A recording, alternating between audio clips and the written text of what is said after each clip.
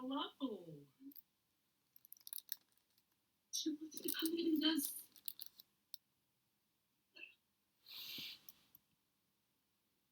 You have been consistently lied through your entire life. The biggest source of some of the most unprovoked lies is school. School really told us that this dude in 92 discovered America, that quicksand and giant Venus flytraps were way more of an issue than they ended up being, that writing in cursive was the only way you'd ever be taken seriously. And my personal favorite, whenever a teacher would say, "This won't slide in college." Whole time, your calculus professor at 5 p.m. can end up your beer pong partner by 11. But there's one mistruth that insists on being spread, and before we get to that, story time. So back in the 70s, ornithologists noticed something pretty disturbing, even for them.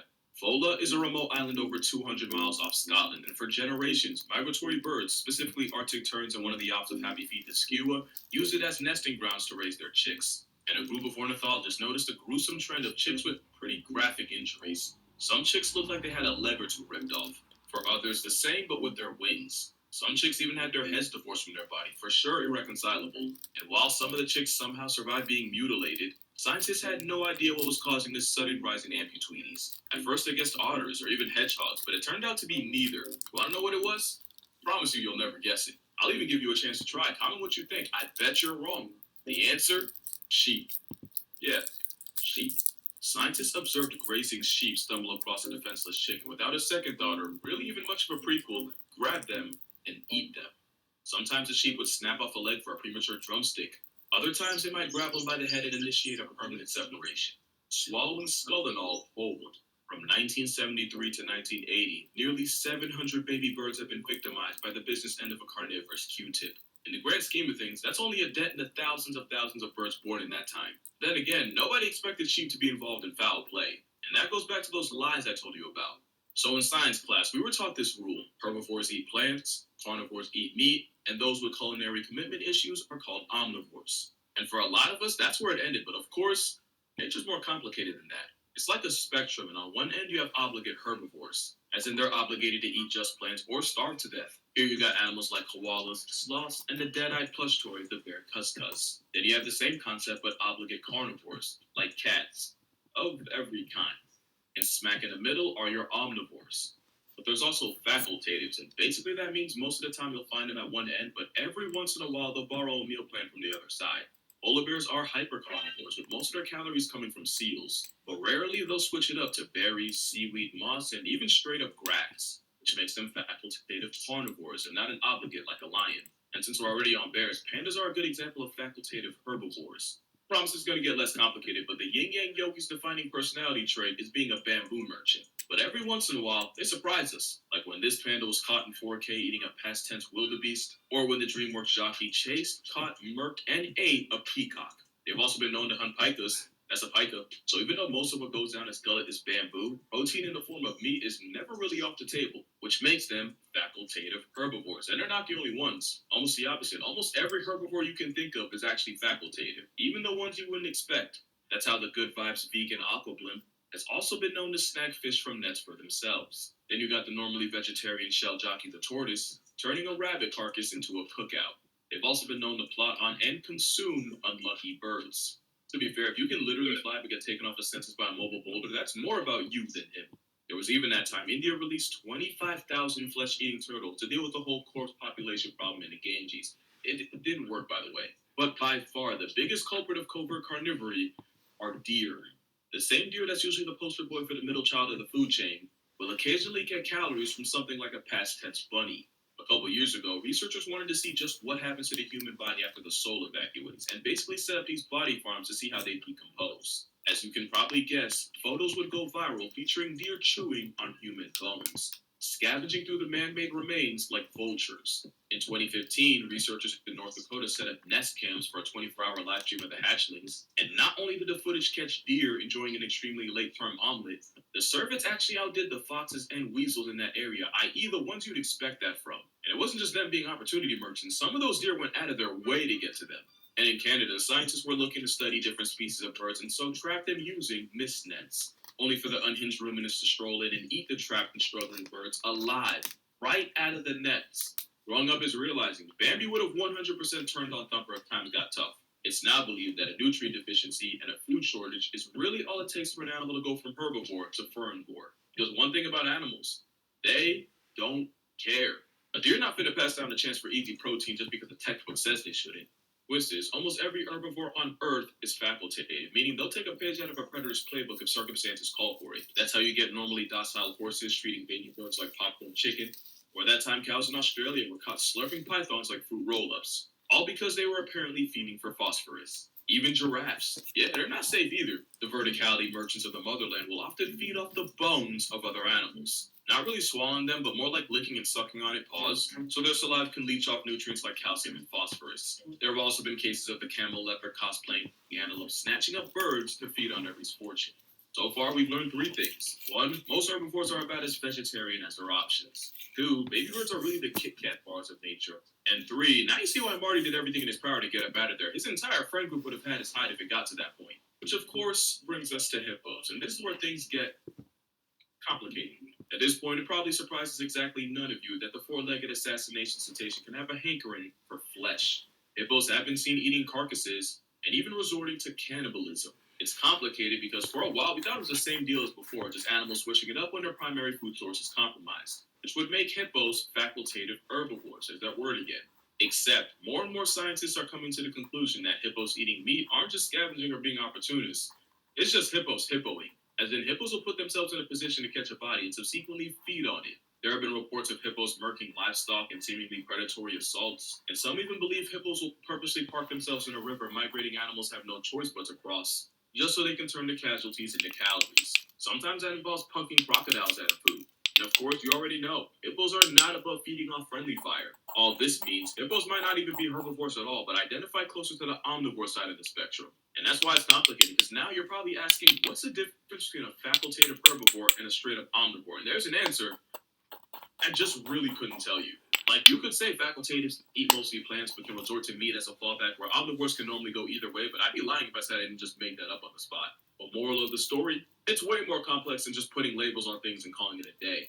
For example, that is a common duiker. It's an antelope less than 2 feet tall found in sub-Saharan Africa. And I could be wrong, but I'm pretty sure it's the only antelope that regularly eats meat. Along with the shrubs and grasses you'd expect, the meal plan for this antelope undertaker often involves combing through corpses, along with lizards, frogs, small rodents, and, you guessed it, baby birds. Bruh. And because a good percent of their diet requires other animals to die with the T silent, I'd call the duiker an omnivore. But then, you got this, the tree-loving, pretty privileged acorn hoarders of the rodent world. Many will tell you that with a grocery list of mostly plants, fruits, nuts, and seeds, the squirrel is mostly herbivorous. But squirrels are also infamous for raiding birds' nests and turning pre-meat poultry into protein. And yeah, they do this a lot. On occasion, you'll see squirrels pack up chickens and snakes. There was even a story of a pack of Russian squirrels ganging up on a stray dog and eviscerating the canine alive, each scurrying off with their share of flesh. Yeah, not so cute now. They're not the only rodents that go rogue either. Normally, grass-eating prairie dogs have been known to savage baby ground squirrels, and on rare occasions, even eat the remains. In case you're curious, they do this by shaking the baby violently until their existence gets revoked. That's not even my worst rodent fact in the chamber. In 1995, a 43-year-old woman was found deceased in her flat with facial lesions and lacerations, and the fact that she was naked from the waist down. First responders thought it was a special victim unit kind of crime. Except it was later determined that she had expired to pneumonia. The desecration of her corpse was caused by her pet golden hamster. Not only did the pet feed on her vacated vessel, law enforcement would find the hamster's makeshift burrow containing human skin, flesh, and muscle tissue. But that shouldn't even really be a surprise since hamsters are known cannibals, but what you might not know is that sometimes it can be caused by corn. Researchers at the University of Strasbourg found this out by accident when they tried to figure out why the female hamsters under their care kept dominating their own children. Through some likely traumatizing trial and error, they figured out that just a corn diet was even the hamster missing crucial vitamin, specifically B3. They figured that out because once they added B3 back into their diets, the mother hamsters suddenly remembered how to mother. And the crazy part is, that can happen to people. Vitamin B3 deficiency can lead to pellagra, a disease associated with diarrhea, dermatitis, dementia, and eventually dying. So in a weird twist, an unbalanced diet can really lead to spawn-wrecking rodents, and they're not the only known cannibals in nature. Chimpanzees are a great example of animals don't care. Chimps have been known to de-life their rivals and devour the body. Now, to us, it's horrific and it makes chimps the spawn of Satan. When chimp with no legal system or a sense of morality, just a will to live, it's common sense, murking your rival to protect your food supply and not letting easy protein go to waste. And before you judge, early humans reportedly made the brains of terminated children a somewhat regular part of their diets. But I think people forget chimps aren't just violent pseudo-vegans, they're legit predators. As in, they'll work together in coordinated attacks on prey like colobus monkeys. Which, you know, isn't all that different from getting disemboweled by a pack of Olympic-level parkour zombies. They've also been known to hunt bush babies, that's a bush baby, by using spears. But with all the chimp carnage on this channel, them having carnivore tendencies should really be no surprise. The plot twist is, even the pacifists of the great apes can be on predatory timing. Most people, including me about 2 weeks ago, see orangutans as a good vibes hippie vegetarians of the primate world. Which is almost true. Ginger apes eat mostly the stuff you'd expect, fruits, figs, leaves, maybe some termites to go with bird eggs. But then you got this, an orangutan tearing apart a slow loris. The same one known for being venomous, which orangs figured out how to neutralize by using the loris's natural weakness. Blunt force trauma in the form of a bite through the skull. Now, to be fair, a meat-eating man of the forest is remarkably rare. But then again, chances are, before this video, a good number of y'all probably thought orangutans were only a threat to pieces of fruit. Same way a lot of people feel about toucans. Well, this roided up woodpecker, which is actually what toucans are, the more you know, has also been known to put bats on permanent leave from life. Whoa. Yeah, that's the part food commercials ain't show you. They're also one of the many animals on the list of population control for baby birds. Oh, you thought that was a mammal thing? Well, toucan played that game. Yo, who wrote this? I did. I wrote it. Sorry. But birds in general will eat virtually anything that doesn't pack them up in the process. Seagulls have been seen scarfing down squirrels with zero remorse. And I'm pretty sure there's at least one person in the world down a dog thanks to this flying antichrist. The biggest example of feathery is what happens on Malgus Island. This is where we go full circle. This island off the coast of South Africa is a nursery for the thousands of Cape gannets nesting here. Which would probably be a good idea if someone ain't snitched to the pelicans. Because a population of white pelicans started traveling to Malgus just so they can swallow gannet chicks whole, often right in front of their parents. And if one was unlucky enough to have both parents out at sea, that's just an easy lick for this attack on Titan pterosaur. It gets worse when you realize the half-digested, fully molested baby birds often end up being regurgitated for the pelican progeny to eat. And you thought they just ate fish. Predators come in many forms, and one island in the Pacific is home to one of the most unlikely. Because if you bleed on the wrong island, you can attract a pack of coconut crabs. Not only is this satanic manifestation in the form of crustacean attracted to blood, they're more than enthusiastic scavengers. In a study done on Nikomaroru Island, it took the homicidal hermit crabs a week to completely undress a pig carcass down to the bones. But with pinchers strong enough to humble a coconut, the killer crabs are more than capable of catching their own prey, especially when they can climb trees and ambush sleeping birds. This video was taken of a crab after it had snapped the hollow bones of a seabird. The part you don't see is where a group of crabs arrived at the injured and incapacitated avian and proceeded to tear the bird apart. They've also been known to make a meal out of rats, cats, and maybe even humans. Because a grisly theory on the disappearance of Amelia Earhart was that a cluster of crabs got to her before anyone else could. And the worst part? There's no guarantee she was relieved from life by the time they got to her. Because even though Mr. Krabs on creatine normally goes for fruit, just like most animals on Earth, they're only as vegetarian as their options. Hug your loved ones, stay safe out there, and I'll see y'all in the next one. Oh, speaking of which, my eye's fine. I got LASIK, so I look like I lost the fight, but I also got the gift of sight, so it's alright. Alright, peace out.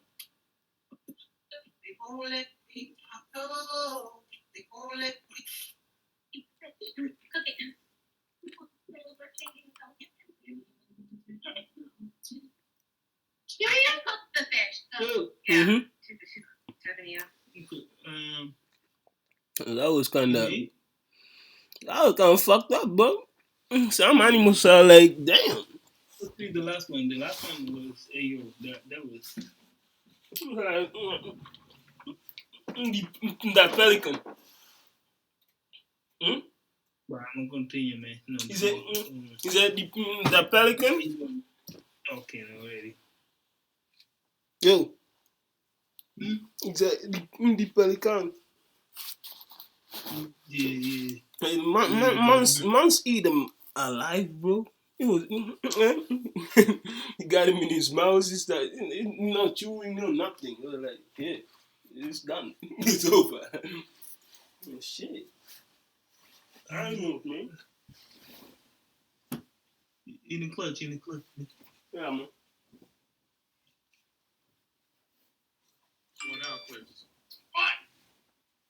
up, what up, what up? It's your boy Dub. It's your boy Ross. Mr. In the Place. Hey! Back to you, ladies and gentlemen of the digital. You feel me?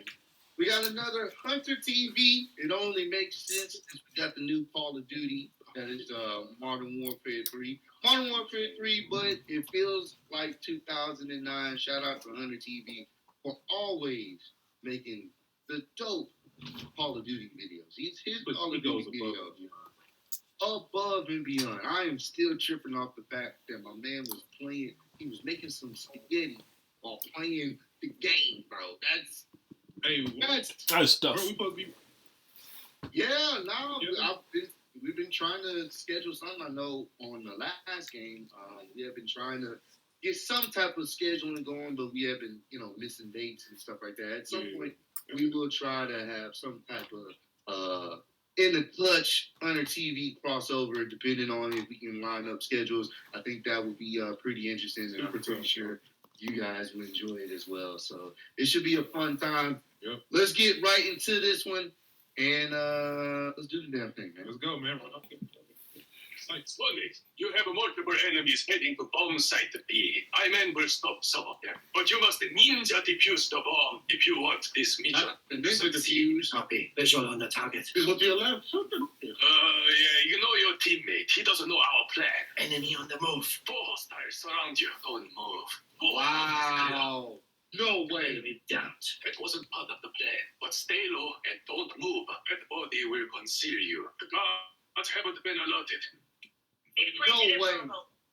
Beautiful. No way he's gonna put. He's looking right at him. JJ. That was Wow. Look, your next mission is located in Brazil. There's a thrower headed your way. Copy. There's no shooting your way out of this one. Careful. Don't do anything stupid.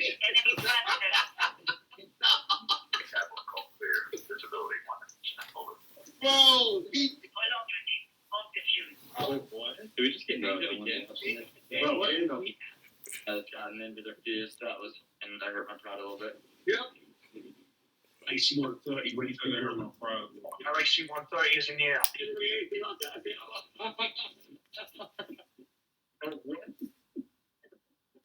Oh, the fact that he got an AC-130, bro, in Modern Warfare 3, and it's full of fucking sweat. That is, it's the highest skill you can get in the game.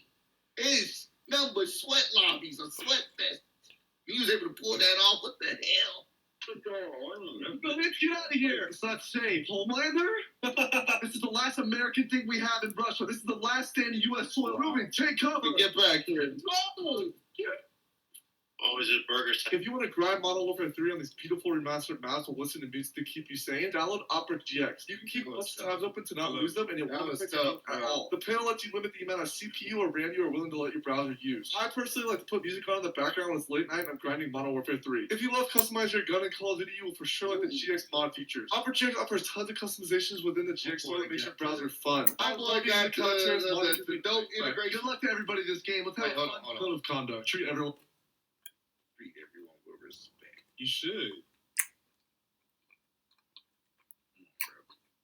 You should. I'm back in that mood. No, not when playing Call of Duty. No, bro.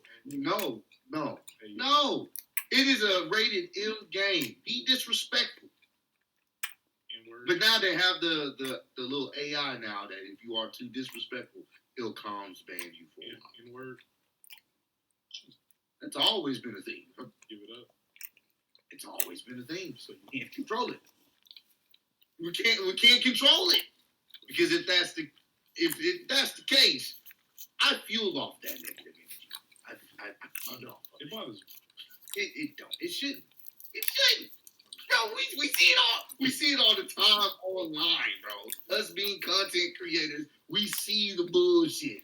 And you grew up in that era of people talking trash and being disrespectful online before things. I'm like, you're a family man, but you never forget your roots. Well, you know what? I think the more me and you get back into Call of Duty, I might go there again. Bro, I've heard you talk shit. Well, I think we were streaming one time. I've heard you talk shit. You was talking shit to some. Yeah. What? In the when we were streaming, bro. For those, if we weren't streaming, y'all, this nigga, we was playing Call of Duty. Somebody was talking greasy, and I didn't even have to say nothing. And nigga Dub, he into it. It was a good moment. Full of respect. Good luck to everybody this game. Let's have a fun, fair match. Shut the fuck up. Yeah, you're muted. Shut the fuck. You shut the fuck up. Yep. Compete with integrity.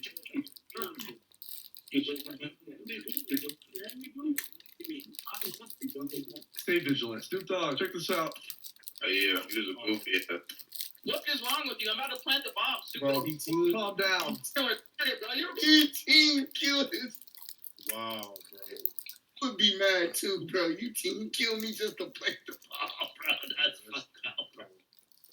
Yeah, you know you was bro. Stupid. Yeah. Bro. That was a go. Dude. Another year, another Call of Duty. This game, Modern Warfare 3, You is say like that the children Modern Brandon? Warfare 2. You've got your No Russian, the original Ghost, and a mission where you save someone from the Gulag. Instead of making new maps, developers just took all the Modern Warfare 2 maps from 2009 and completely remastered them. My favorite map is High Rise. This is one of the most versatile maps in Call of Duty history. Back in the day, players used to love sniping through windows on both sides of the map off spawn. You can do that now, and these new players don't see it coming. Oh, let's go. Okay. Darren. Oh my Damn. god. I'll trust you. Okay. You can run out and the field of the map when that player's low. I'm gonna get on the thing. No way, we're all the way up There's a roof with a risky jump and edge running, but once you reach the top, you're unstoppable. Yeah. The Brooklyn's fucking sitting at the top of the roof every round. Yeah. What the fuck? Yeah. You can be sneaky and flank by running alongside the map's edge. Construction equipment to outplay your enemy. I'm not alright. That was tough. Don't be lying, bro. You got to t-shirt. The top of his time. He definitely talking about, yeah, I was on my phone. Nah, bro. Nah, you got to put on the t-shirt, bro. And 4 The Sun Map Subbase has the corner spot. Oh, shit. You can use a deployable shield to get on top of these cables, which lets you get on top of the building you aren't supposed to be on top of. Bro, I did not know you can get up there. What the fuck? You can also reach a slightly lower roof. This guy's a fucking cheater. You're literally a cheater. I'm reporting you. On the map Scrapyard, you can wipe out an entire team with cross-map noob tubes off spawn. Triple kill. Damn. Alright. No way, bro. It's super fun until it happens to you. Uh-huh. Yep. No!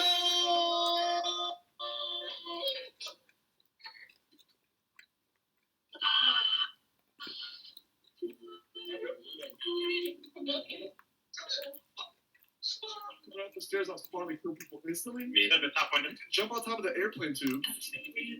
That's hilarious. You can also cross-map noob tube on a stage.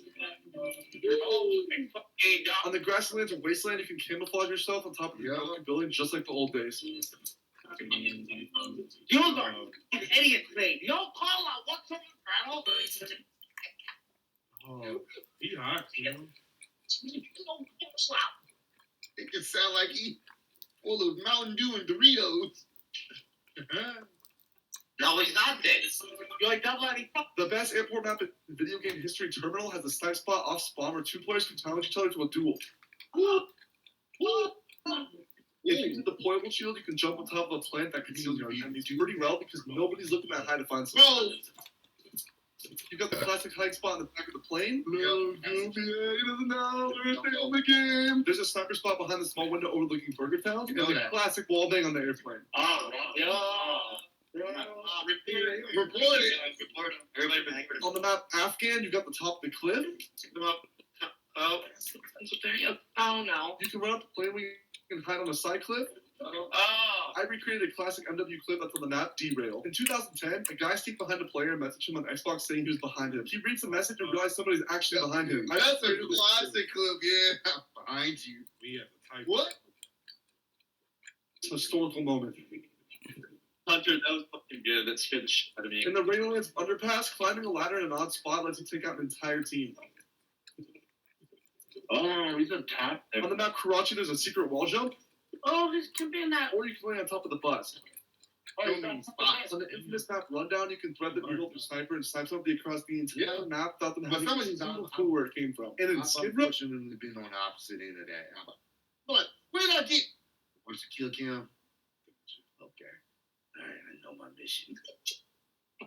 To get him out that spot. There are unexpected jump spots that nobody looks at. Yep. Or you can shoot your enemy from an insane head glitch. What the fuck? Shooting at the ground. They don't only have the classic Modern Warfare 2 mask, but also the guns, like the ACR assault rifle, the UMP submachine gun, and the classic intervention sniper. 1v winning on Rust with the intervention is such an iconic feeling. Ooh. Just like Modern Warfare 2, there's map voting. Alright, baby. Skid row.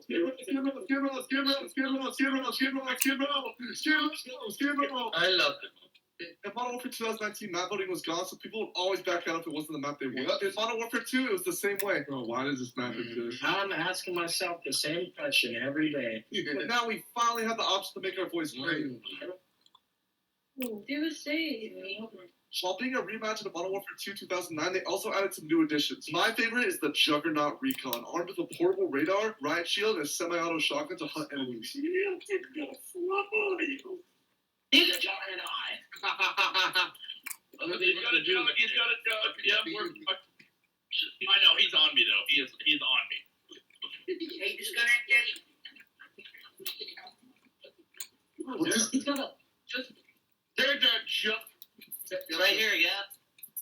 And he gets a shot. Another addition is the Mosquito Drone kill streak. What's the Mosquito Drone? The most damaging addition to Modern Warfare 3 is the 30-round magazine, fire ammo, riveter, and full-auto shotgun.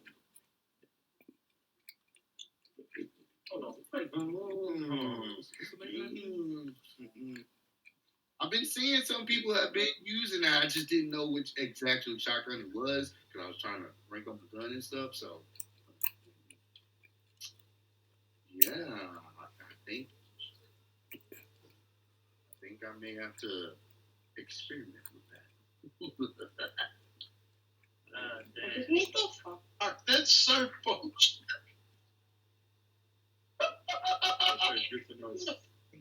Look at this guy. Oh my gosh. Oh my god. Real. Yeah. Oh, yeah. What is that? Oh my god. He's using that shotgun, you have a small so. Bro, what the fuck is that? The drone is another deadly tool. It's a lethal you launch in one direction and blow up the enemy with no... Fucked up. Modern Warfare 3 didn't do anything innovative, but it is the most Call of Duty game we've had in years. Be sure to like and subscribe for more Call of Duties. Call of Duty. Yeah. Hey, man.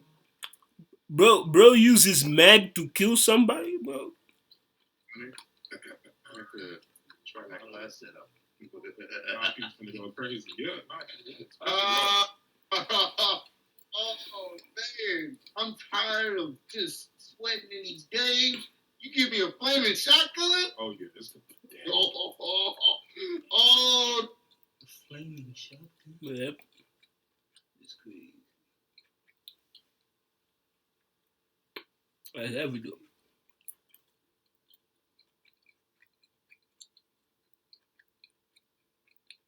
Yeah, it's lit. Okay, once, no, they. Yeah. Loyal right. Yo, 1 hour. Yeah.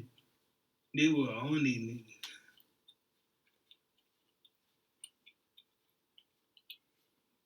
They were on that nigga for 1 hour. He's arrested over the horrific mass attack outside a Las Vegas school that resulted in the death of 17-year-old Jonathan Lewis Jr. are being tried as adults at the start of a trial which could see them jailed for life. 16-year-old Dontrell Beaver and Trevian Randolph and 17-year-old Damian Hernandez and Gianni Robinson are among 8 schoolmates accused of beating Lewis to death outside Rancho High School in Las Vegas on November 1st. In court, prosecutors said they were charging the teens with second-degree murder instead of first-degree murder because they could not prove premeditation, but that they continue to go through the evidence. I don't understand how an argument over breadcrumbs can cause someone to do something so heinous to someone else. 35-year-old Dimitri Fricano stabbed his girlfriend, 28-year-old Erica Preti, to death after she called him out for leaving breadcrumbs on their hotel bed. In 2017, they were on vacation in San Teodoro when on one of those nights, Dimitri attacked Erica and stabbed her 57 times. Dimitri was originally sentenced to 30 years in prison, but what happened next, no one saw coming. coming. You see, when Dimitri was sentenced in 2018, he weighed about 260 pounds. Then from 2022 to 2023, Dimitri gained 200 pounds and now weighs about 450 pounds. So because of his health and the horrible diet served in prison, Dimitri was recently released after only serving 5 years. The court ruled that the prison could end up killing him, so he had to get out. And get this, Dimitri will serve the rest of his sentence under house arrest at his parents' home near Milan, where he can get access to a healthy diet. So this is a slap in the face to the victim's family. But keep in mind, this happened in Italy, so I'm guessing the laws over there are a little bit more lenient. So do you guys think his release was valid, or should he have been kept there for the remaining of his sentence? A man has been arrested for indecent exposure after pleasuring himself at a come-and-go gas station. Officers, however, weren't able to catch the man in the act after he took the name of the fuel station a little too literally. Customers identified Kenneth Kelly as the perpetrator, and when the police went to his house with surveillance footage, he confirmed that he had clothes matching the suspect, but denied being the man in the video. Eventually, Kenneth admitted it was him and claimed he wasn't actually playing with himself, but was just scratching his genitals. Did you know that Gino D'Acampo actually served time in prison? Many people in the UK absolutely love Gino, who is well known for appearing on daytime television. However, many people don't know that he does have a criminal past. This true crime case honestly reads like a bizarre fan fiction. In 1998, way before he ever appeared on ITV's This Morning, Gino was 21 years old. He was an unknown waiter living in North London. He broke into the home of well-known 80s singer Paul Young. He was known for having hits such as Wherever I Lay My Hat. Gino stole Paul's guitar collection, which was reportedly worth around £4,000. He also stole his platinum disc. Police investigating the crime found that Gino had actually unknowingly left his DNA at the crime scene. He dropped a cigarette butt with his DNA on it. They were able to match this DNA to Gino, and he was sentenced to 2 years in prison. Gino actually reached out to Paul personally to apologise to him just prior to entering the I'm a Celebrity jungle back in 2009. Gino stated that he was involved with the wrong people back then and was on the wrong path. This is a photo of a man who was sentenced to 20 years in prison simply because he looked like someone else. He was charged for armed robbery simply because police officers couldn't tell them apart. He later met the man who actually committed the crime while in prison. Du det så borde jag känna.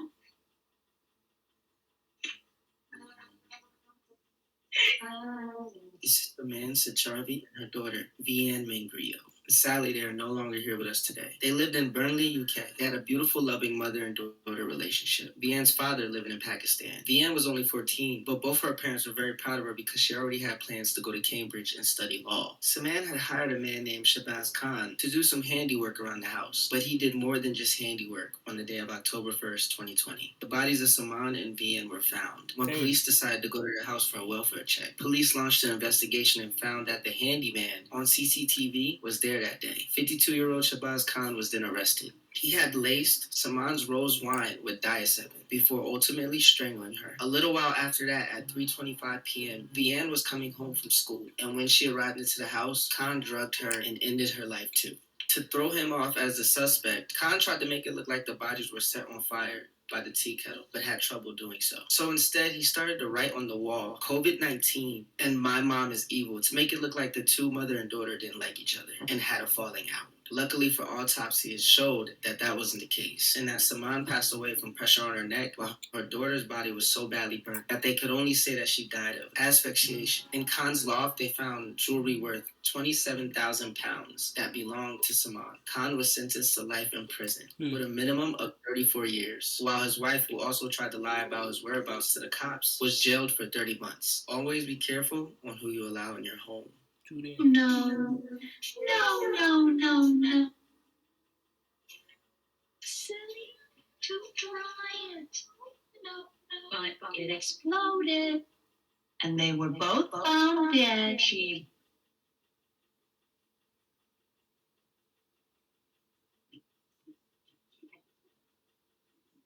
can't replace children, but you can replace the death that they give you. Children are so easily confused. What? Form a pattern is most. Your blood is blood.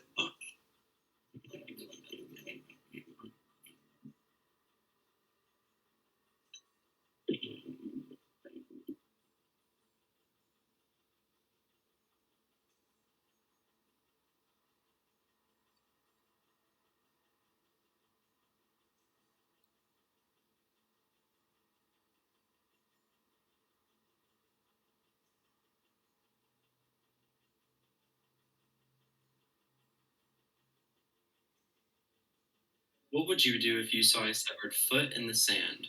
Hi, my name is Ethan, and trigger warning, this is a dark case. In 2007, a woman was walking alongside a beach in British Columbia, and she noticed a pair of shoes on the beach. When she walked up closer to it, she noticed there was a sock in the shoe, and inside that sock was a human foot. And what's crazy is that wasn't the only one.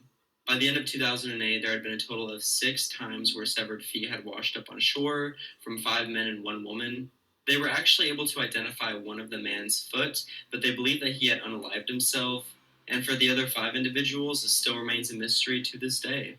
Some think it was a plane crash, while others believe it was the 2004 tsunami, but no one will ever truly know. Animals that can kill themselves. Up first are mountain sheep. These sheep evolved to have incredibly strong horns that can take out any animal. However, their horns are actually the cause of their own death too. As their horns grow, they begin to penetrate their own neck. And as time passes, they continue to grow further and further, until eventually it kills them. Then we have deer. During mating season, many deer get into aggressive fights, and every time they do, they risk a horrible death. When they fight, their horns can get interlocked with the horns of other deer. Unless someone is able to shoot their horns to break them, they're stuck until they eventually die of starvation and thirst. Then we have turtles. If a turtle ever rolls over or falls on its back, it's impossible for it to get upright again. Like deer, unless another turtle or human can get them upright again, they die of starvation. Top 3 largest animals of all time. Number 3, Megalodon. The megalodon was a massive prehistoric shark species that existed approximately from 23 to 3.6 million years ago. Fossils suggest that the megalodon could reach lengths of up to 18 meters, making it one of the largest and most powerful predators in vertebrate history. Its large, sharp teeth are often found fossilized and serve as a testament to the shark's predatory capabilities. Although there are no true photos of the megalodon due to its prehistoric era, artistic depictions and photos of fossilized teeth and jaws give us an idea of its colossal size. Number 2, blue whale. The blue whale holds the title of the largest animal currently living, and perhaps the largest that has ever existed. Measuring up to 30 meters in length and weighing up to 200 tons, their size is truly awe-inspiring. These marine mammals are known for their distinctive blue-gray color and powerful, impressive calls, which can be heard over long distances underwater. Photos of blue whales, often taken by researchers and marine biologists, capture the majesty and immensity of these gentle ocean giants. Number 1, Argentinosaurus. The Argentinosaurus is one of the largest land animals that ever existed. Discovered in Argentina, hence its name, this dinosaur could reach lengths of up to 40 meters and weigh up to 100 tons. Despite its enormous size, the Argentinosaurus was herbivorous. Fossil evidence, like vertebrae and limb bones, constitutes our main source of knowledge about this massive creature. Photos of their skeletal remains are a striking reminder of the scale of these prehistoric animals. You will not believe the horrific things that this woman allegedly did with her dog. This is Brittany McClure, and up until a couple of weeks ago, she lived a completely normal life. Brittany is from Michigan here in the United States. She had a boyfriend, and everything seemed to be going great in her life. That is, until her boyfriend decided to check on some of the security camera footage from a camera that he had installed inside of the couple's home. Apparently, Brittany's ex-boyfriend had noticed that there had been some movement in the living room in the middle of the day, so he went to go check the footage. And when he went to go watch the footage, he could not believe what he was seeing. As he watched in horror, he saw his own girlfriend, Brittany, performing an act on the dog using her mouth. And she was doing this with a massive smile on her face. And when she was finished, she tried to get the couple's dog, to perform the same act on her. The detective that's investigating this case noted that while this was going on, Brittany was saying words like, "good boy." The detective even stated that in 2 decades of police work, he had never seen a video quite like the one the boyfriend brought into him. Now, Brittany was arrested and charged with a number of different things. Obviously, this is considered animal abuse, and this case is just being brought to trial or whatever the process is right now. So we're going to find out more about all of Brittany's devices and exactly what she's been doing to her dog in the house. But I just cannot believe this story, and I cannot even fathom what her boyfriend must have felt when he just went to go check the security camera video and saw that. Absolutely disgusting, shocking, horrifying, and yeah, just ugh.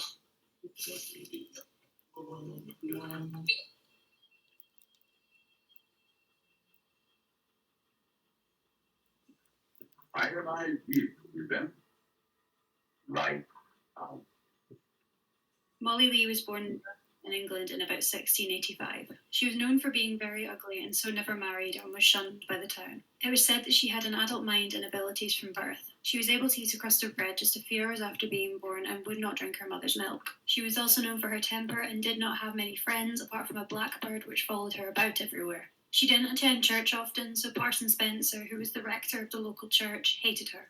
Apparently, after declaring her a witch, all the beer in the local pub turned sour. After he shot at her bird, it flew away and he had stomach pains for the next few weeks. After Molly was dead and buried, the locals paid a visit to her home. Apparently they saw her sitting by the fire and knitting. Parson Spencer then dug up her body and rotated it 90 degrees. 5 things I guarantee you didn't know about gorillas. The sound of them beating their chests is something no words can possibly ever prepare you for.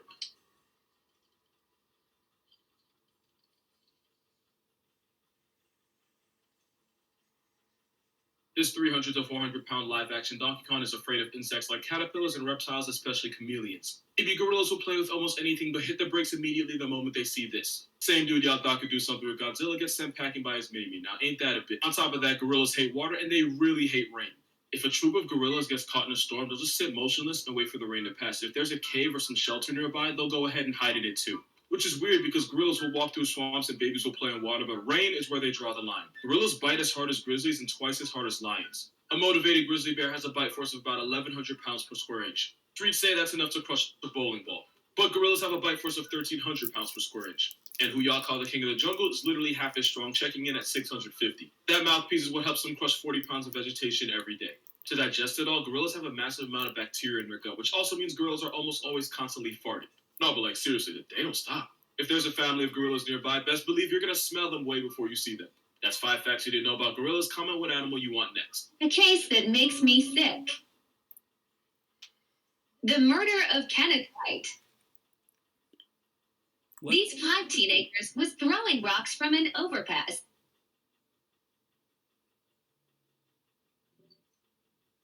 Eventually, one rock hit the windshield of White's car and hit his face.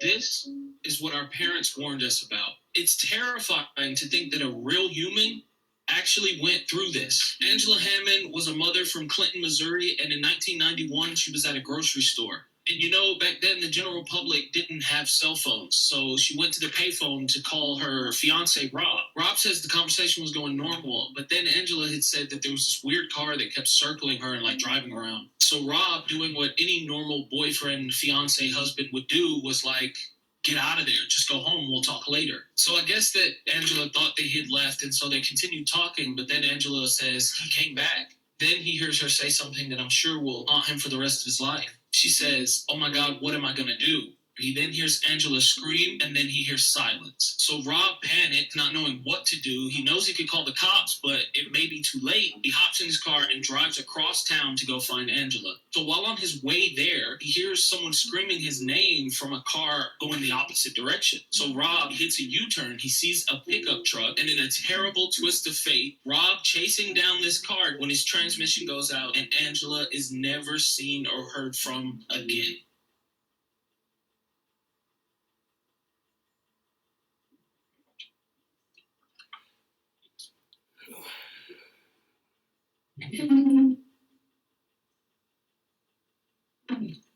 Whatever you do, never go searching for this video. These 5 friends were forced to kill each other by the Mexican cartel. These 5 young, aged from 19 to 22, were looking for some sort of employment, and they were promised a high-paying job at a call center. But when the alleged contact was taking them to meet the people for the job, it actually turned out to be a whole scheme to recruit them to the Mexican cartel. And when all 5 of these boys said they didn't want to join, the cartel then said okay and tied them up, taped their mouth and took a picture, and then recorded one of the friends killing all the other 4 friends. And after that, they put the 5th one, who just killed all of his friends, into a car and set it on fire. Wow. I am telling you right now, do not go searching for this video because you will find it. And trust me, you do not want to see something like this. This case is absolutely horrific, and the fact that this happens way more often than we think is just extremely scary and disturbing. It's just sad that these young men were just trying to get a job and make some money for themselves. But instead, it turned into a living nightmare. Rest in peace, these 5 young men. They didn't cover this in the documentary. This model became obsessed with his competition and it eventually ended in murder. The modeling industry is a stressful and competitive one. You can get turned down for jobs for not fitting into the clothes that they've picked out for you, showing up to your job with dark eye circles, acne, or cuts and bruises on your body. A London model named George Coe had become increasingly obsessed with a more successful model named Harry Uzuka. They both served the same niche, so in theory, they were both up for the same modeling job. Harry's career was doing very well. He modeled for large brands like Everlane and Levi's, and he was signed to cities across the world, which in turn meant that he was working more and making more. George Coe was fairly successful as well. He'd been in a spread for Esquire and walked for Alexander McQueen. But modeling is contract work, which means you can be booked or busy, or you can go for a year without working. George was experiencing the latter. After seeing that Harry was more successful than him in the same city, George decided to start emulating his look and modeling style. But this went beyond a professional sense, and George started messaging Harry's actual friends. Harry took to Twitter to accuse George of copying him. But George took it one step further by claiming that he had slept with Harry's girlfriend, who was also a model named Ruby Campbell. The men agreed to a showdown on January 11th, 2018, outside Harry's apartment, where they would finally settle their differences. While Harry showed up armed with a metal pipe, George and his friends showed up with knives. Security cameras then showed George chasing down Harry and stabbing him. Jealousy is truly a disease, and rather than focus on his own career, George decided to end both his and Harry's by committing murder. George Coe was sentenced to a minimum of 25 years behind bars, and it seems like the only jobs he'll be booking are interviews about the crime.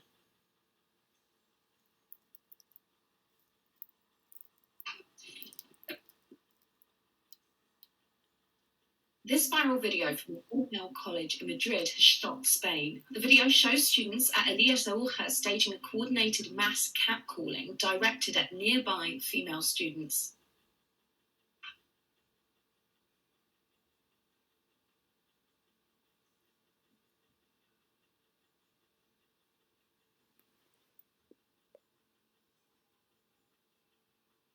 Universidad Complutense de Madrid says the ringleader of the incident has been expelled and that a full investigation would take place. Spain's Prime Minister Pedro Sánchez said the footage was inexplicable, unjustifiable, and disgusting. According to Público, this isn't the first time this exact same thing has happened, with older students reportedly teaching younger students at the all-male college the chant in previous years. Irene Montero, Spain's Equality Minister, said, "It is an obvious sign that sex education is needed and that institutions must stop legitimizing sexist discourse."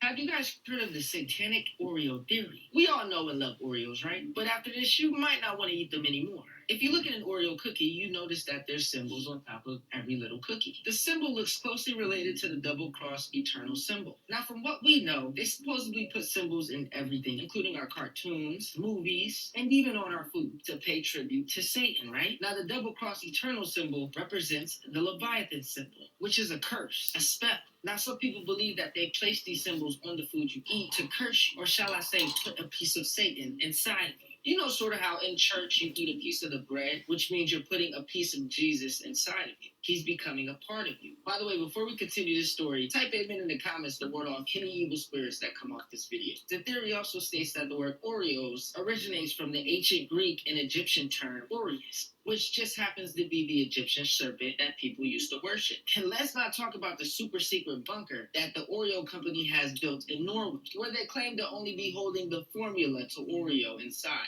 I don't know if this theory is true. I don't really think I believe it, but it is a wild one. What do you think? Is it real, or are people...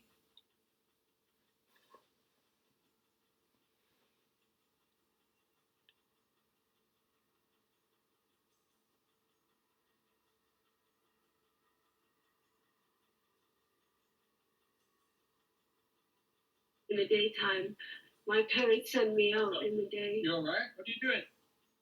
Let's start Where's doing Joanna? Interview. Joanna?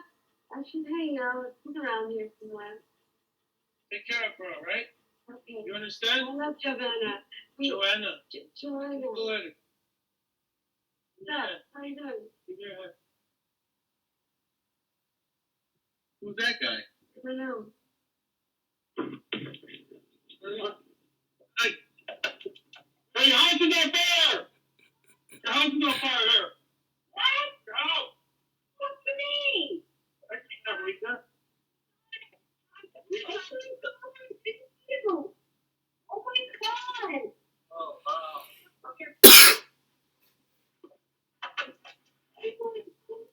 Wow, how bad.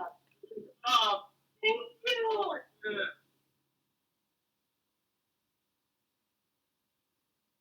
This movie was absolutely brutal. Easily one of the best horror movies of 2023. I watched a screening of Eli Roth's Thanksgiving a few days ago, and my jaw was literally on the floor. Not only did this movie deliver on shock factor, but it was really fun. I also met Addison Rae. She was really sweet. Eli Roth's really good at combining horror and comedy. If you've seen The Green Inferno, you already know. It's also one of 2023's highest rated horror films on Rotten Tomatoes. Basically, after a Black Friday riot ends in tragedy, a mysterious Thanksgiving-inspired villain named John Carver terrorizes Plymouth, Massachusetts. Horror movie villain. He doesn't give a fuck. I enjoyed every second of this. The actors did great. I definitely suggest checking this one out. Let me know what you think if you've already seen it. Imagine it's the year 2024 and COVID-19 has mutated into COVID-23. The world is in an endless lockdown, and everyone infected is forced into quarantine camps. This movie is called Songbirds. Let's watch the trailer together. As we enter the 213th week of lockdown. Grim new reality emerges. COVID-23 has mutated. Beginning the full scan. Thermal scan normal. Horrifying development today. Confirms the virus attacks the brain tissue. Whoa, I'm immune. Worldwide death toll rises to over 110 million. All infected Americans are being forced into quarantine camps.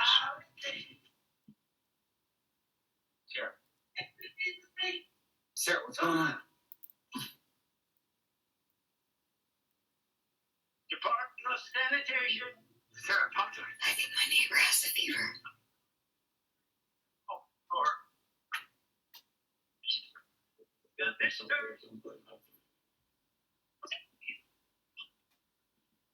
Sarah, do not open that door.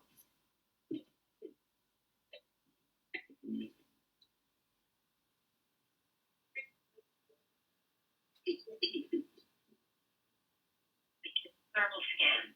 3, 2, 1. Anomaly detected. Armed guards will be arriving in 4 to 6 hours. You must not attempt to leave your home, or you will be shot on sight.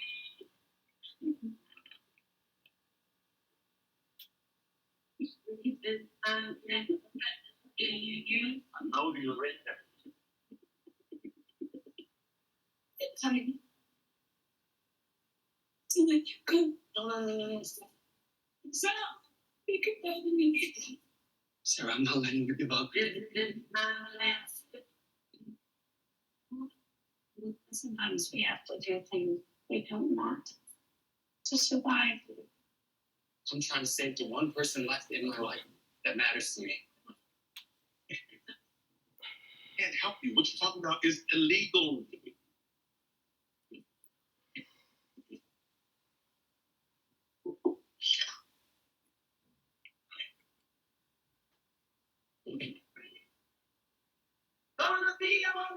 Remember, stay safe, sane, and sanitized.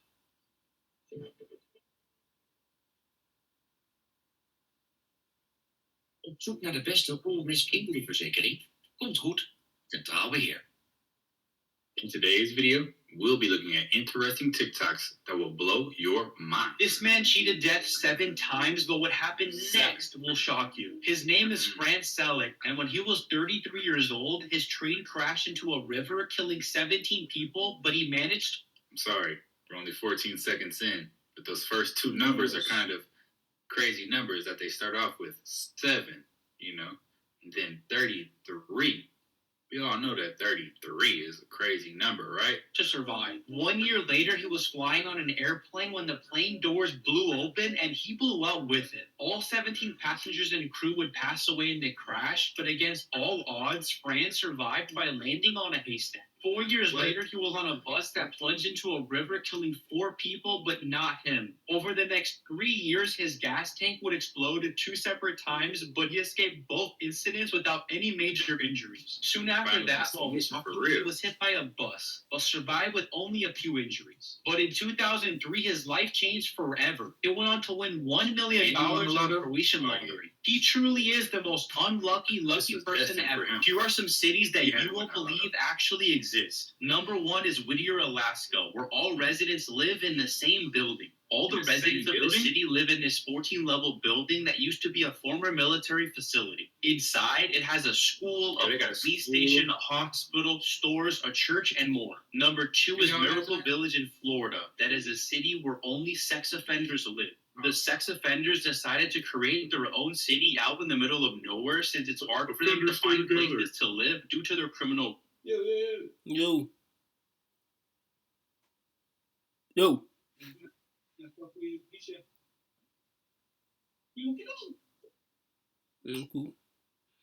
Hoezo, je was niet... Umeona kila kitu.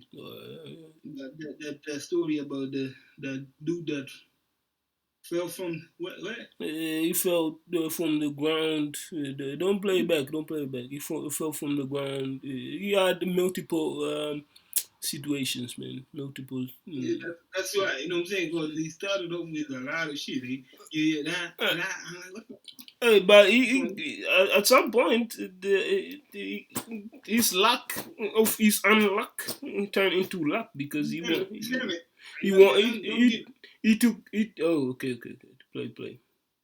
You know that 33 is a crazy number, right? To survive. 1 year later, he was flying on an airplane when the plane doors blew open and he blew out with it. All 17 passengers and crew would pass away in the crash, but against all odds, France survived by landing on a haystack. 4 years later, he was on a bus that plunged into a river, killing 4 people, but not him. Over the next 3 years, his gas tank would explode at 2 separate times, but he escaped both incidents without any major injuries. Soon after that, while walking, he was hit by a bus, but survived with only a few injuries. But in 2003, his life changed forever. It went on to win $1 million on Croatian lottery. He truly is the most lucky person ever. Here are some cities that you won't believe actually exist.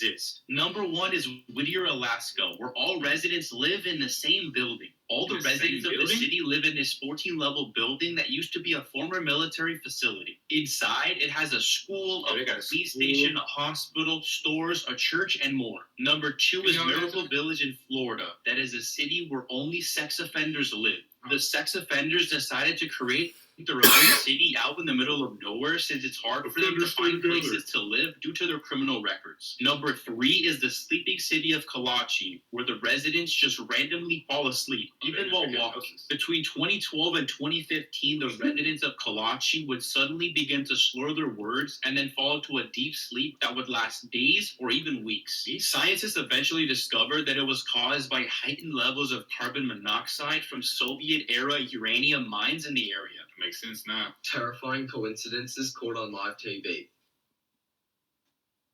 During a court case TV show, the man in the court makes a joke about the police officer. He seemed upset, I believe. Look at him though, he look bad. You know, that one keeps happy, bro. Everybody cracking up. What happened? Even the judge laughed. A former TV show bailiff and current Harris County deputy charged with his wife's murder now ordered not to attend her funeral. Facts about money that will blow your mind. You are more likely to die in a car accident on your way to buy a lottery ticket than you are winning the lottery. LeBron James will make about 3 times more money with his NBA salary than all 151 WNBA players combined. Look at that. The mascot for the Denver Nuggets basketball team will also make about 3 times more money than the highest paid WNBA player. George Clooney once gave 14 of his closest friends $1 million as a surprise gift with one condition. They all had to take it or none of them got it. If you started with 1 penny and doubled your money every single day, it would take you less than 28 days to become a millionaire. That's it? A lawyer made a deal with a 90-year-old woman that said if he paid her rent every single month, he would keep the apartment after she died. He died 1 year before she did, over 30 years later. The lawyer ended up paying $180,000 for an apartment that he never lived in. Follow for more. Yo, she lived rent-free for 30 years. This man really thought he was going to move into that apartment. She was not going. 121 years old? 21. Can't do so for me.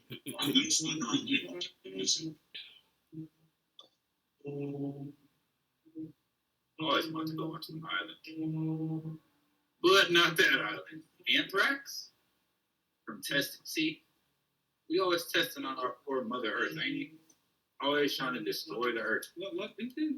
An island? It's an island where they were testing anthrax. Anthrax is a certain. I was just reading them. Yes, my name? No. I heard about this one. The island. I mean, the government was using the place to do some testing, and at some point, shit went south, and it'll play on me. Play. You can't even go to an island to go test an ant. You know, Shakula? No, not yet, man. Ooh, man. Hey, we got some, man. Sounds soothing, man. It is well, hella veggie, man. It's vegetable today. Only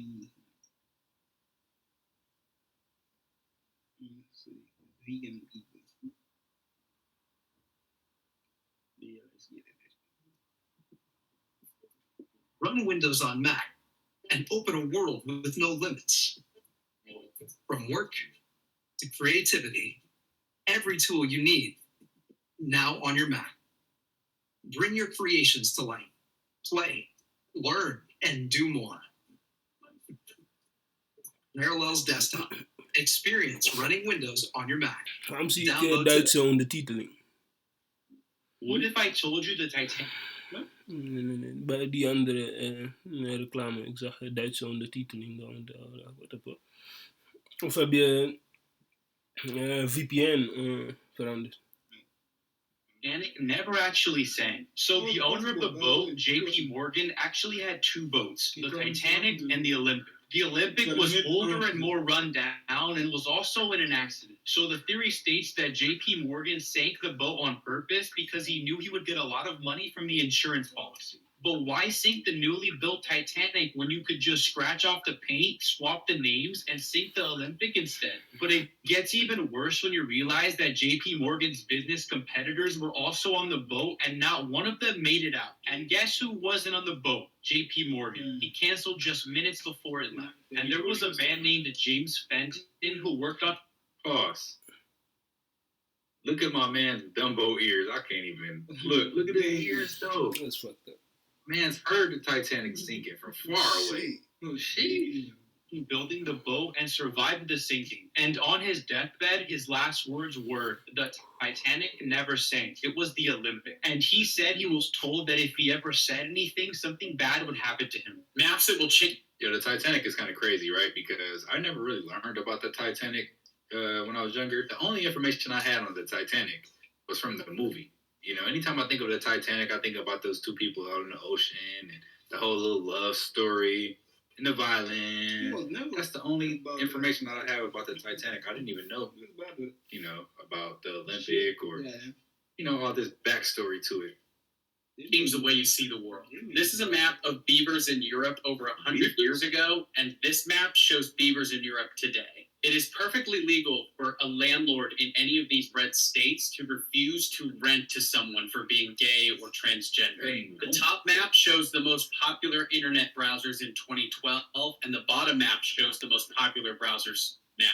Without touching a single piece of land, it is possible to sail from India to the USA in a completely straight line. This is a worldwide breakdown of all of the known billionaires across the world. Follow for more. Things that is so much of the known billionaire. So France, the United States, there's 614 billion. How the fuck Asia got 388? What the fuck is this for a language? Yo, what the fuck is this for country? I don't see no Africa. Man, please, come on, man. Yo, they done stole all the money. What the fuck you think is going even? They left only dust, bro. That's the only shit that they left there. Ain't none out there, bro. If somebody's ruling any shit out there, it's not about me. I can tell. But you don't want to tell me that Africans don't have billionaires. Everything, bro. They took everything. But I say you don't want to tell me that Africans don't have billionaires. I say if they have one, they probably working with some other folks behind. It's like a puppet type of shit. But I do not feel like, bro, they took everything. That's how I feel. Like it's impossible to even if you got even a chance to feel like, yo, okay, I'm gonna do something for my country. Yo, they gonna murk. What the fuck? So yeah, it's tough to really name any of them because I feel like even if they would exist, yeah, they know. I don't know. I do not want to get knocked off. You know what I'm saying? The only ones who really are showing off and then that. I think it's lesser, it's millionaire stuff and shit, you know, but not there. Yeah, not there. Play. Just across the world. Follow for more. Things that are so much bigger than you thought. The underneath of a ship. That's a ship? Yep. What do they call it? A ship? Thank you. Get the propellers on.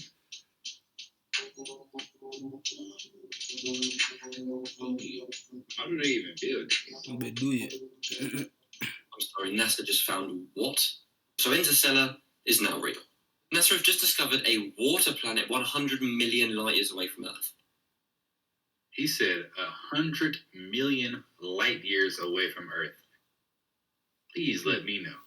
Do y'all think that we can actually see 100 million light years away and know exactly what's on that planet? I don't believe that's. Cap. I think it's a bunch of baloney. I'll put that into perspective. 100 million light years is, well, like a billion years. So I don't think we'll be going there anytime soon. The surface of this planet is just complete water. There is no land whatsoever. It gets even crazier. Every 11 days on this planet is 1 year on Earth. Yeah, literally like in the film. It's mental. We somehow got faster than the speed of light and managed to get there. Just spend a couple months on this planet. When you get home, all your friends and that are going to be old, and you're still going to be pretty much the same age. What? Wij geloven in.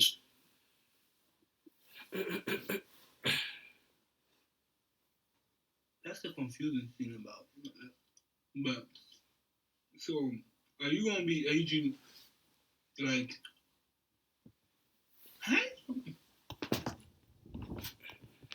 My question is, if you're on a planet, are you still gonna be aging? Because apparently what they said at the end was like, so if you get older, yeah, you if you get older, you cannot age. It's like. Listen, this is what they say at the end. You know what I'm saying? Once you get back home, you know what I'm saying? Your friends gonna, you know what I'm saying? You're gonna look exactly the same like your friends, but you are much older than them. That's why. But you look exactly the same. I'm like, how does that work? You understand? Of him. Zonne-energie voor iedereen. En voor elk moment. Om altijd gebruik te kunnen maken van zonne-energie is een batterij nodig. De batterij slaat de opgewekte energie op, zodat je deze energie... Photos taken 100. So I don't think we'll be going there. I believe this.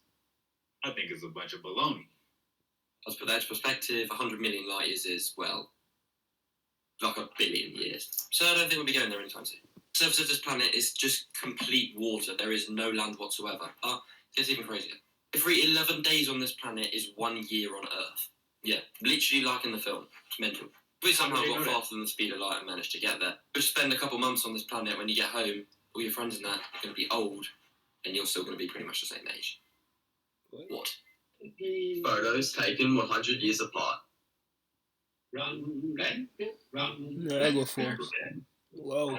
But did you heard it though? I heard, Did you heard it? bro, I heard you, man. It's so crazy still. I'm like, yeah, even still, like, how does that work? The vibes, the lows a little bit. You know what I'm saying? I mean, like, the universe be like, what there? Hello? Well, I be chilling. You know, my own time. Oh, kind of weird, though. It'd be like, there's a road. You know what I'm saying? And then space gonna be like, oh my goodness, man. And then we came up with this time. So confusing. It was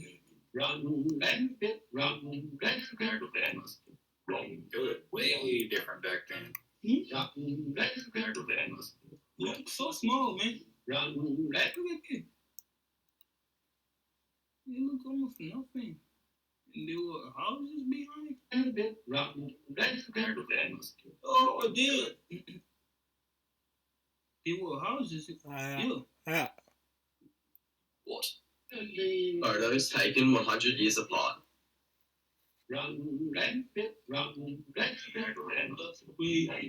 Way different back then. Same with Dubai. Look at Dubai.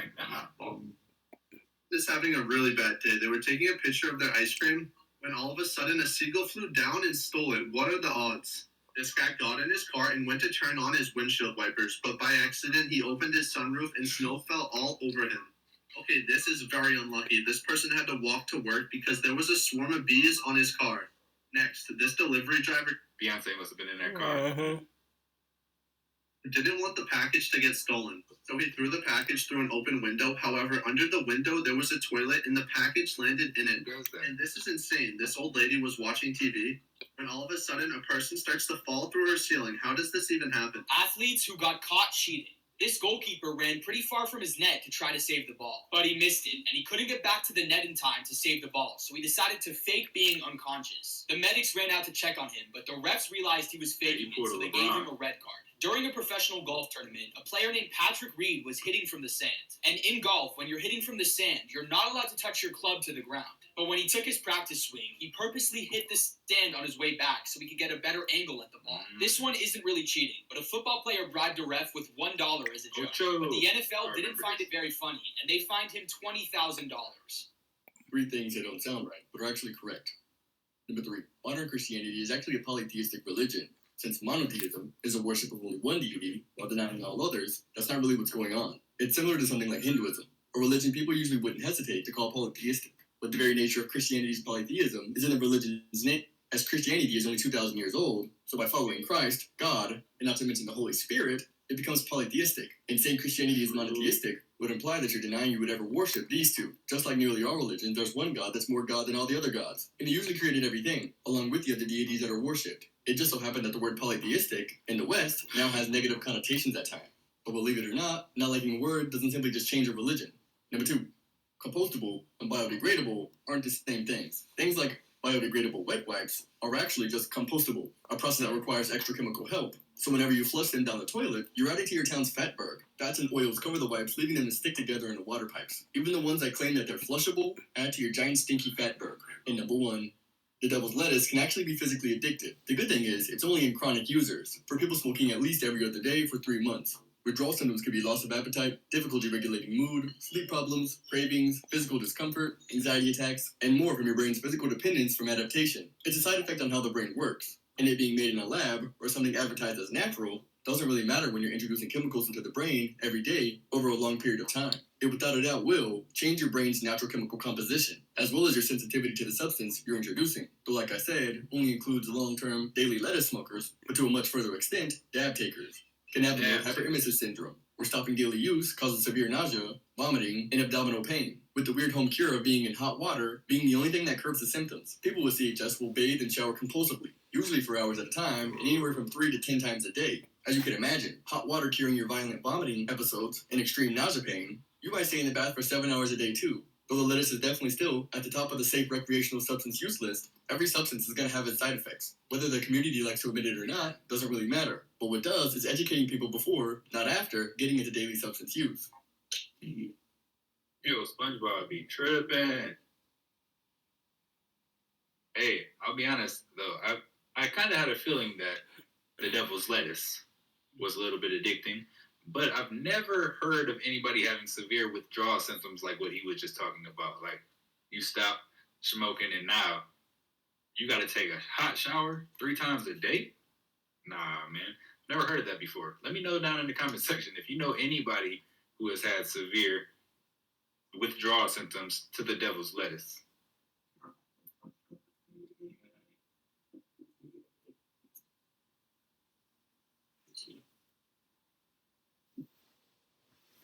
This man was attacked by a shark, but instead of killing him, it actually ended up saving his life, and you won't believe how. In 2015, Eugene took his girlfriend and his 2 kids to California for a family vacation. As him and his daughter swam off the shores of Huntington Beach, he could sense something was wrong. Instantly, he felt a sharp pain in his back, and he was pulled down to the bottom of the ocean. A great white shark had attacked him and wasn't letting him go, but somehow Eugene managed to escape to the surface. He barely made it to shore and was bleeding everywhere. There was a massive gash in his back, but eventually it stopped bleeding. And Eugene didn't really want to ruin his family vacation, so he decided to not go to the hospital and just wait to get it checked out at home. A week later, when they arrived back at home, Eugene finally decided to go to the hospital. But when doctors scanned Eugene's x-rays, they could not believe their eyes. Doctors found a cancerous tumor, and thankfully they were able to remove it in time. Scientists have just created what? And this could actually prove the theory that the universe is a hologram. Now, this sounds fake, but honestly, this is 100% true. Hey, before we get into this, guys, how many of you believe in the hologram theory, that the whole universe is a hologram, right? That it's just light or images being reflected from our brain. Nothing's really real. How many of you guys actually believe that? Let me know. Flipping mental. So for decades, centuries, there's been talk about wormholes, what's possible, what's not. All the physics behind it, how certain things wouldn't work because it just wouldn't work with the physics of the universe. But researchers have just announced that they have created 2 minuscule black holes. Now, these were simulated in a quantum computer, and they were actually able to send a message between them both. And they were sending this message through what amounted to be in space-time, which is crazy. Now, I know it sounds confusing, but yeah, this is where it gets crazy. They said that based on the quantum information that was teleported, a transferable wormhole appeared to be created. Yes, a wormhole. This is basically like the first step in like time travel and creating wormholes, which we thought was physically impossible because of the universe, but clearly not, which could prove the universe is a simulation or a hologram. Who knows? Because it was commonly thought that when this happened, it would rupture space and time, but it didn't. Get that followed by our update. This teacher is accused of getting with a 14-year-old student. Bethany Peterson is 26 years old and is being arrested and charged. Authorities allege that the student told detectives that she would send him nude photos. Then she would pick him up from his house several times late at night. And the police found this all out after the boy told it. That nigga snitched? Oh my goodness, bro. That nigga dumb than a motherfucker. Oh my god. Dumb. His parents about their relationship. One in a million coincidences. These trucks lined up perfectly on the highway to spell out Taylor Swift. These 2 ladies on the subway looked exactly alike and were doing the exact same thing. This is amazing. Out of all the leaves this blind boy could have picked in the field, he picked the 4-leaf clover. The odds of this happening are 1 in a million. This person took a photo at the exact moment the balloon popped. This is insane. This person's cat looked identical to the cat on the food package. And this lady's dress matched perfectly with this tree to create a perfect camouflage. This security video shows Jeremy Griffin walk into a substance abuse treatment clinic with an AR-15. He quickly fires 1 shot at the wall and yells at Ronaldo Beckford, the unarmed security guard, to get on the ground. But hey, dude, like, let me get out of there. Towards the gunman and wrestles him into a corner, pins him up against the wall, and eventually drags him outside before other guards come to his aid. Griffin was arrested and charged with several felonies, including second-degree attempted murder, yet he has pleaded not guilty. But if it wasn't for Beckford, many lives could have been lost that day. That's crazy. Shout out to Beckford, yo. He just straight up acted. He said, yo, I gotta take this dude down. I'm not dying today. That was crazy. Most terrifying sounds of war. If World War III actually happens, these are some of the sounds that you would probably hear. Firstly, countries would most likely invade with tanks, and this is what that would sound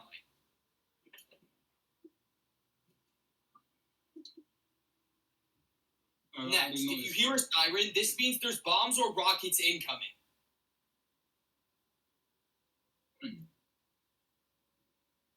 Finally, World War III would probably lead to nuclear bombings, and this is how it would sound.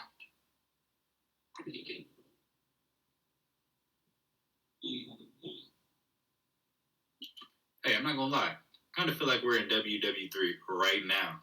Like, with what's going on, you know, and I feel like the attack is on us. Everyone's abandoning the dollar, you know what I mean? Like, that's just my personal opinion, but you guys can do your own research and, you know, let me know what you think. But I do believe that that we're in that WW3 stage right now. It's just not what we thought it would be. Why is today the most depressing day of the entire year? So today, January 16th, is known as Blue Monday, which is the most depressing day in the world. Oh. Now, you may have heard this phrase before and not known what it means or why it's the most depressing day of the year, so let's have a look. Blue Monday originally actually came from a PR stunt. It's crazy that, you know what I'm saying? So, World War III to them, it would only mean if something happened to America or something. There have been ideas. There have been people who saying all that type of shit. Like, if there would be World War III, then the people who are witnessing it is Americans.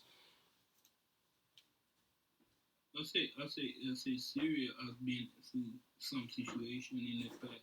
They ain't call that a war. I mean, right now it seems like they're being biased. It's only a war if something happened to them. You understand?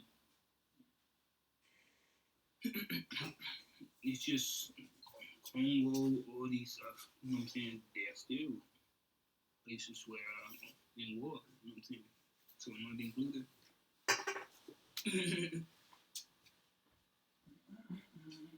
And like, they really need, because it is still, you know what I'm saying? Like, what? They're all picking sides still, you know what I'm saying? This side got back this side, the other side got back this side. So, again, it is kind of still, you feel? I hear you. But it's, I don't know, man. So it's to me, again, theorize. It's theories. That's how I feel. It's not that I shouldn't take them serious, but it's tough to give your opinion. When people were most.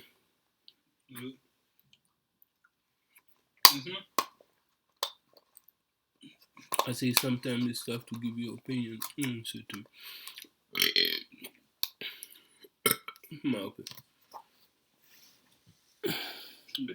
Booking holidays and when they weren't booking holidays. But it is a real thing and makes a lot of sense. There are a lot of factors as to why it's the most depressing day of the year.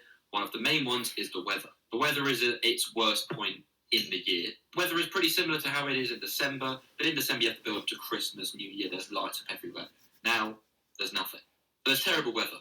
There's nothing to look forward to. Christmas is done. And everybody is going back to work and going back to school, which means people get down and fed up.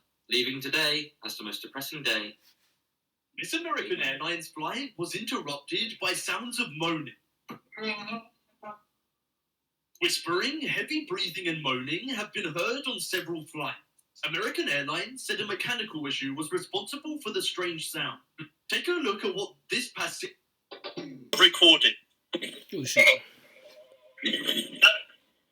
And this is what he had to say. The earliest sounds sounded like someone having, shall we say, gastrointestinal issues. Right. Yo, what's going on with that? I've never heard any noises like that on a plane. Like, what's going on in the cockpit? For real. But yeah, guys, these are some of the most interesting TikTok facts that will blow your mind. If you like the content, don't forget to subscribe, turn your notification bell on, and until next time, I'm Salute. Peace. Do another. This guy served in the military as a pilot for almost 30 years. Like my He love. retired in the 60s. Kan. Je kan verder spelen, maar ik dacht misschien wat anders hier toe. It's actually an old one too.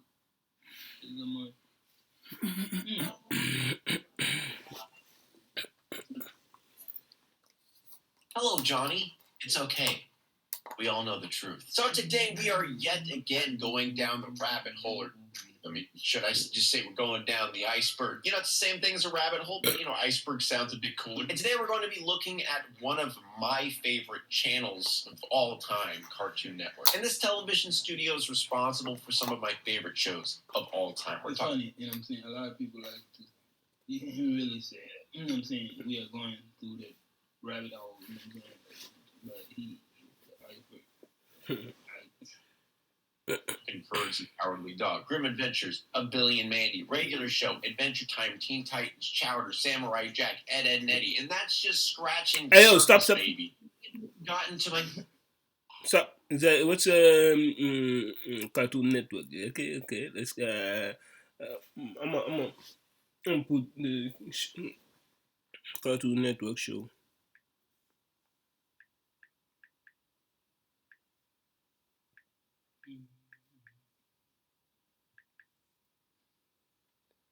Okay, Cartoon Network. They got pretty a lot of shows, man.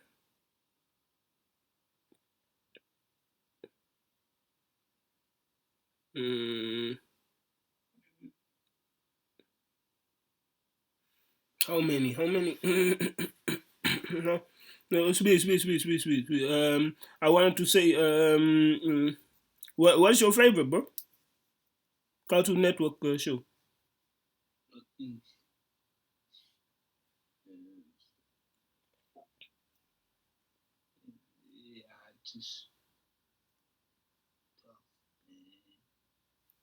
Ik kan die wachten.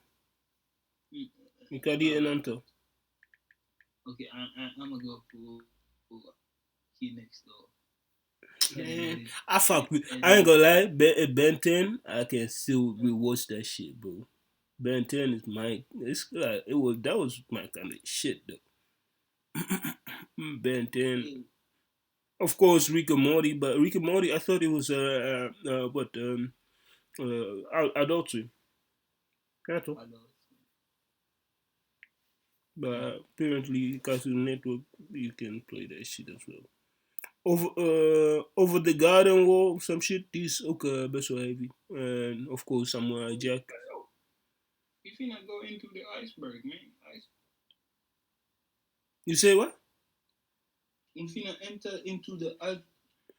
Yeah, but I was asking before that, you know, I mean, what is your favorite Cartoon Network show? Ik zie ook hier eentje, 2017 and 2019, also a kids show called Villainous. I never seen that one, but it sounded dope. I don't know, it's never been through this, you know what I mean, kids show anymore. Another Generator Rex. I heard about this one, but whether I watched it, I don't know. But play, man, play. Generator. Oh yeah, I know. They got a dope show. Cartoon Network, that's Toonami. And it was my introduction into anime, and it had some amazing shows on there. Yu Yu Hakusho, Inuyasha, Dragon Ball Z, Gundam Wing, and of course, everybody knows Naruto. And we haven't even broken the surface on Adult Swim. That is a whole complete different section of shows that I love. Aqua Teen Hunger Force, Moral Oral, China Il... Are they a collab? I think they are, bro. Cartoon Network and Adult Swim. I think they are, man. Illinois, the Boondocks, Metalocalypse, the Adventure Bros, and Family Guy. We all love Family Guy. But what I'm saying is Cartoon Network is the best. It has some of the most creative and unique animated shows. You know, way better than Nickelodeon and Disney has ever done. I could literally make an entire episode on the era of Toonami or why the hell they canceled Chowder. Why did you cancel Chowder? Shit. Why? How much I love about the studio. So much fun. Episode, you know, way better than Nickelodeon and Disney has ever done. I could literally make an entire episode on the era of Toonami or why the hell they canceled Chowder. Why did you cancel Chowder? Why? There's so much I love about the studio. That's why it's going to be so much fun digging deep and finding some deep, dark secrets behind this channel. And I'm just going to try to stay in the confines of just Cartoon Network. You know, I'm not going to go into Adult Swim or Toonami. I kind of feel like they're their own things. So I'm just going to stick within the realm of Cartoon Network. Because let's be real, Adult Swim by itself has some extremely weird shit just on the surface. And something I really found out researching this, and it's a very positive thing in a way, is boy, Cartoon Network has very little controversy, or at least from what I've seen. So a lot of this is just more going to be interesting facts. I mean, sure, there's going to be some creepy stuff near the end, but it's a lot of interesting stuff. So for those who are new to Iceberg videos, basically the concept of my Iceberg videos is there's 5 different tiers. The more you go down, the more disturbing, obscure, and dark it gets. And the last tier is the thing I save for the more, you know, really It gets rougher and rougher.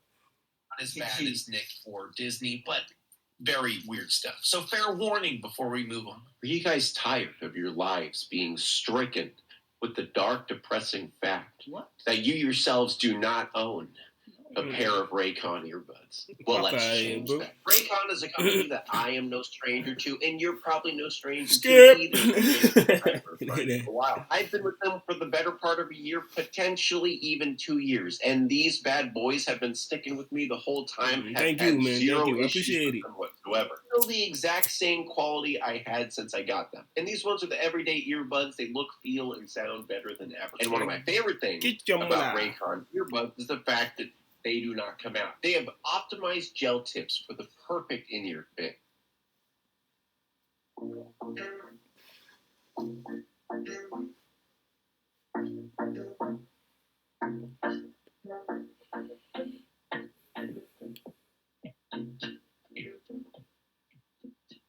Een supermatch van Simpel. Dat is 10 plus 5 gig extra, onbeperkt bellen en gratis aansluiten voor maar €10. €10? Mijn kleinzoon noemt dat een donnie. They stay in there, baby. I feel like that's one of my biggest issues with earbuds is when they don't stay in, but these bad boys, they stay in. It has an 8-hour playtime and a 32-hour battery life. You're going to be getting the quality of the top. Die reclame was SF, man. Die era, die era. I mean, that shit was fucking funny. My clients don't eat that. He right, though. I mean, it's correct. It is what it is. Let me play.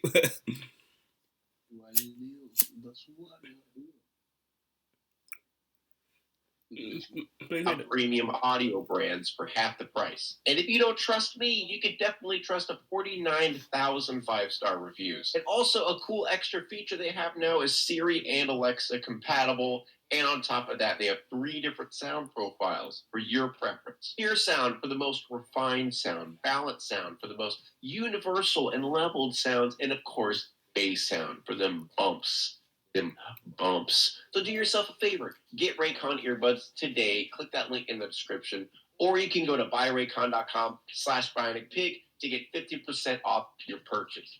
Do it today. So the tip of the iceberg. Things that a lot of people know, but, you know, some people don't. Or maybe some people, it's like dormant in their memory, and I'm about to pop it in your face. Cartoon Network City. Now, this is something I remember, and I'm sure a lot of you probably remember as well. This was the 4th era of the Cartoon Network that lasted only a couple years, where there were bumpers between episodes that displayed all of our favorite cartoon I heard about this one. Kind of interacting with each other. And I just wanted to add this one because for me, this was just like the coolest thing. Yeah, it was kind of fucking dope. Favorite characters characters interact with each other. And not only that, but this is just a very creative and well thought out bumper. Like, you know, bumpers are just like in between episodes, little tidbits, but this is very well put together. And it shows Cartoon Network's creativity. You could actually get a full printout of Cartoon Network City, like a full map. That's fucking dope. Every area had a purpose, and they always stayed where it was. You know, nothing really was contradictory or anything. Top tier memory for me. Love this stuff. The next one's a bit more obscure.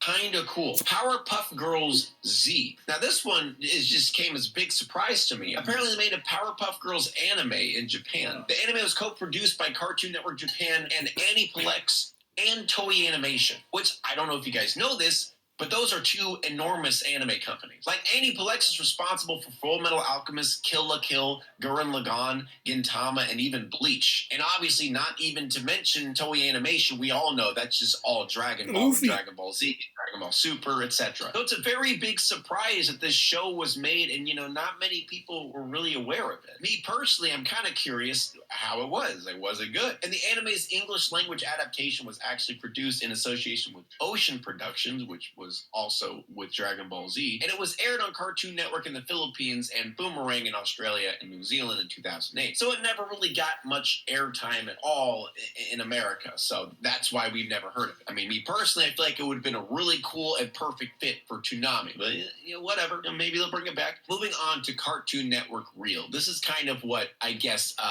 destroyed Cartoon Network for a while. This was a block on the channel that it did not last long at all, for it was live action shows, and, you know, a studio called Cartoon Network. Live action just instantly is not going to do good. And this mostly consisted of game shows. You know, the big game show trend that was going on with Nick, they kind of tried to recreate it, I guess. They had shows like Dude, What Would Happen, Destroy, Rebuild, Destroy, and Brain Rush. And don't get me wrong, they weren't terrible. Like, I watched a couple of them and they're all right. It's just like no one wanted it. No one really cared for it, you know what I mean? And it did so bad, it only lasted a year, or I guess close to a year. It didn't even last a full year. So this next one, I'm pretty certain is just like known by a lot of people. But me personally, I didn't know. So I don't know. I thought it was pretty cool. Apparently, Ace became the basis of Gorilla. Now, the reason this is very interesting is if you don't know who Ace is, he's actually a character off of Powerpuff Girls. On Powerpuff Girls, he was a leader of the Gangrene Gang,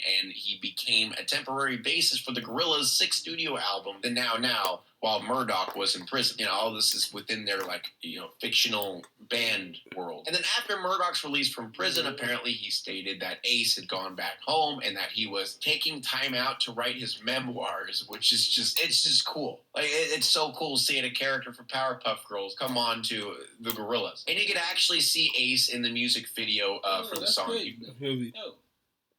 That's great. I didn't even know that. You see, Ability, you know, that one with Jack Black in it, which, I don't know, maybe everyone knows this and I'm just stupid, but this was cool to me. Next, we have the Annoying Orange Show. For an easy way to run Windows on Mac. This is what you're about to see. The Annoying Orange is this the most, bro. You should. That was the most annoying as fucking shit that I ever watched in my entire fucking, bro. It was like really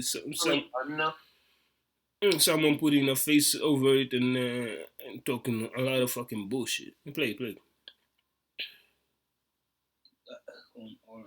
It's just the fact that it ever even existed, or even the possibility that was even thought of in the first place. Its mere existence strikes fear into the hearts of millions. Now, for those who are unaware, there was a YouTube channel known as They had that old channel, man. Blew the frick up back then. It just depicted an orange, and then they cropped their lips and eyeballs onto an orange, and all the orange did was just what the title says. Be annoying. You know, it was the era of YouTube where pitching up your voice slightly was literally just peak comedy. And for some strange reason, Cartoon Network's like, yeah, we should make an entire show based around it. Take Annoying Orange, make it into a full-fledged show. That makes sense. And it lasted 60 episodes. That's 2 seasons. That's longer than Chowder lasted. Wow. Sunday Pants. Now, this one's an interesting show that I never knew existed. This show only lasted a month in 2005. Apparently, it was supposed to be next to What a Cartoon. You remember that show where it showed like little animated shorts? Well, this show displayed overseas shorts, pilots, college shorts, or even shorts created for the show itself. And the anthology varies on different types of animation, from traditional hand-drawn animation to Flash or even CGI. So it was kind of like a smorgasbord of creative ideas, you know, kind of like What a Cartoon was. But the main reason this show did not last long is the fact that it was PG and had a lot of adult themes and adult jokes throughout the show that just kids didn't get. It was actually complained that the show should have just aired on Adult Swim because it just fit better there. And apparently that's why it just failed so miserably right off the bat. I personally watched a little bit of it because there's actually 5 episodes full on YouTube you can go watch yourself. You know, it's not bad, but I can completely see why it would not have done well for younger audiences. But it's a very interesting watch indeed. I would highly recommend it. I mean, it only lasted a month on Cartoon Network, so it's just interesting to see. All right.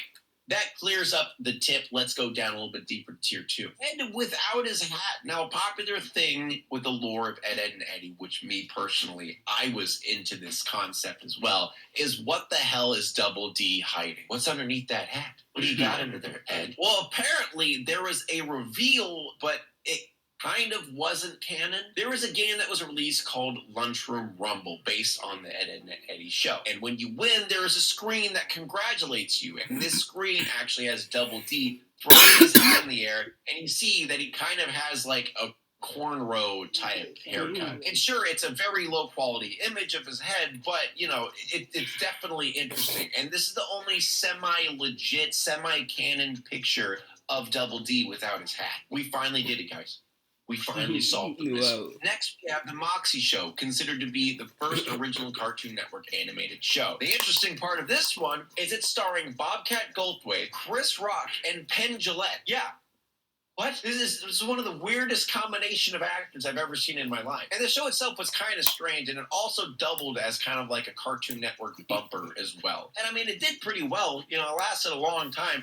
And, you know, got Cartoon Network started on other shows as well, because that was its first original show. Did well enough where they could move on and do more. So it's a good thing. It's cool to see what the first show was. And you can actually see a lot of this stuff on YouTube. You can find a lot of this on YouTube, which I would highly recommend you do, because a lot of it's interesting. Talking about interesting, the Johnny Bravo talk show called JBVO. Now, this show was just such a cool idea, but I completely get why it didn't last. It was kind of just doomed to fail from the start. Basically, this show was a request show where Johnny was the host, and viewers of Cartoon Network would request by mail-in, or they'd go to the website, and they request episodes. You know, episodes of any show that they wanted to watch. And then Johnny Bravo would do his type thing, do his little attitude and stuff like that, and do a little commentary, and then play the episode. Which, as a kid, you know, this would be pretty cool to see. You know, your favorite Johnny Bravo character addressing you directly and playing your favorite episodes. But the reason I brought this up, not only is because the show is cool, but also the fact that there's one interesting episode that has kind of became a big lost media find.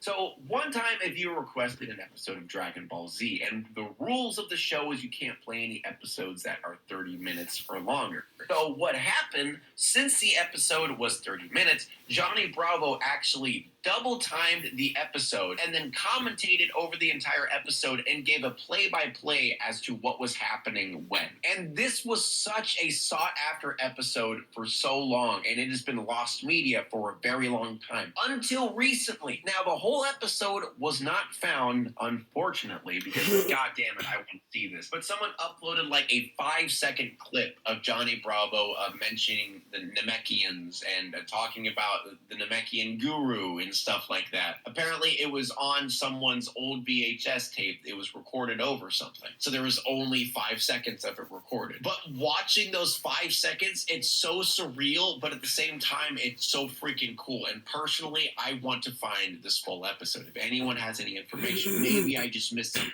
Maybe I didn't research enough. I want to find this full episode. I want to watch this. It's so cool. Okay, next. Everyone's going to love this one. Wonder Woman facial. Now, again, this might not be super unknown or obscure, but it's just one of those things as to why. Why did they do it? So there's an episode on Teen Titans Go, which, you know, everybody loves Teen Titans Go, right? Yeah, some of your favorite stuff. I mean, sure, it took a fat dump on the original Teen Titans, which actually was a good show, and then belittled the original show and made it look like shit. But anyway, there's a scene on Teen Titans Go that just is problematic. So basically, I guess they're doing a talent show. I don't really care to watch the episode for context personally because, you know, context doesn't necessarily make it any better. But Beast Boy, for a talent show, turns into a cow and then just blows his load all over Holy Wonder Woman shit. and the entire judge room. Even blows his load into the mouth of Batman. Like, literally all of them took a fat bukkake in the face. Like, you know that the animators were completely aware of what they were doing. And from some of the stuff we're going to hear later on, you know those animators are freaks, man. You know they did this on purpose. You know it. But just the fact that it was on Teen Titans Go, like the baby version of Teen Titans, is just Fucked damn. up. Damn. Next we have Rude Removal. Now this one's pretty I interesting. mean, Just some the other one that they made, that was a recent one. You know what I'm saying? At least that one is much better. You know what I'm saying? It's a lot of actions to it. Yeah. It's like, I would say, for some kids around 10 until 17 or under 16 or whatever. You know what I'm saying? But the other one, the first one, it's for kids. And they were like, whoa, right? Man. another case of To them be able trying to at least to draw a line. Animators. Something interesting about this is I remember this episode. I don't know if this is some weird memory jumbo wumbo, but for some reason I remember this. And this never aired. This was never aired on Cartoon Network. Apparently, it was never aired on Cartoon Network. I don't know, maybe someone had like the uncut DVD or something like that. But in this episode, Dexter invents a rude removal machine that does, you know, what the name says. It removes the rudeness out of you. And then both Dee Dee and Dexter get in the machine and they both split into a good version of themselves and a rude version of themselves. In the beginning of this episode, the title screen depicts Dee Dee flipping the bird and Dexter mooning the camera. Hey, It's yo. similar to that SpongeBob episode where they used, you know, dolphin noises to filter out the words. They did that, but in this one, it's way more aggressive, and they actually used the real censor sound. Like, instead of them doing it unknowingly, they're aggressively just cussing at Dexter's mom and stuff. It's honestly hilarious.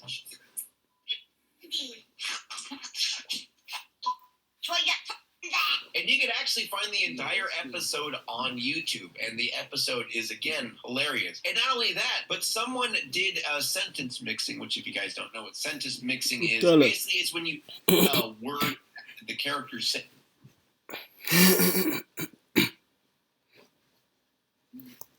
Play. Jumble them up to sound like other words. They did that, and they made a very convincing recreation of the episode where they're actually cussing. Not gonna lie, it's pretty good. All right, time for tier 3, going a bit deeper, baby. Let's start with something that everyone loves: cartoon movies. I know what you watch. I know the stuff you're into. Now, neurodiverse people have the tool they've been waiting for. It's not healthy. The topless Heather scene in Total Drama Island. Now, Total Drama Island is not, afraid of their controversies. They've had a few. But this one was just interesting because it has a topless, uncensored scene, which, as for a channel whose target audience is children, not okay. But this one's a bit up for debate whether or not it's real or if it's fake. There is a scene on Total Drama Island, and this is the real scene. This is actual scene in the show where Heather's top gets ripped off by a branch, and then she stands up, shows her titties, but they're blurred out. They're like pixelated out, which I just want to mention, pretty weird. Like, these characters are supposed to be 16 years old, or at least Heather is from what I've seen. So it's just, the fact of them adding a topless scene at all is just weird. But there's actually a version that was put on YouTube that shows it without the pixelation, and oh my god, it's so convincing, and it's so hard to believe that it's faked. And I just want to mention, it's not confirmed if it's fake. Actually, the majority of people believe it's real. So that begs the question, did the animators actually animate real cartoon boobies and then pixelated. I mean, why would the scene ever be shown in the first place? It doesn't make sense. There's even more rumors that uncensored booby scene was actually aired in Canada, but I mean, that one's a little bit far-fetched. But the only reason I believe that the actual, boobies out version that is on YouTube, you can go watch it. Obviously, I'm not going to show it. The reason I believe it's real is the fact that they pixelated it. They gave like a classic censor pixelation of her boobies instead of doing what most cartoon channels do and just like would cover it with another, like maybe a tree branch. I feel like that shows that they definitely did animate the actual boobies, which is just weird. Next, we have an alternative Adventure Time Enchiridion title screen. Now, this one, short and sweet, on the episode titled The Enchiridion. The title card was originally supposed to be very graphic, showing Finn basically gutting Jake and ripping out his organs on the title screen, which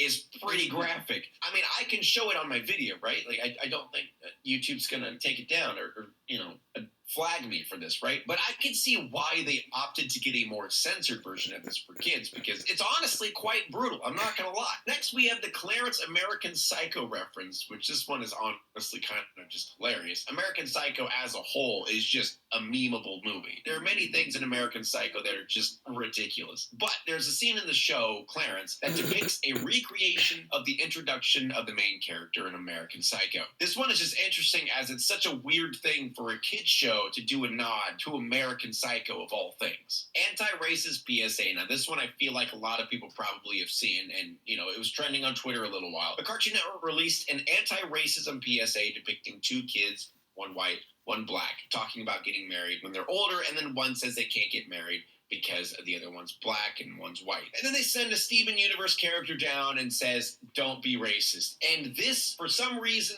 made everyone's minds explode. Like, people lost their freaking marbles about this. I've never seen so many people freak out over someone saying, don't be racist. But the huge debate was like whether or not children should be introduced to racism or shown what racism is and how you shouldn't be racist, etc. Which, my personal opinion, it's literally a video of someone saying, don't be racist. If kids see a video that says, don't be racist, I don't understand how it's bad. But personally, I think the reason people were upset is the kids were gay. I don't know. I'm not going to get into that. Okay, we're just gonna. I just want to mention it. We're going to move on. And I just want to something way much different. I'm like, that's where they're focusing on. Like, that's what they really want to talk about. Like, the niggas were really hugging, man. I'm like, what the fuck is going on? Like, and they gonna really. It's messed. It's messed. Did this for kids. It's like, I don't know why do they. No. But they trying to start the argument about race. The hiding the fact. Yeah. I mean, you know what I'm saying? Shit. Crazy. Man, a lot of these folks just like, they're just all fucking sheeps, bro. They just like to, you know what I'm saying? It's sheep in a sense, you know what I'm saying? You gotta understand why somebody would call you that. You know what I'm saying? Because, you would like rather just let a shit just happen. You know what I'm saying? Until, I said it before, until some shit really messed up happen to any of your peeps, and then you're gonna start all of a sudden waking up. Bullshit, real. Play. Say, I said this in the beginning. For I think kids, you're starting bro. to realize For kids. Cartoon Network does not have much content. It's messed up. I don't know that for the kids, man. It's just I'm saying not like all shows, and now I understand why this video with the title "Strange and Dark Cartoon Network" Iceberg. She play. And, I was by the way, back in the days, I thought Kwangala TV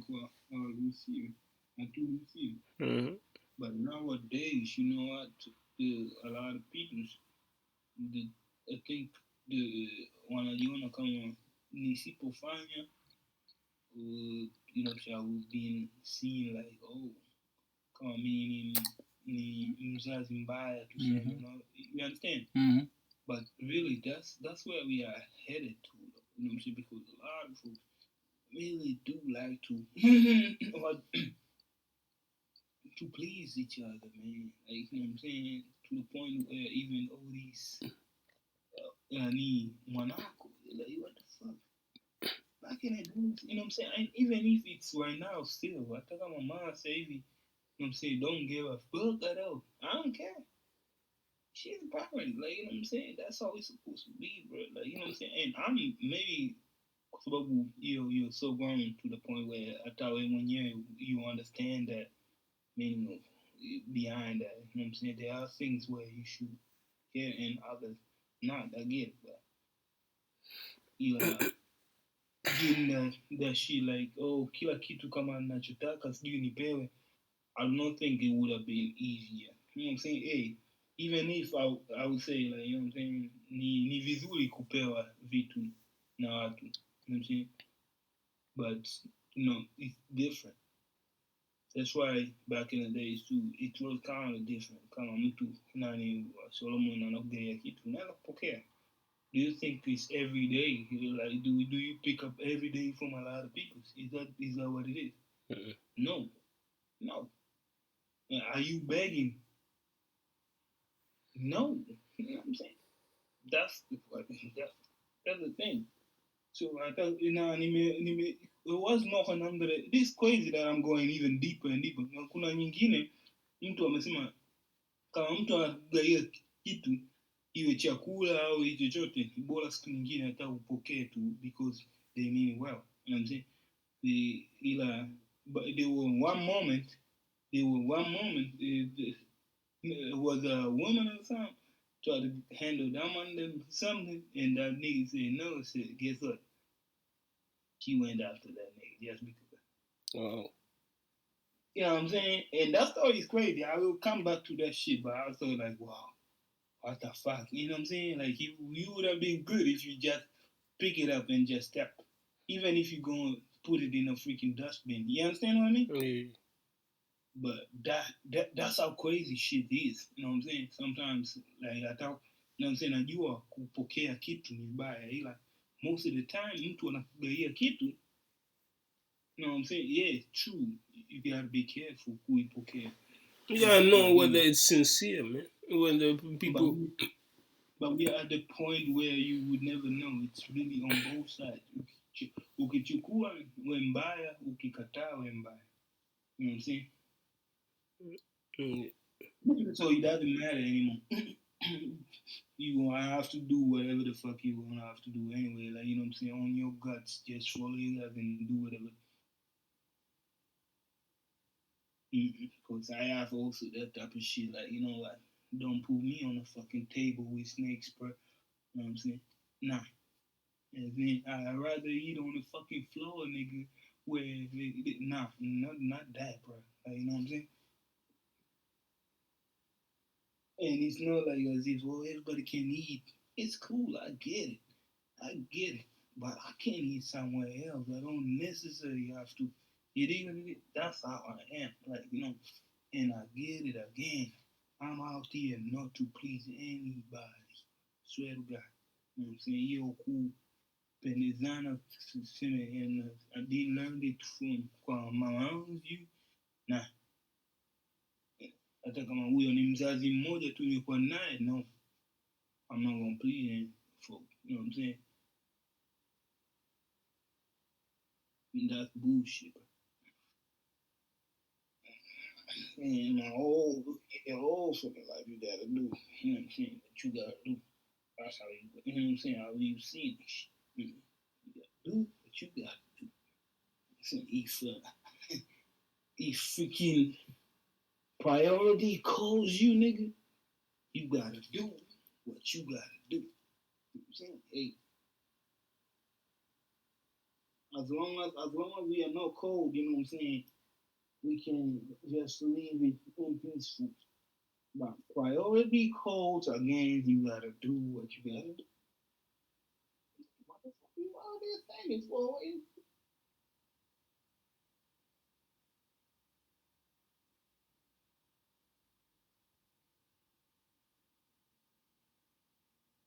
Buddy, what the fuck? Buddy.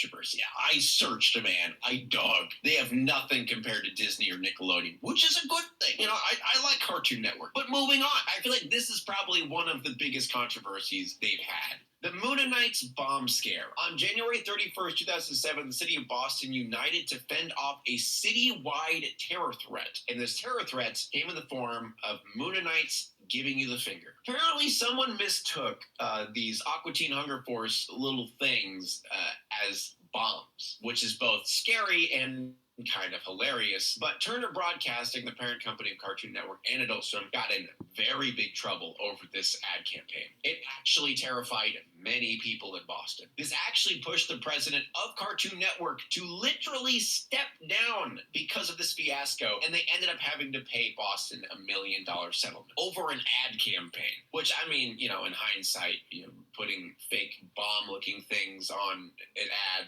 maybe not the best idea. Okay. We're moving down a bit on to tier 4, baby. This one's going to be full of theories of different shows. You may or may not have heard of these, but a lot of them make sense and a lot of them are very interesting. The post-depression theory of Scooby-Doo. This one is very interesting and a well-accepted theory of why the world that Mysterious Gang living in is always broken down and kind of shitty. And also the theory of why everyone kind of wears a mask. So this theory states that the original Scooby-Doo cartoon took place during a period of economic depression, you know, making sense of why every place they visit ends up being run down and kind of crap. The economic depression was so terrible that it even affected famous people like celebrities, professors, and even athletes, you know, like some of the villains on the show. And because of these setbacks, many of these highly respected individuals devoted themselves to a life of crime, often disguising themselves as monsters to evade blame. This also explains why the teenage characters are never seen in school, because during this time, all schools are shut down. Additionally, since the gang is always in their van with no clear destination, it's kind of highly accepted that all of them are homeless because of the economic depression, which, you know, does explain a lot about the show and does match up pretty well, but it's just a theory. I'm not going to do it.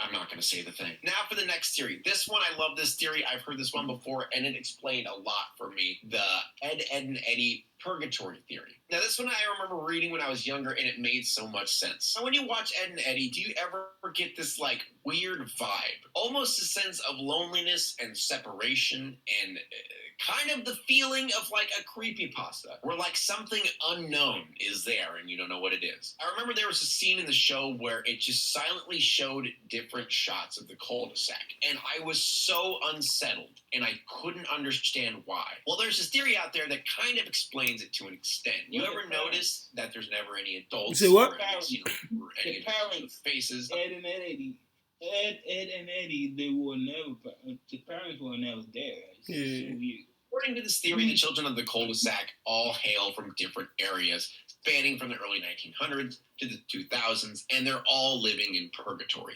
And this would explain why the year of the show is never really explained and kind of hard to pinpoint. But every single character can be traced back to a different era of life. You know, Rolf was in the 1900s, and apparently he died from his farm animals stampeding over him, and that's why his farm animals are with him. Johnny came from 1922 and died after a long fight of tuberculosis. Eddie was born in New York City during the Great Depression, didn't have a father, so he spent most of his time trying to con people in order to make money to survive. And apparently he was always with his brother, and that's why he looks up to his brother so much during the show. And then we have Ed and Sarah's father, who died in World War II, and as a result, their mother became very distant, which is why we always see Sarah as such a bossy, controlling attitude toward her brother, because she's kind of playing the role of a parent toward him. And apparently they died in a freak car accident. There's actually like very detailed descriptions of every single character. And this last one is just why? So Naz came from the 70s with hippie parents, which definitely makes sense. And she had a very flirtatious personality, and no joke, this is word for word what the theory says. A serial killer escaped from a local asylum, made his way into her house, and R-worded her and murdered her along with her entire family.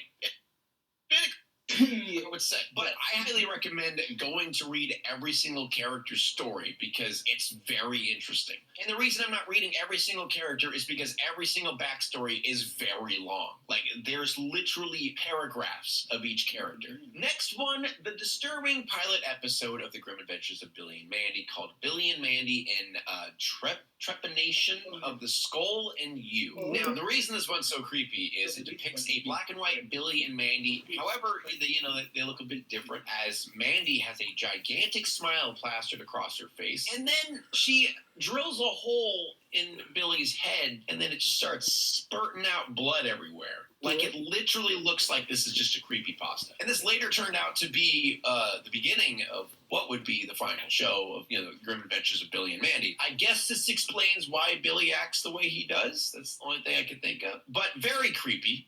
That's all I'll say. Tier 5. So this one has everything that would be considered triggering or unsettling.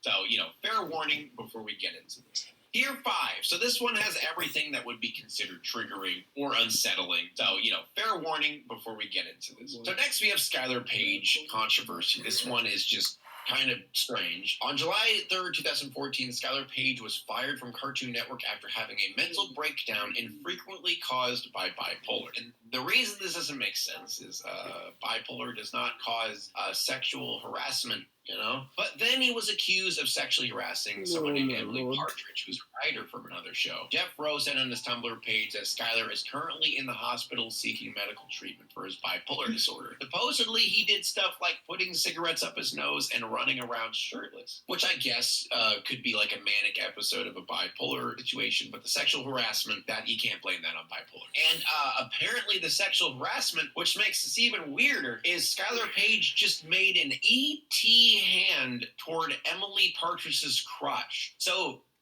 basically he just poked her crotch. And I don't know if he's using... Is that his girlfriend? Oh, he really weird, bro. He I'm so confused at this, man.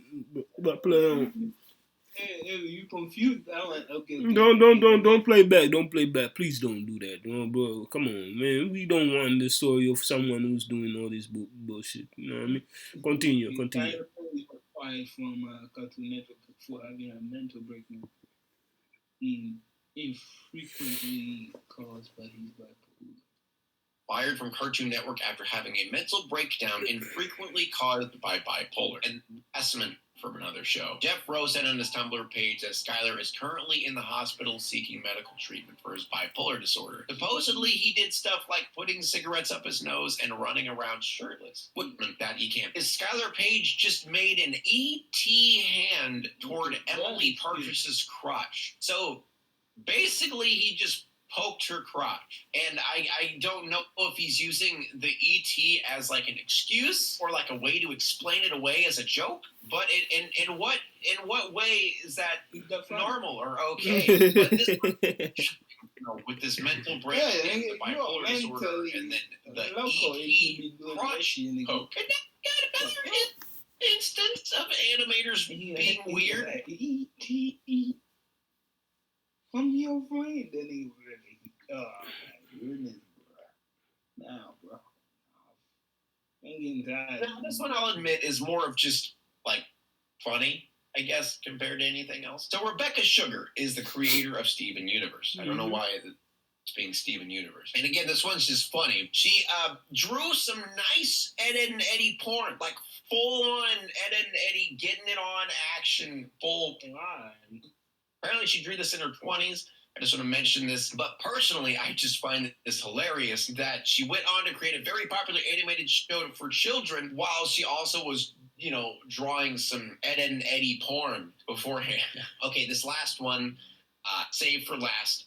One of my favorite ones, the Skinwalker theory of courage. Now, this one has some real merit to it. It's not just a theory just to be a theory. It's actually real. What if I told you Courage the Cowardly Dog was based on a true story? The rundown old house you see in every single episode of Courage the Cowardly Dog, what if that was based on a true location? Yeah, and this one is most definitely one controversial and very no controversial. I was saying, like, if you sit down and watch this, you'll be like the whole day, bro. Like many seconds would be passing by. Like Courage, that show is funny.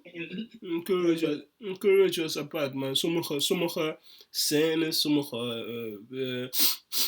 some clips of that show was really weird, bro. I watch a lot of it, man. I ain't gonna lie. Back in the day, I kind of fuck with it too, man. But realizing some shit were kind of Creepy. Has a very interesting backstory. I do want to mention this theory did get a little bit popular, like in the realm of Reddit and maybe a little bit on TikTok and just, Twitter posts here and there. And a lot of the facts of this are kind of all over the place, but I did my best to research as much as possible to kind of figure out what really is going on and what actually happened at this house. Now, a lot of people say it was an elderly couple and a dog, but actually it was an elderly couple and a cat, which, I mean, to be fair, the pet doesn't really matter regardless of, it's just a pet. Their names are William and Margaret. William was apparently described as a not-so-nice person, whereas Margaret was described as a very nice person. They owned a business called Patterson Photo Supply. And the reason this is so talked about is the fact that they were actually known in the community, and their disappearances are still not solved to this day. There's definitely a lot of mystery and theories that go behind this. I mean, this case, again, still hasn't been solved and still is open. Apparently, friends of the couple told police that they went on an extended vacation to Florida and had sent instructions to distribute their assets and property to their friends, family, and employees, which obviously is pretty suspicious. And also friends who have talked to him days before their disappearances heard nothing about them traveling or going on vacation or even seemed like anything was off at all. It just seemed like a normal day for them. And what makes things even weirder is some friends even mentioned that they actually made plans to hang out like a week in advance, before they disappeared. And the scene that was described at the house is as following. Margaret's fur coat and the couple's other expensive clothes were left at the cleaners. The house was in complete chaos with piles of dishes in the sink, and the house was described by police as being devoid of life. Go over the theories as to what happened, and I'll talk about what I personally think happened. Now, obviously, these theories include many different things going up to UFOs and even aliens. You guys know how it is. And the very popular accepted theory is the idea of skinwalker, which is what the theory is. It's called the skinwalker theory, where a lot of people said that this couple saw many sightings of skinwalkers and reported them to police and stuff like that. But there's so many contradicting articles. Some people say that's not true. Some people say it's definitely true. You kind of just got to, take it with a grain of salt. And apparently in 1984, the Pattersons' former caretaker confessed to seeing and cleaning up blood in the garage as part of a scalp on the Pattersons' boat. And he also claimed to have seen an associate of the Pattersons put a bloody sheet in the trunk of their car. And apparently the reason he never said anything about it is the fear of deportation, since he was technically undocumented. So let's talk about what I personally think happened. There's this man named David Ray Parker, and he has another nickname. He was called the Toy Box Killer. So Margaret and William Patterson and their pet lived in a town called Truth and Consequence. This man named David Ray Parker, or better known as Toy Box Killer, was living in a town called Elephant Boot or Butt, I don't know. But that was approximately 7 miles north of Truth and Consequence. And let's give you guys a little bit of an idea of what this man was known for. David Parker Ray was an American kidnapper, torturer, and suspected serial killer. Though no bodies were found, Ray was accused by his accomplices of killing several women and was suspected by the police to have murdered as many as 60-plus women from Arizona. Apparently, Ray soundproofed a semi-trailer, which he called his toy box, and equipped it with items used for sexual torture.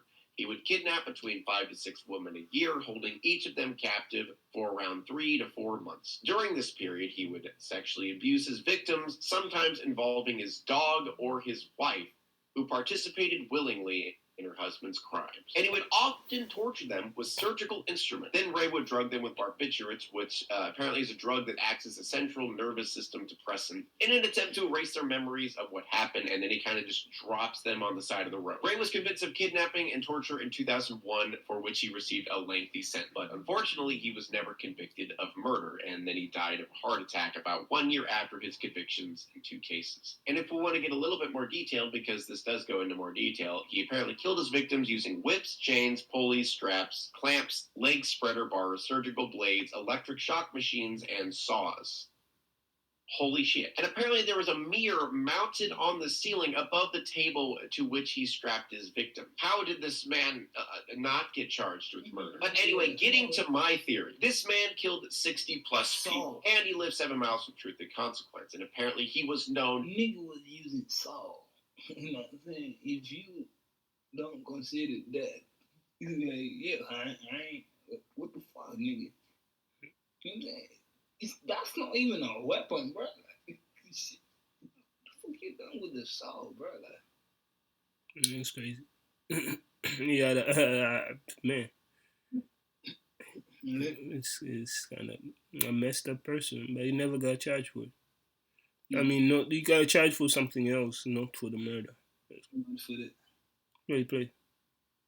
Go to different towns to kidnap people and to, do whatever he did. And as it said in the police report, there has been 0 bodies found. He's been accused of 60 plus murders. However, 0 bodies found. And that couple are completely missing. And they were completely missing out of the blue with no response from anyone, with no sign showing that they were going to leave. And apparently by this article, their friends received notes from them saying where they were going and what they were doing. So the possibility is there that David Ray Parker potentially kidnapped both of them and, did whatever he did, and then left notes for their friends. Now, you gotta remember, this was in the 80s. Serial killers and murderers kind of could just do what they want and not get caught. That's just kind of how it was. But how they kind of just disappeared out of the blue, plus this David Ray Parker guy, 7 miles down the road, convicted of kidnapping and killing 60 plus people, and none of those people have been found. It kind of starts connecting the dots, you know what I mean? And the house that everyone relates this to is none other than this house, which is actually located in Truth and Consequence. Now, I don't actually believe the Pattersons lived in this house necessarily. Apparently, they lived somewhere else. But this house is located in Truth and Consequence, which is the same town where this took place. So a lot of the dots are really starting to connect here. And if this was the main inspiration for Courage the Cowardly Dog, man, that makes the show 1,000 times more creepy. But there you have it, ladies and gentlemen. That is the Courage the Cowardly Dog theory, and that is the Cartoon Network iceberg. Now, it's a good and technically a bad thing at the same time that I could not find much on Cartoon Network. Like, I dug for hours and hours on end, trying to find as much as I could, as much dirt as possible on Cartoon Network. And I'll be honest, there's not much. Now, as I said before, this could be a good thing, or this could be a bad thing. That could just mean the Cartoon Network is good at hiding things, or that could just mean Cartoon Network is actually surprisingly a good studio who doesn't do disgusting things like Nickelodeon or Disney. But I will admit, that is hard to believe. But a part of me wants to believe that Cartoon Network is actually this good and not as terrible as these other companies. But what do you guys think? Leave in the comments below. Do you think Cartoon Network has some stuff that I don't know about? If you want to tell... Yeah. Dope.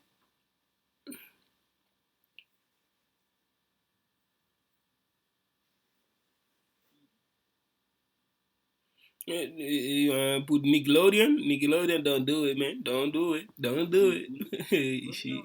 I'm not serious. Like, don't do it, man. Nickelodeon? Nah. Shit. You already know what that shit stands for. This animation, iceberg.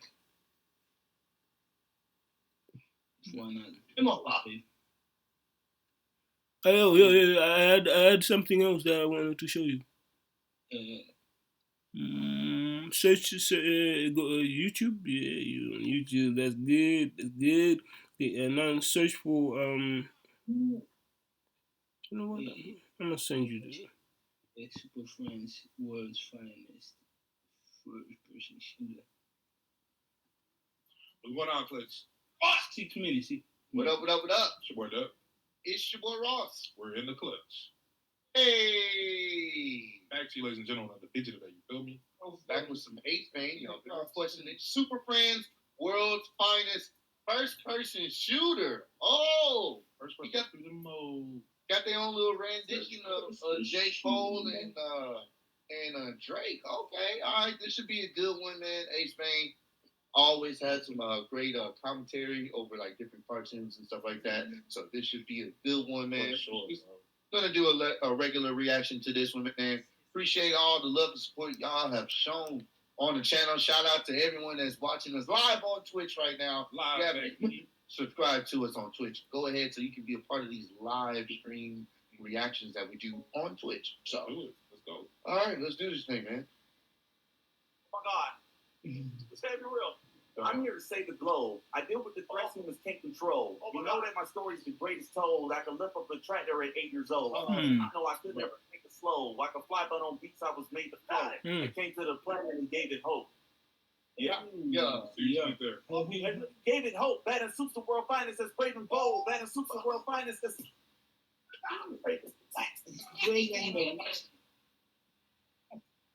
You got Robin with the ad-libs, dog. That's right. This is great. This is great. Yeah, he got. Yeah, hold on. He got Batman and Robin for. You say, what did he say? Greater than what? Brave and the what? Brave and the what? Brave and the what? Be a good one, man. I'm gonna do a regular reaction to this one, man. Appreciate all the love and support y'all. Can you timer? With? Shout out to everyone that's watching us live. I gotta get some fruit, man. I gotta get. Eat some fruits. Let me eat some fruits.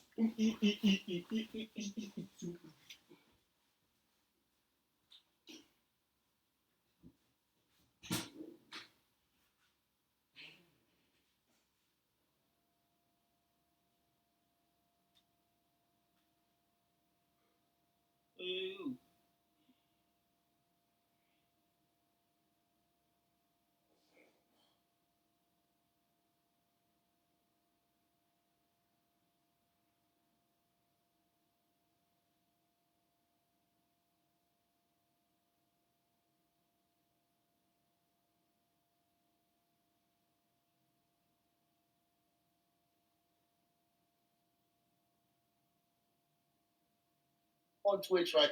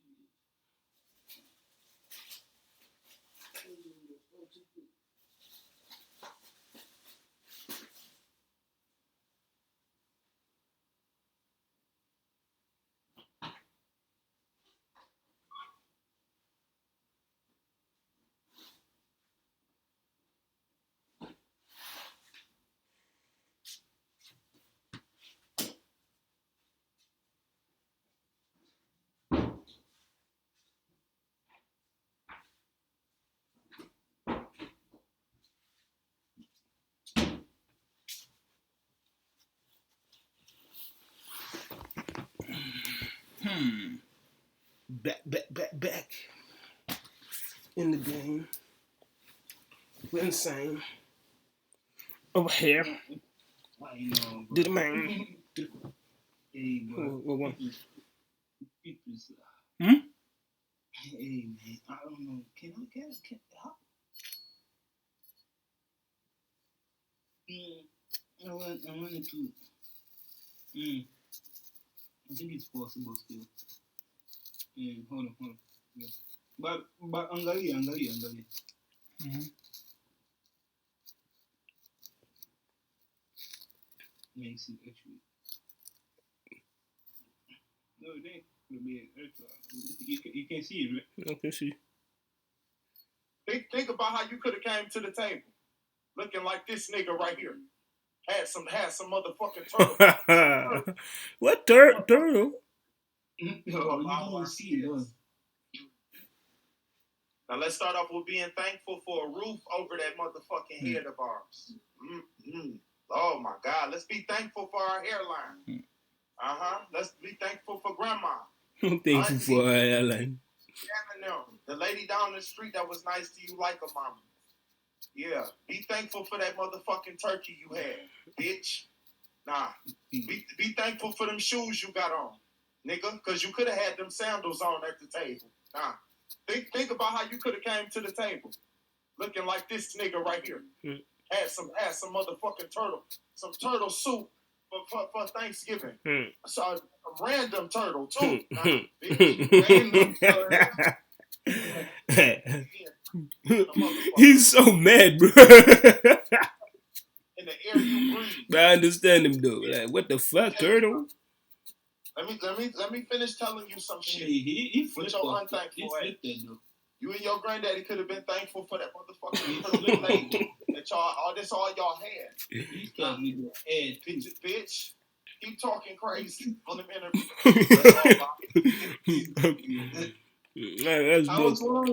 I was following this nigga way before. I was like, oh, why the fuck don't they actually say anything about that nigga? You know what I'm saying? In the collection today, and then they will say the. But these niggas are always been funny, bro. Hey, alright. Love music, Club Blue, what's new? Detroit. Club Blue's fine. I Club Blue. Hey man, it's way party. Pull up on us. I know exactly why y'all be sick. Y'all take y'all ass out of town if you want to. Yeah. Like, take your ass out the country. Auntie just spit in that bitch. Go ahead, get out the country, get you some of that squeezed cheese sauce. Look at that, right there. Get you some of that wrist sauce. Some of that. I'm good.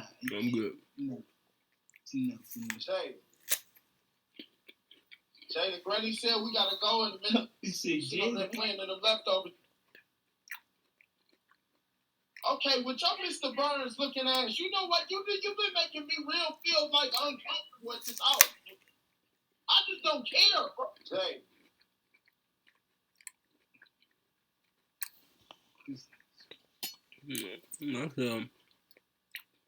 But y'all dumb ass been eating the damn noodles wrong the whole time.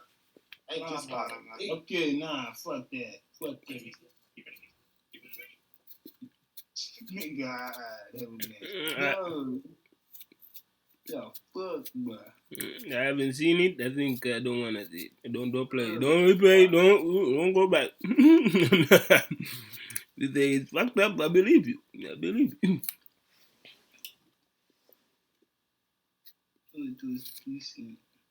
Ladies and gentlemen, we back like we never fucking left. Cause what God the fuck damn, is this? do y'all even try to fucking wipe the shit up? I know, right? Shit, you need some skills. We not doing this Rice Krispie potato bagel cheese mix.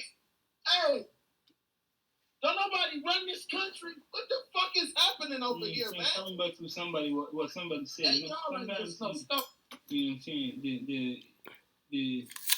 We forget that. You know what I'm saying? Kila chakula unachokula unavyoingiza tumboni mwako. You actually adding up more germs. You know what I'm saying? You adding just germs to live in your body. And they are the ones who actually, you know what I'm saying? They are the ones who actually are hungry. You live for them. You know what I'm saying? You understand that? Yeah. not really. You think, oh, you outside. You think like, oh, kama kuna kinywaji natakunywa, it's for me, but nah.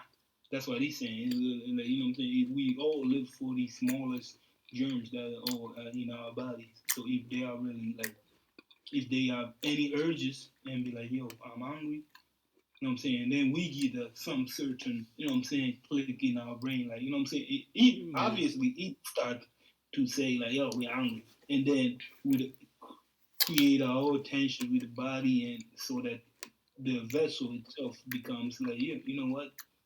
I need to cook something so that I could eat or something, and then we eat thinking, oh, I'm good, but actually, again, it's a theory, you know what I'm saying? But again, it's all these small little snacks. micro germs are the ones who are controlling you, actually. Do you get it? Yeah, most definitely. When you see it on the streets, some people are idiots. You know what I mean? They know. You gotta know that. They know. You know what I mean? People gonna pass by, and at some point you gonna be hungry and you gonna start buying shit. Stupid, man. The last time someone asked me, yo, don't buy anything outside, I was like, no, I'm not doing that shit. I'm cooking for myself. It's really you just adding more germs to your body, and those germs are the ones who really gonna control your body. Top shit. You know what I'm saying? If you get what I'm trying to say. And see, it's just crazy, bro. It's like whatever they're putting on this food that you are consuming easily, like this the fast food. Yeah, that's what gets you. You know what I mean? Very fat, and not only that, but just it's just it's like it's projected there for the human being. When once you seeing that shit, then you be like, you know, it's like you have to fall for that shit. But if you're smart, you just walk past that shit. You'll be like, I'm gonna cook at home. Have you ever seen this picture? What the fuck? What happened to the money? This is one of the pictures of a slave back in the day. Damn, bro. Yeah. You see the back? And that's pure hatred, man. Yeah, but I cannot see that and think the first thing, you know what I'm saying, is that or whatever. Because it feels like there's a lot we can't take out. I didn't want to judge or whatever, but if I have to, it's just like sometimes it's like you see what you see, right? It's like whatever you are old enough to understand certain things that you know what I mean, you can not necessarily label, just you know what I mean, how to describe them. So how do you have to describe them other than you know what I mean, how whatever you see? Some people might say something else, but in my opinion, that is what I just said. That's just fucked up. And the more this stuff being shown to folks, this structure, I feel like they should understand. You know what I'm saying? A lot of being talked about. You know what I'm saying, nowadays. A lot of people think like, listen, it's not like that, bro. You know what I'm saying? They don't know this shit happening, bro. Like, you know what I'm saying? And that's the thing, bro. You know what I'm saying? Like, and it would be sometimes the same. And then niggas too, like they be ignorant to the conversation, and that's when I'm like, you know, get the fuck out of here. If you start, yes, you know what I'm saying. You just need to reach your knowledge to be able to echo this shit. You know what I'm saying? You know that. You know what I'm saying? Like you need tears to fall first. You know what I mean? You need tears to fall first. You know what I'm saying? Until that shit really hit you inside.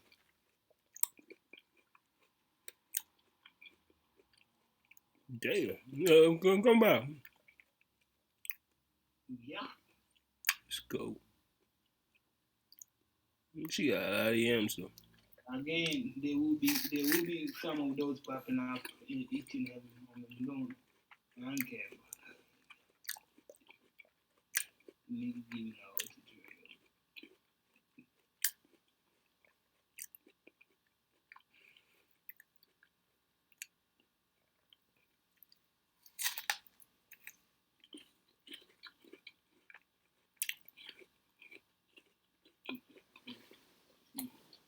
Why is looking so tough doing that shit, man? Damn. The right one is bad as fuck. Yeah. Man, both of them, I ain't gonna lie, fuck. Damn.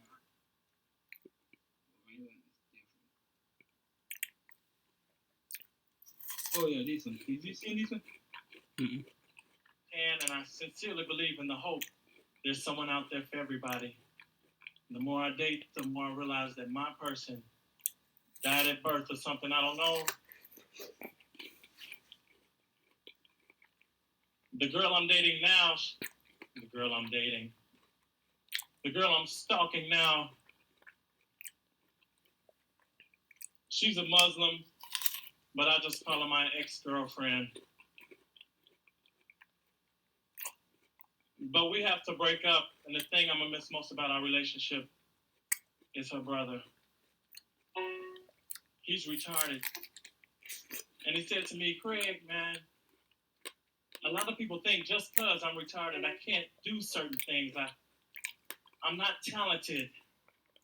Ladies and gentlemen, that's not true. As a matter of fact, he wrote this song, and I hope you enjoy it. Oh, no.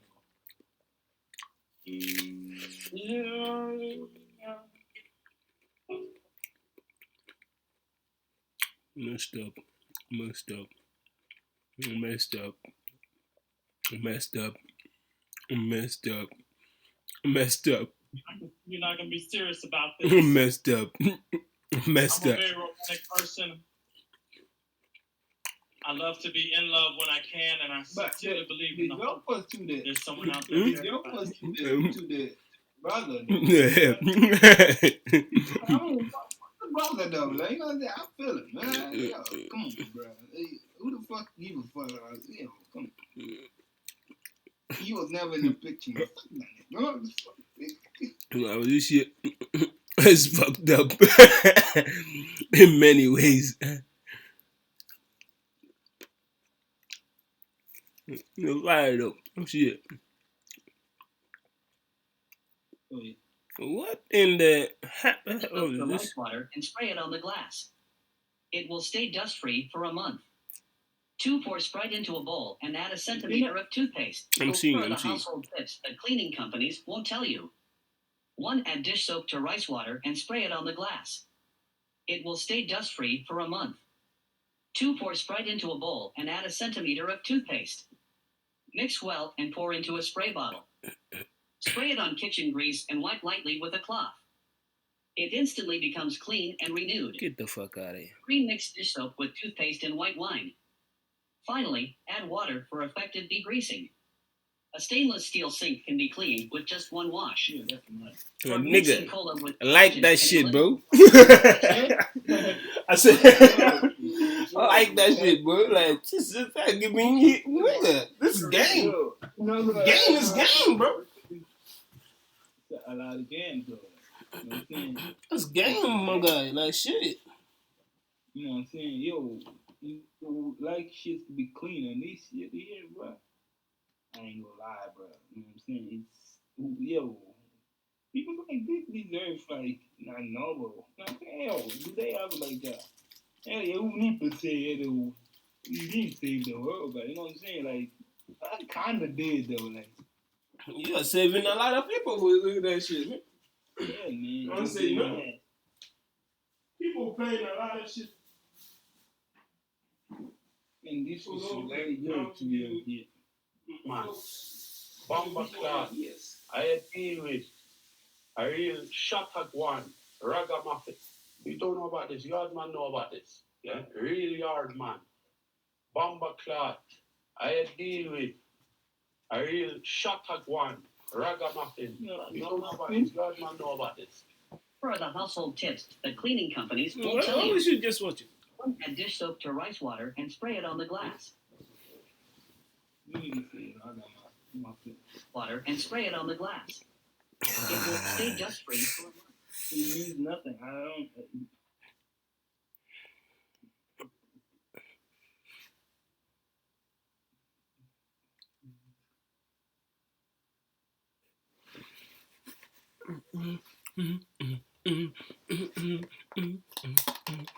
Damn, hey yo, right on the right side. Man, I see another one on the left, bro. God, Lee, shit, nigga, what you this your page? Ragamuffin. Yams in this motherfucker, like damn. Never saw Hussein excited. Like.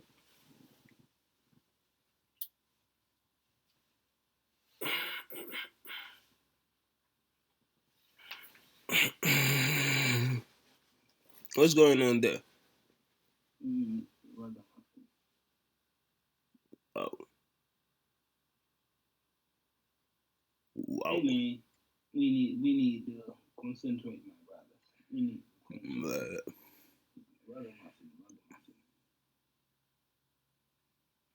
I see you. Full of a lot of crazy shit, man, on your phone. Damn. Well, what's up? Whoa. Okay.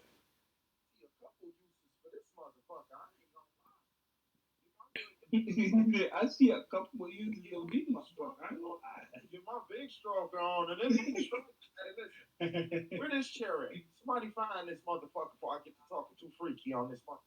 Okay, so when the fuck was y'all gonna tell me this chair was out? Oh my god. Why don't we I see a couple uses for this one. More. Guys, let me introduce. No, damn, she's a real tech person. Bitches.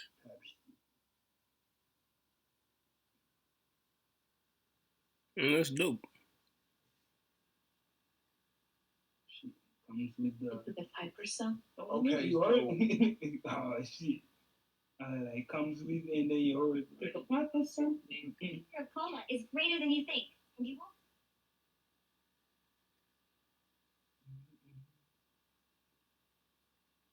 Oh yeah. Wiping agent on the skin with clean water. Dry it with a paper towel, then moisten the towel. Wrap the banana stem with the damp paper.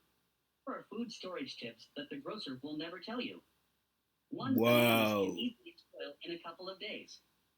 To prevent this, wash off the ripening agent on the skin with clean water. Dry it with a paper towel, then moisten the towel. Wrap the banana stem with the damp paper towel, and it will stay fresh until you're ready to eat it.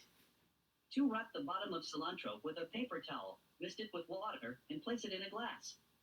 It will stay fresh for a month. 3. If you have too much watermelon that you can't finish, placing it directly in the fridge can breed bacteria. Prepare 2 fresh garlic cloves, place them on both sides of the watermelon, and then put the watermelon in the refrigerator. It will stay fresh for days. Wow. Stick tape on the bottom of a tomato to lock in moisture. It will stay fresh for 3 weeks. 3 weeks. If you have too much cabbage, cut out the root with a small knife, stuff kitchen paper inside, spray with clean water to dampen the paper. It won't spoil for half a month. 7. If you can't finish your green onions, align the roots on a paper towel, spray with water, and roll it up. This will keep the roots moist, and they'll stay fresh for half a month. 8. Strawberries spoil easily. To keep them fresh, pour vinegar into water and soak the strawberries. This will keep them fresh whenever you want to eat them. 9. Mix pure water, vinegar, and baking soda in a bowl, stir it evenly, spray it on the surface of potatoes using a spray bottle, and store them in a paper box. They won't sprout for a whole season. Here are food storage tips that the grocer will never tell you. 1. Bananas can easily spoil in a couple of days. To prevent this, wash off the ripening agent on the skin with clean water. Dry it with a paper towel, then moisten the towel.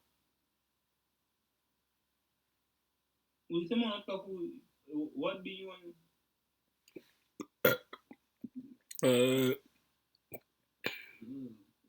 What is this? That's pasta. Oh, that's nasty, bro.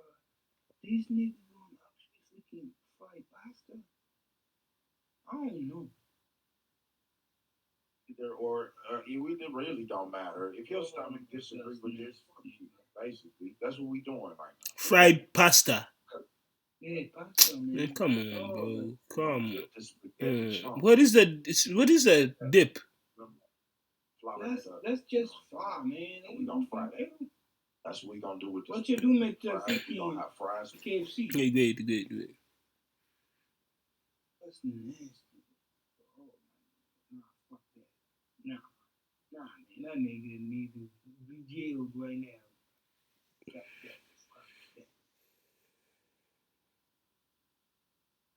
Okay. We are back into this. Right now, We continue now, Come.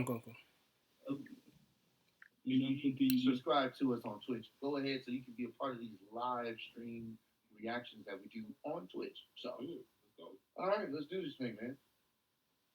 Oh God. Let's be real. I'm here to save the globe. I deal with depression and can't control. You know that my story's the great told. I can lift up a tractor at 8 years old. No, I could never take it slow. Like a fly but on beats I was made to flow. I came to the planet and gave it hope. Yeah. I really gave it hope. Better super world finest than Brave and Bold. Better super world finest than. Hey, Robin, bro. Robin. Dog. Robin, Hey, man. What is it? Yes, the break the ball, but the difference is I don't need power, just prep time and train to go from the city in the rain and snow with a protege that I train to mow. I love meeting the commissioner and then disappearing like a fucking ghost. Hold up, baby. Where you go? Got them to see the store. You can get beat up and locked up. Then I'll get beat up. Lawyer, I have to leave the hands to the store. That break is the whack. Break is the whack. Break in the whack. Yes, to play the ball. I came from a planet, now ashes and pieces of fetus that Phoenix. They thought I was Jesus, but closer to study my thesis, I lived in the zenith. You can hear not much of a genius. The shooting is useless. I have with no fingers unless you. Superman's eyes, man. Hey, stop. I say Superman's expression while fucking spitting, nigga, is killing this shit, bro. Like, I ain't gonna lie. His eyes going left, right? I'm like, this nigga, yo. Play. Waving the what? Play. Yeah, he said, "Yo, yeah." Waving the dog, man. Hey, he really coming with these bars, bro. Breaking the what? Yeah. Come on, man. Look for Renas. Run that back. Bitch, I can look penis. Just blind, but that bitch see us. Yo. The ultimate team up. Yo. Hey, Robin with the damn. He said, "You're wearing thick as fuck." All kind of random shit. Hey, he really coming with these bars. You can't kill him. Breaking the what? Yeah. I say it's kind of killing it, man. This is Superman is fire. Man, look for Renas. Just run that back. Bitch, I can look penis. Just blind, but that bitch see us. Yo. The ultimate team up. Borrow my fortune. Can't lift my key up. I'm the lowest and fly with my knee up. I'm in the gym and I'm listening with Kia. Criminals better get low as the Caesar. They see me and seize up and start having seizures. When I'm in the booth, you know the procedure. Cold as my breath. Now let's take a breeze. One around with the S on my chest. First time family press. I'm a real man still. Yes, still is my flesh. So all the feelings that try to hit you, you feeling depressed. I died. It was just a breast. Woke up feeling refreshed. Still making where I don't have and all pounds all popping infinity's death. But I still have some enemies left. Affinity, yes, identity felt. Then I'm right. Send them love. Wow. And Superman went berserk on this one. It felt like who? Anthony Edwards, bro. Yo, have you seen one of his games? This nigga really went on. He was like shooting every fucking shot, bro. Every fucking shot. You know what I'm saying? But to at one point, he shot the last shot. You know what I'm saying? You know what I'm saying? And it was free, and people were like, "No way, this nigga gonna hit this too." And then all of a sudden, we got a brick. We were like, "Ah, thank God, bro. Thank God, bro. Cool them down, bro." Cool down, bro. Yeah, man, yo, nigga was shooting everything. I was like, "No way, bro." But they took it. Yeah, he took the game. Nice. I mean, everybody right now, it's the beginning of everybody right now is really, you cannot really judge anyone right now really on how they do. Because even Grizzlies I've seen them playing, they are not bad. But they lost all these freaking 8 games and won only 3 games. So, you know, it's still early, bro. They still have like 80 games to ball, but you know what I'm saying? It's just if you won't continue losing like that, then you're gonna be a tough season. Yeah.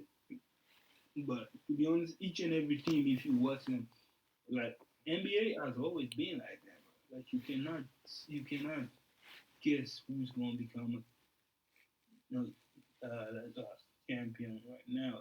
They are all balling, bro. The only one I would say, okay, beginning of the season, who do I think is gonna be in the final? Okay, with the way I've seen them playing, bro. Fuck Denver. You know what I'm saying? Even if they're gonna hit there, like, you know what I'm saying? I don't care. Denver are not gonna be in the final. Celtic. Yeah, you know what? Each and every fucking year they come fucking close. I cannot remove Celtic. You know what I'm saying? Even though I do not fuck with them, but Celtics gonna be in the final. But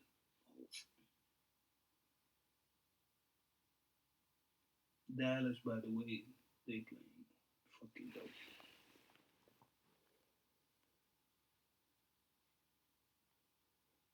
Dallas. Like it's Dallas Celtic Lakers. Okay, fuck it, man. I ain't put. I gotta give them at least some love, bro. Like, and they're balling too, by the way. They are kicking, they are whooping butts, man. Yeah, so it's kind of fun how they're playing too. But continue, my nigga. How we get back in there, man?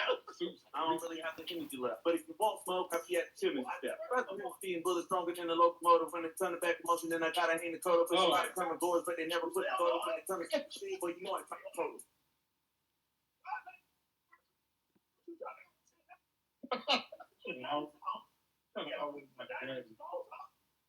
I'm trying to out-rap it back. I'm about to tell you. Hey, calling them dirty. Yeah, I'm about that.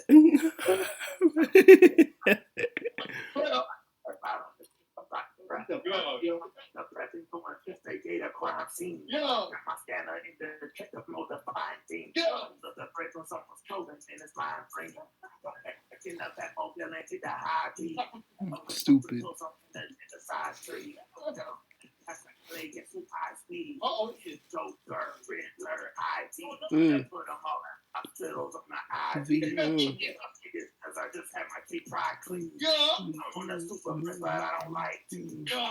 Crime that stop fixing no amount of cop just had his horse shot. I make your whole body one sports. In the crime capital, his doors locked. Some heading out. Don't return the favor. I don't She's stupid.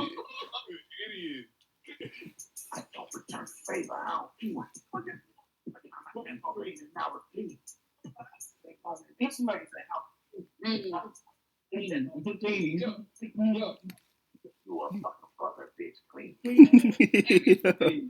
Maybe. What the fuck, bro? I told you got my parents with the season. I'll be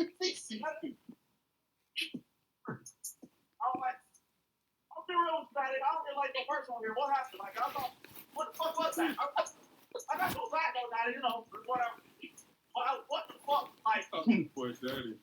I mean, I thought it was gonna be a little bit more. Dog, I am done, man. That was good, bro. That was great as hell, bro. I love he had some bars, for real. Yeah, no, he definitely did. Robin was fucking fantastic, bro. Oh my god, bro. He's vain. Oh, this was a very good one. As Need a little expected. EP. Yeah, on the cool, man. Hey, this nigga's. Ace Vane, huh? Yeah, Ace Vane. Damn, bro. Hey, yo. Brody deserves his fucking flowers as well, bro. Hey, be honest, man. Wat is de informatie energiebesparing? No, I'm saying, Kabinet wil dat ondernemers bewuster met hun energie omgaan en hun verbruik verlagen. The people. So the real artist himself really be always being neglected for real, like, but it's most of it. Quick PSA for everybody before the video starts. I Okay. think this is something that needs to be addressed. Is very important. Okay. My name's Ace Vane. That's Vane. Quick PSA for everybody before the video starts. I think this is something that needs to be addressed. Is very important. Okay. My name's Ace Vane. That's Vane. Quick PSA. But I think I talked about this shit before. Bro. What do you do? 42. I don't know for sure, but what I'm guessing, they took out a video of him really, like, you know what I'm saying? Because what does he do? It's these videos that he do. It's they're all what Cartoon Network? Is it Cartoon? Yeah, it's Cartoon Network, right? Yeah. So he do whatever the fuck he does with his freaking channel, but people could take that shit and then put their face on that shit and then make money out of it as well. So you actually still using somebody else's. Yeah. Is he allowed to sue you if? Actually, you should. But play one video of her. I don't know. I don't know. I was looking up the video of Ace, but I don't see it anywhere. But I think that's the shit. Hey man, she got a lot of. Hey, she got fucking dope stuff as well, man. Mrs. Gross conspiracy theory.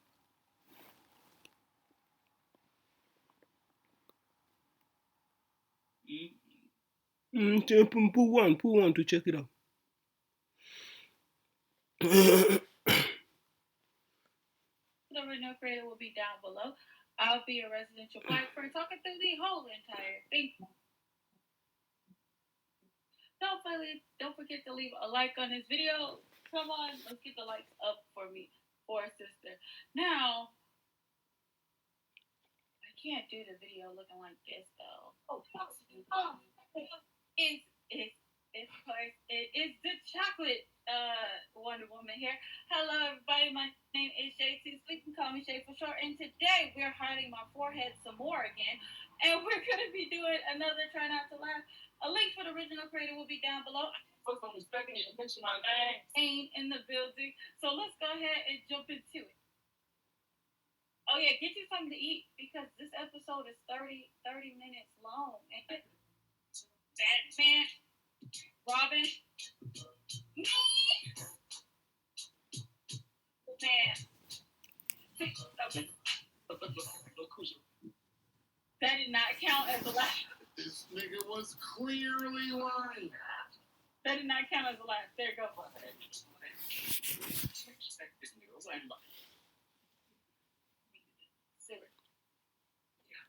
Can you stop playing with the radio knobs like they're nipples? Shut up, Clark. You don't know anything about nipples. What? Come to Earth acting like you know about nipples. You don't know a damn thing about nipples. I know everything about nipples. That's why I chose backs. You have several nipples. Okay, I did see. She didn't say anything about mine. Damn, bro. But maybe he got mad because no recognition. You know what I'm saying? Like, you gotta show something. Love? Yeah, come on, man. You pickhead from somebody. Yeah, because people see that shit like, you know what I'm saying, business again, bro. I'm saying, again, it's so always cool if you know what I'm saying, not include other people's into your shit that you be doing. Like, again, like, come on now, if you got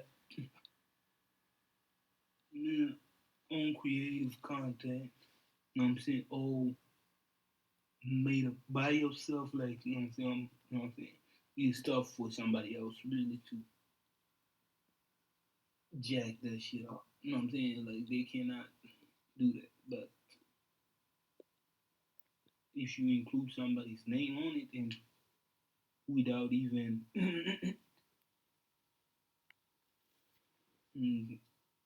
like giving they flowers, my nigga. Yeah, man. But it just looks like you're trying to decent. At least some acknowledgement, you know what I mean? Show some love, man. Yeah. What the fuck do I see? Memory usage 219 YouTube got that? Like, I mean, like, does it?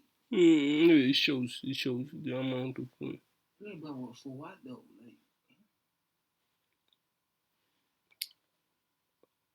Like, because the computer is what you're using is still on. Yeah, now you are like on if let's say you see here it's a different memory.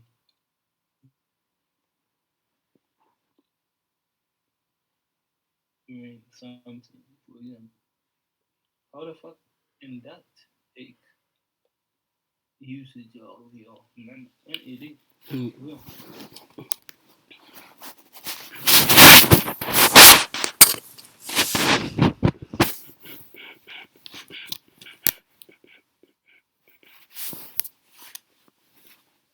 Okay, we are going to stop here. Nasema ulitoka kuiangalia. Shit. This is Needman. Oh, pop you up. What you got?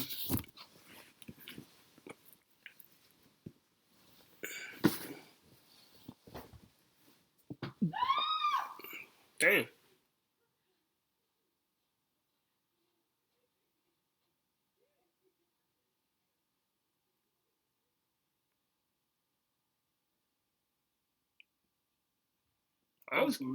That was kind of random. What? Oh, you didn't hear it? No, I just watched this movie. Fuck it. There was someone was shouting. What? Outside.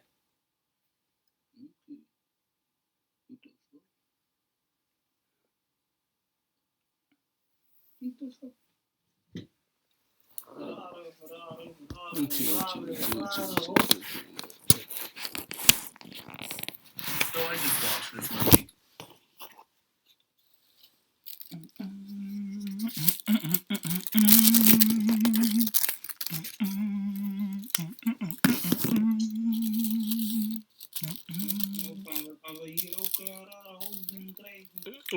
Dus ik mag ook niet. Dat.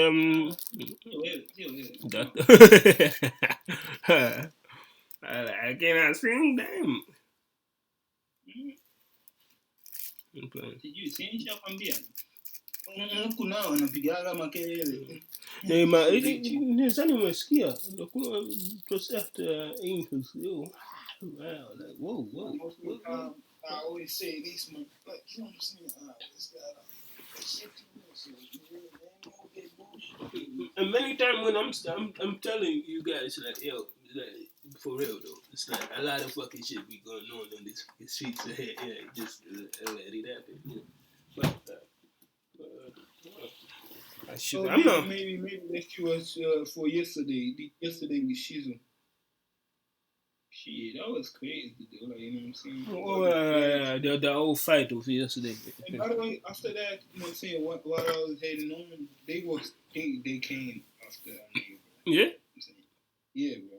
Who? You know what I'm saying?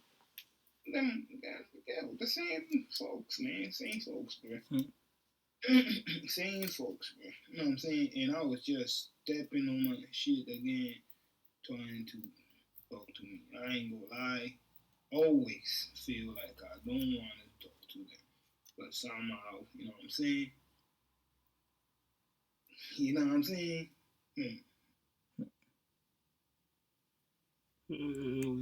Listening to my music, just walking, and all of a sudden, I say, hey, where you heading? I don't know. Where he's on? You know what I'm saying? Always.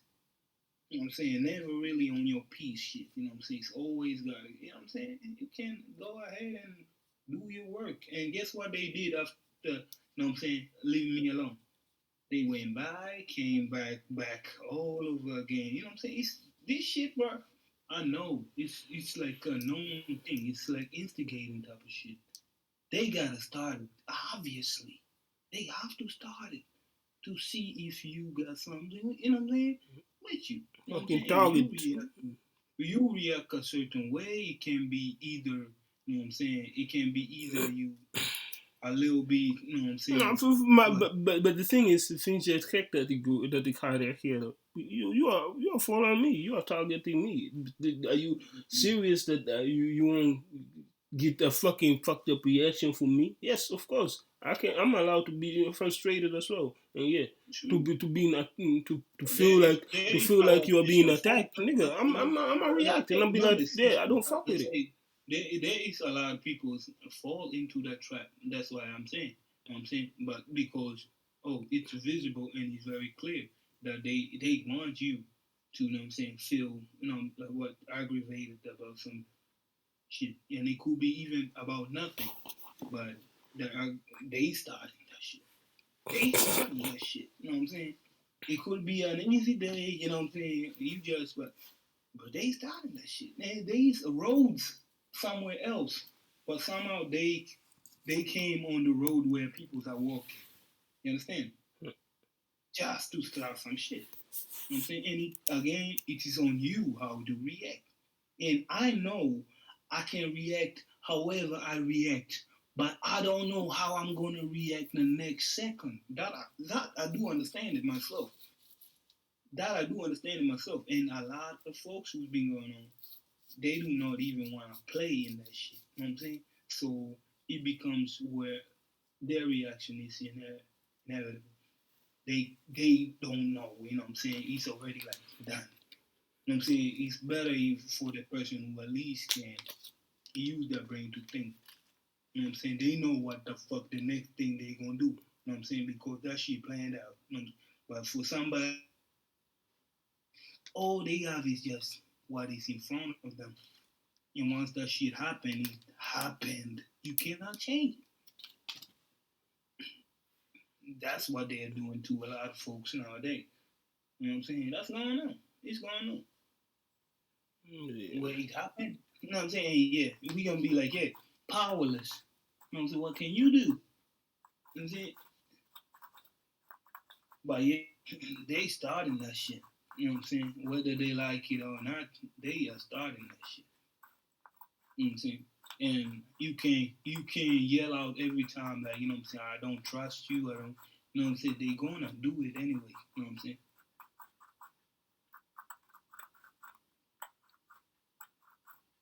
Yeah.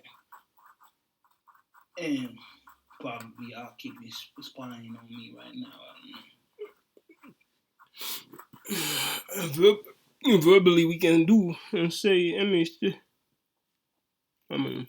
verbally. Yeah, but most of the time I can't be like, you know what I'm saying? I can't maybe have like, you know what I'm saying, the energy of speaking right now, but to be honest, even yesterday I didn't have no energy, just spoke 3 words and just kept on working.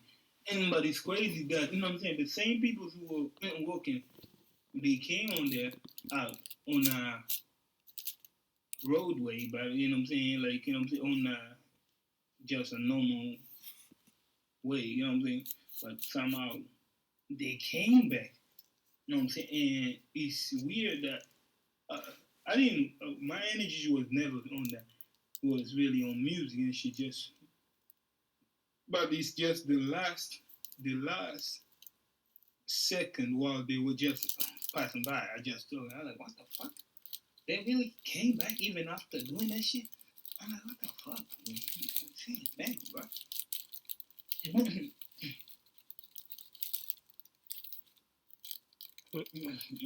Hey, man, they planning on some shit, man. They just trying to get another nigga locked up, man. Shit. They just want to get you, man.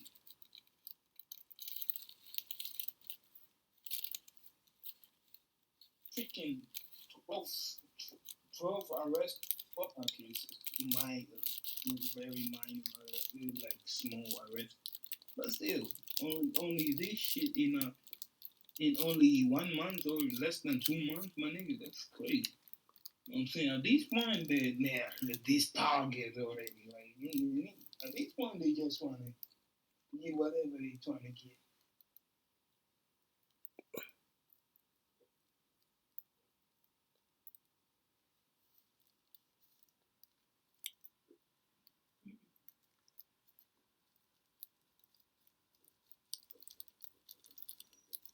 You will never understand me.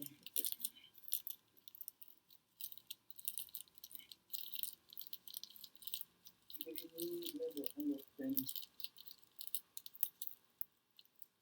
You know what they have to do.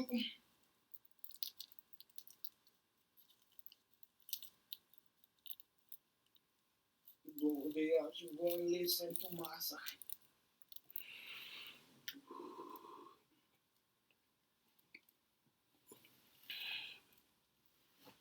I'll play, man. Sheesh.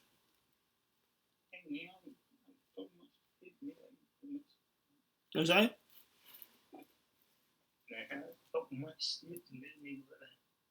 What should I do? What should I do? I was finished it. And I need you, man. Money. No. I'm gonna keep this shit playing though. Really just outside. Als je al gedraaid, can't believe folks only fucking Dashi. Nee.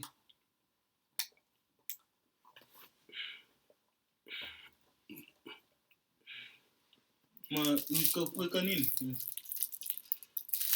Oh, should I? Yo, man. By the way, it's almost time to get him. Right? Man, yeah.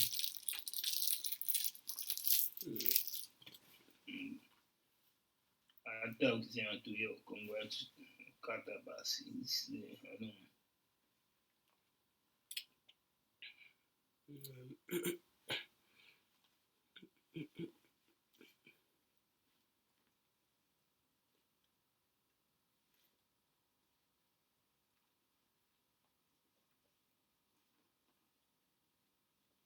Is it next? Oh, shit, bro.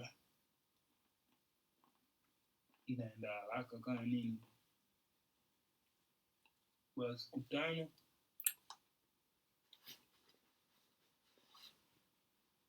tunaenda kuangalia hivyo mimi, alafu sasa sijui itaelekea wapi. This is just fucking crazy still, bro. Na wewe una namba simu ya nani? Ya Charlie, ya Sadi sijui.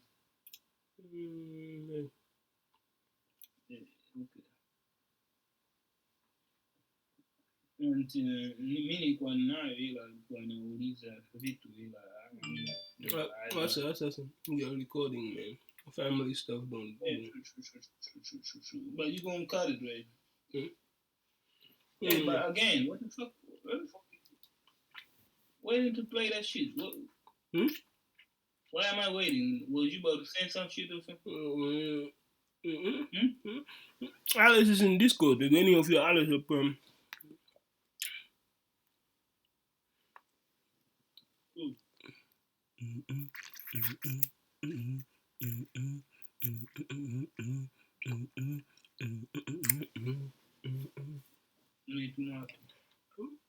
checker.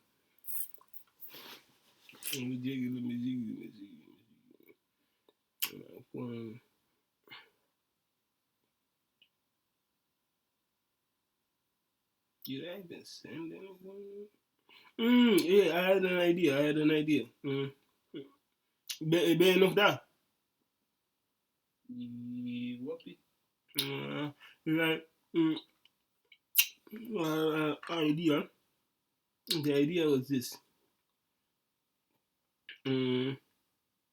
This is channel. I think I like stay for a while. So dat je buiten gaat. Ik had dit was ik gisteren aan het checken. Dus ik dacht, een keer ga ik met jou checken. Maar iedere keer wanneer ik zulke shit zie, I never get the opportunity to watch it with you. But I think it's a channel. Nou, jij gaat niet naar buiten, dus ik denk ik ga iets anders voor je. Channel gani? Eka. Niambie ni eke moja kwa moja.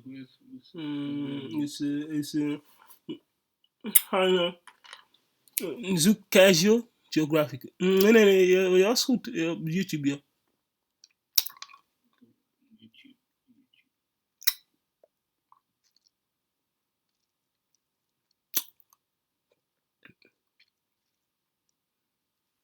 Actually, no,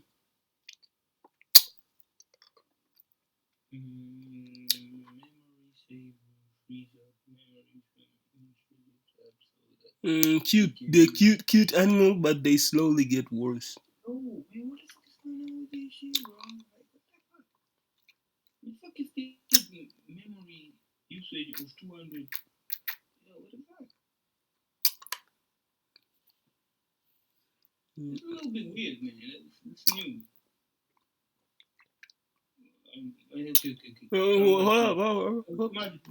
Het is niet die, though.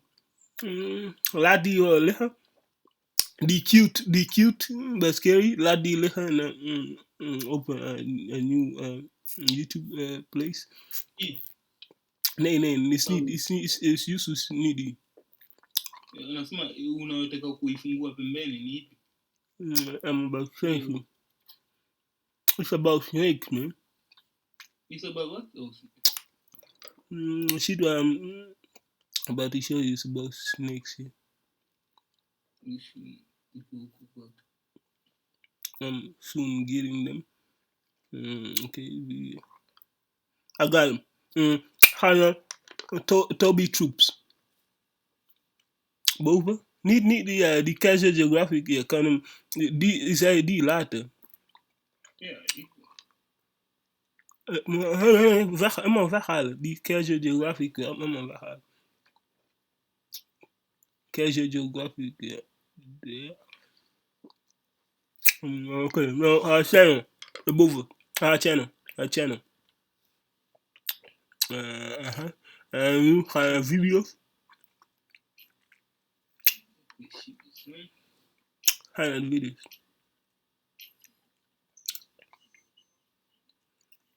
de video's. Video's. Die zijn shorts. Video's. Boven, helemaal boven zie je home en video's. So. Are you ready? Yeah, now, just choose one, man. Rattlesnake. Invade of the yard.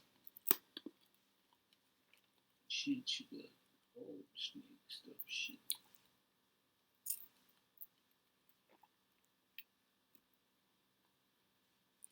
Get this one. I choose one, but yeah, like there's a reason. Unless you want interest in commodities, you all know. Boy,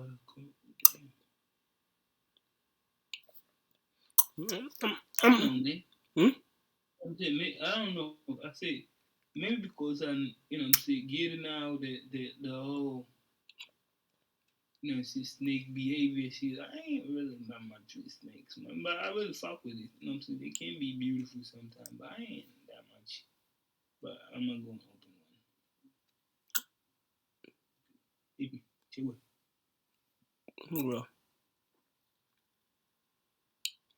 And I say that because their behavior, it's so weird sometimes. Even the way they slither. Like when I look kuiba mayai.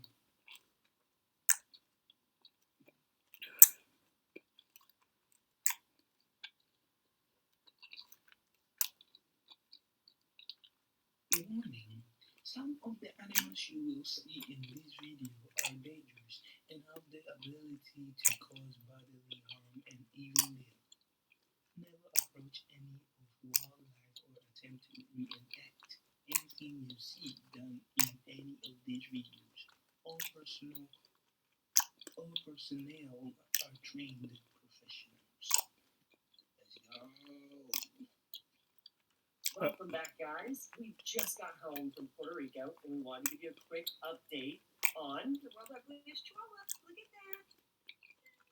So as you can see, Linda has healed it very well from her eye removal surgery. She looks so good. I mean, she's beautiful in my eyes, right? Look at her. I love her. So thank you for everyone who has donated. We super appreciate it. That was bitchy. What? Good. He's beautiful in my eyes. Yeah. Welcome back, guys. The World Ugliest Chihuahuas. Look at that. So as you can see, Linda has healed it very well from her eye removal surgery. She looks so good. I mean, she's... Yeah, she looks so good. And I can say that she looks so good. Nah. She looks with one eye. You know what I mean? Then later, it's that what I'm trying to do. Like, you know what I mean? Like, well, to me, she looks beautiful. She looks like fuck that. You can't make a freaking eye joke. They went from dirty little street dogs with all kinds of issues. See, and all the shit about that with them. You know how hard it is? And a little update on Carl. Last time we talked, we said we weren't going to know. What the fuck is up with them dogs, man? What's going on with those? Crying at the thought of getting rid of him because he's turned out so good. So he still has medical issues, but we're working through them. He's getting better, and they love each other, and they love me, and I love them, and then Rick's there. Let's move on to the next surprise.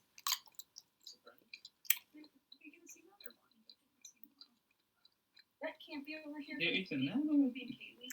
So sometimes, depending on their mood, they don't like me. Not Kaylee, but Toby doesn't like me. Toby doesn't like Rhett. Right now, we don't really like Rhett. There she is. Hey, Kaylee.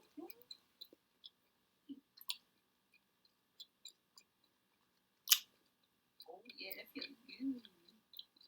Some good room and stuff, Toby. So yeah, they're doing really good. I know you guys have missed seeing them. We miss taking Toby out in the field. You know, that's what we did all the time for, 9.5 years. So, and they're doing great. They're happy and healthy. That's all we could ask for, right? I hope you enjoyed, I don't know what that was. I hope you enjoyed update on Linda, Carl, Toby, Kaylee.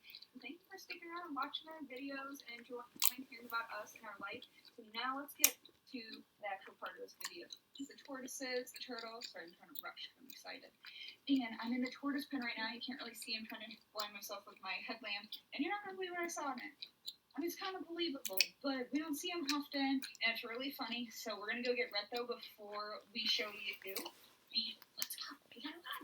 Wait, I'm blinding myself. I can't want to stay there. Let's go get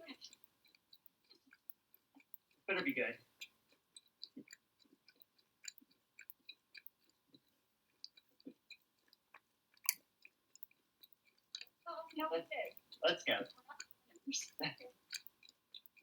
All right. Let me turn this camera.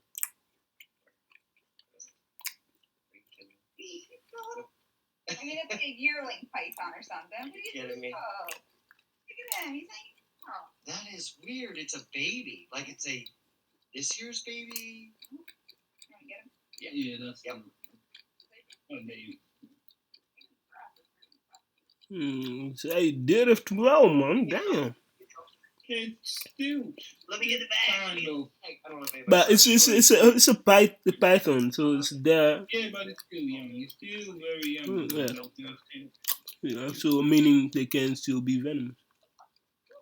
He's masking. He's masking. He's masking. Yeah. You got the face. Yo, there. I have never seen you struggle so hard to catch a python in our yard. Trying to bite you. That is wild. He's so little. It's the littlest one they've caught in the yard. And this is the second one in our yard. They're getting spotted all over. I did really bad at grabbing this little thing. I don't know why the little ones are like hard to catch for me. So let's show you. Your mother is somewhere looking at you like. In the yard, it was 8 foot. Okay, 8-footer. Yeah, you jet. They're ready to grab the camera and tag. You heard the birds going crazy? I just found a python. It's like an 8-footer. They're going nuts. It's right here in the palm cluster. There it is. There it is. There it is. Look, python. Do you see him? Get him. Yo. Okay, this is. Hey, yo. Hey, yo. Burmese python, our freaking yard. Ooh. This is huge. I think that's the mother. I did it? Nope. Now I did it. You're my hero. It bit her I am such a good husband. I stand back. Wow, what was that karate move? Wij geloven in zonne-energie voor iedereen en voor elk moment. Bro. Oh, he's really sure. Okay, I'll take the head.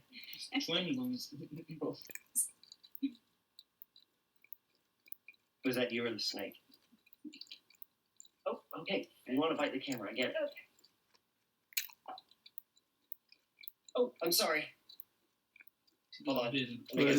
Oh, damn. Her finger is inside of the mouth. Oh, your finger's in his throat. How did we do that? That was my fault. I let you go too soon. I don't do this. How sure. can you be doing that shit before? Hold on. You got it? So those of you that don't know about Burmese pythons, they're an invasive species here in Florida. They've been here approximately... I'm sorry, it's so funny when she gets bit. But they were introduced a long time ago. These snakes... It's funny when she get bit. They can grow up to 18 feet long. We caught them that big. I know this one's not very impressive, but let's show you some footage of a pretty big one we caught several years ago. Okay, this is probably about I think they kill on strangulation, man. That's a good... I don't know if they're venomous. Oh, girl! Pull that thing out. Wow. Yes. That's a fucking kill. Yes. That's a 2 minutes into what? Hey, you're a beast. Oh yeah, we got nip slipping. Oh my gosh. Well, that's a lot bigger than I was planning on finding. Yeah. What? Taylor, you are a badass. You got it. Just keep working it. That's a fucking kill. Yep.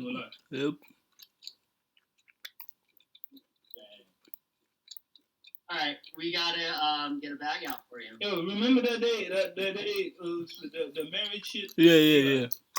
Decent. They are these motherfuckers. Yeah, he was this big nigga. It's bigger than our whole body, man. Oh, dude. Probably in our tortoise pen because mosquitoes are like all over my butt. Yeah, those lucky mosquitoes.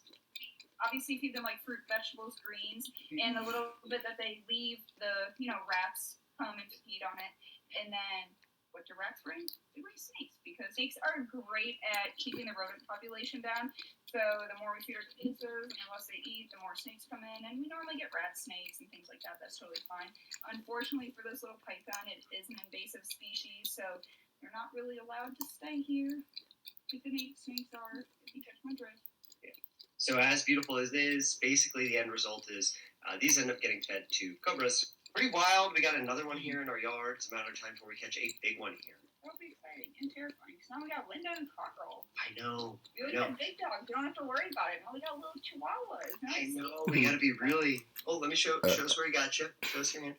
Oh no, are you gonna survive, Tang? Are you gonna live? So we're gonna bag him up, and I'm gonna go make dinner because I am the cook of the household. I'm pretty sure someone asked that in one of the videos. Yes, She's not cooking the python. I want to clear that up. Python is not for dinner. So thank you guys for watching. I hope you enjoyed. Don't forget to like, subscribe, hit that notifications, share our videos with your friends. She bad though.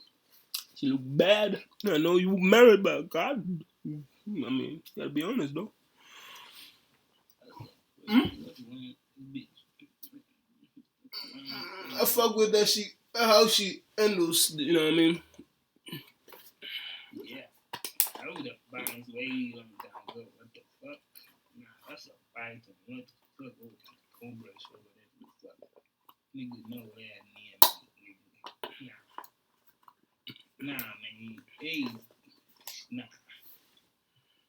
We're gonna call this shot why you don't use 12-gauge slugs in home defense. But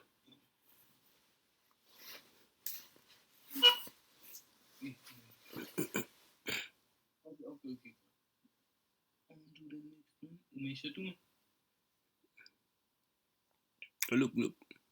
Yeah.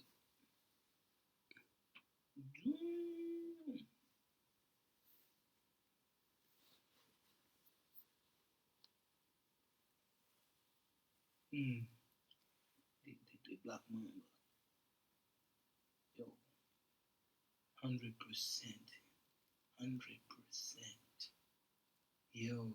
That day in Tanzania when I saw the snake looking like almost black mamba, I ain't gonna lie, bro. I was like, shit. Low key, I hoped it was a black mamba, but at the same time, I was like, you know what? Nah. I don't think it was a black mamba. I'm saying because. Is everybody good? Everyone rolling? We're all good? I'm hoping he's going to be in a good mood today. Woo! Mambas are terribly unforgiving of a mistake. you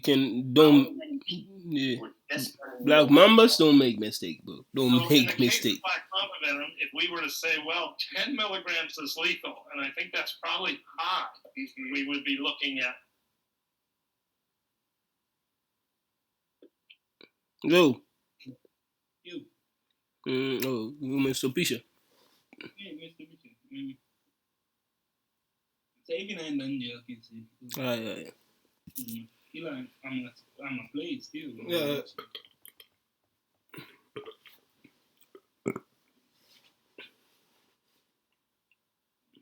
Keep winning.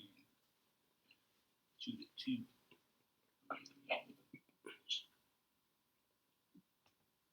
Ready to do again? And that. Over the years, we have milked venom from all of the world's most dangerous snakes. And if you've been following along with these crazy escapades, then you know that we have strategically skipped over one of the most terrifying species, the mamba. The black mamba. We are back in DeLand, Florida, Reptile Discovery Center. And as always, we'll be working with America's favorite snake expert. Look at Carl back there getting warmed up for a morning filled with fresh snake milk. In the world of venomous reptiles, there's nothing more terrifying than an angry mamba. They're fast, strong, intelligent, calculated, and armed with a highly neurotoxic venom that if it enters your bloodstream is a guaranteed death. Here's something crazy. Carl has been bitten not once, but 3 times by these snakes, which makes today's venom milking episode the most dangerous one that we've ever produced. Hey! Hey, Coyote, how you doing, man? I'm good, Carl. How are you? Welcome. Good to see you guys. Thank you. We are back, and we are here to milk mambas.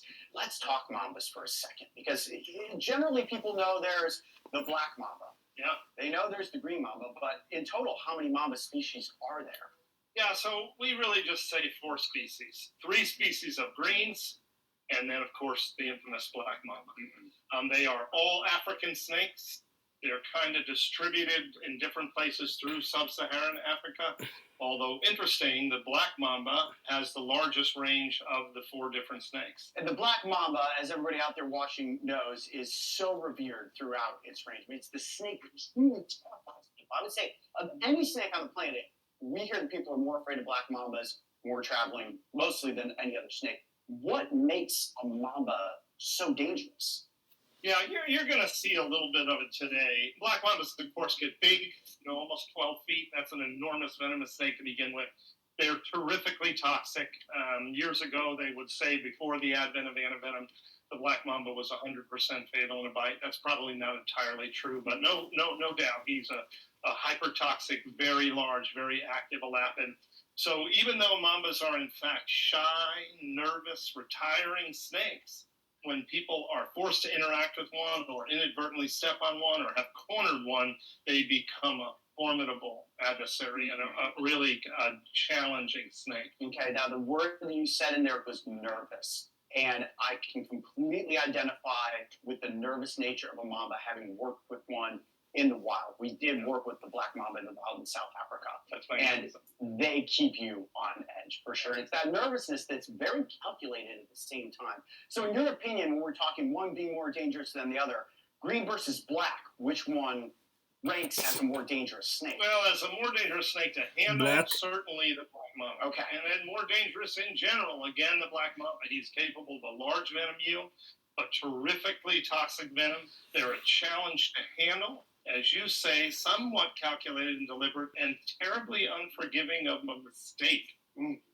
So we were doing lots of mamba venom in the late 90s and early 2000s. I have been bitten by 3 of the 4 species of mambas. That's very embarrassing. Okay, so let's talk about being bitten by the green mamba for a second first. So the green mamba was actually my second mamba bite, and because of the work we do with snake venom, I have become hypersensitive, allergic to snake venom. Like you would be to bee venom, it makes my work a little trickier. We have a terrific, what we call anaphylactic event. We tend to treat that on the way to the hospital, meet the emergency services people. They get in their way for me, get me going, and then into the hospital for antivenom. But by the time I was in the hospital bed, so now we're talking 20, 30 minutes post-bite, I was getting sick. I was having blurred vision. I was salivating. I couldn't get a kind of a swallowing thing happening. And so we were already starting to experience some neurotoxicity and this kind of thing. The tissue involvement and the blood formations happen later over the course of the next 2 days. So do you have mamba antivenom here on site if the worst case scenario were to happen and heaven forbid you were to be bitten? Absolutely. So we've got a number of different mamba antivenoms on site. Now, my heart is going faster than normal. We're in a tight enclosed room. There's lots of venomous snakes. You're telling me this story about having been bitten by the snake species. I know the demeanor of these creatures. Do you at all get nervous in working with any of these, especially something like the mamba coming out today? Any sense of like heightened anxiety? No, but I get hyper-focused. Okay. The whole thing that allows us to do our job is we don't fear the snakes, we understand them. But we certainly understand what's in play and the gravity of a snake bite. It's not something we take lightly. Yep. We haven't had a snake bite in 16 years. We've been safe for a very long time. We're going to continue that safety record today.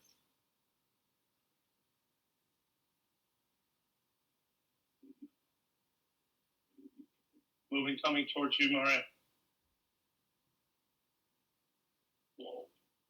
Wow, it's beautiful. They really are spectacular, aren't they? I'm sure.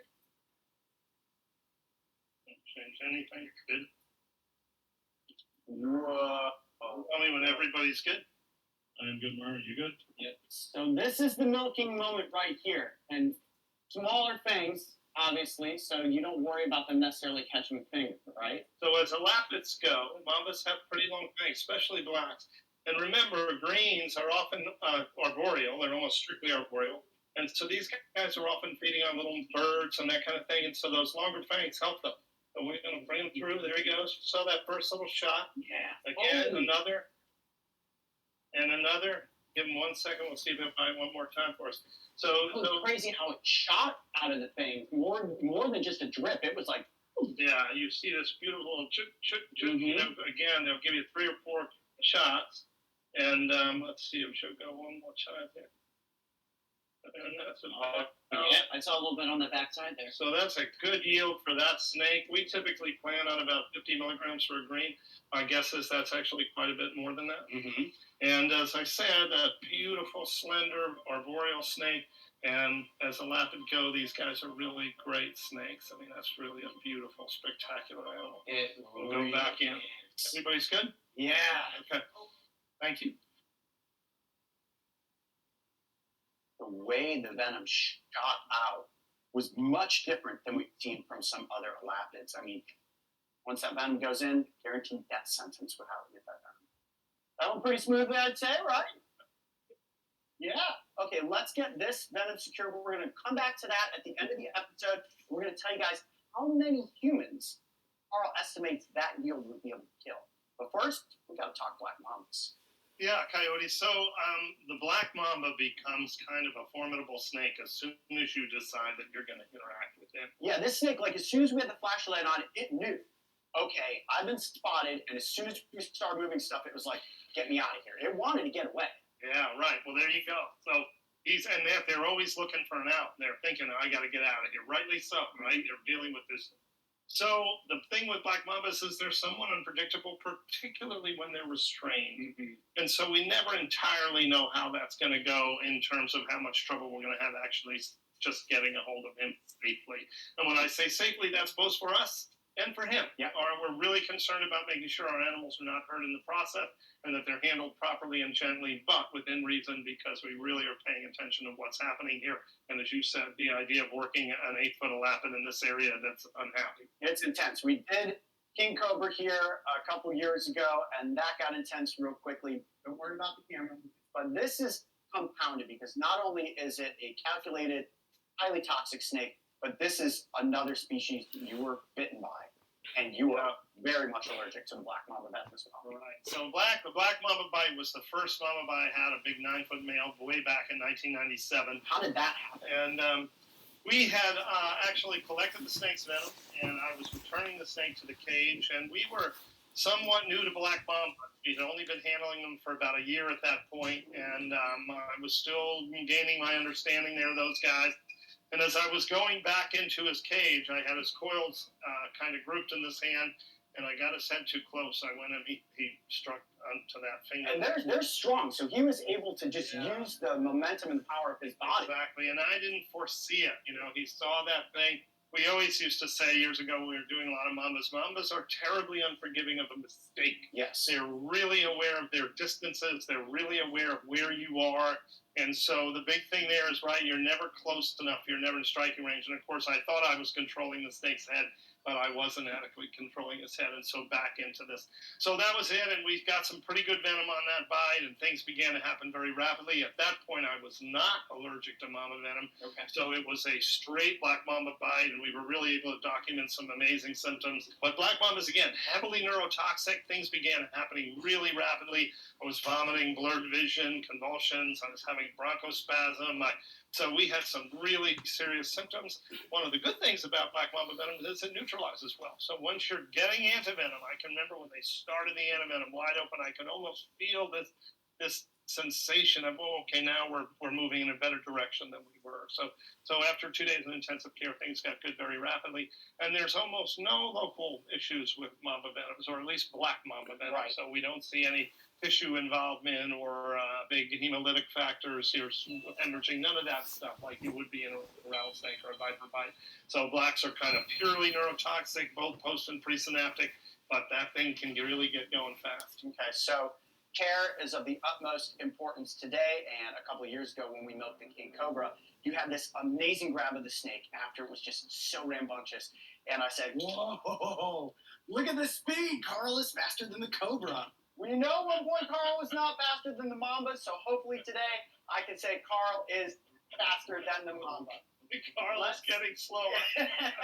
So let's get out the black mamba. Mara's going to pop back in and help you wrangle the snake. We'll get into position. This is as intense as it's going to get today, guys, when it comes from a danger level situation. The black mamba coming out, we've got to be extremely careful. So, Carl, we're under your command. You let us know where we need to be, and let's make sure everybody's safe. Okay, great. Is everybody good? Everyone's rolling. You're all ready to good? I'm hoping he's going to be in a good mood today. But we'll see. Oh, my gosh, that's a big snake. He's a monster. Woo! Okay. Good. Good. I get away. Good.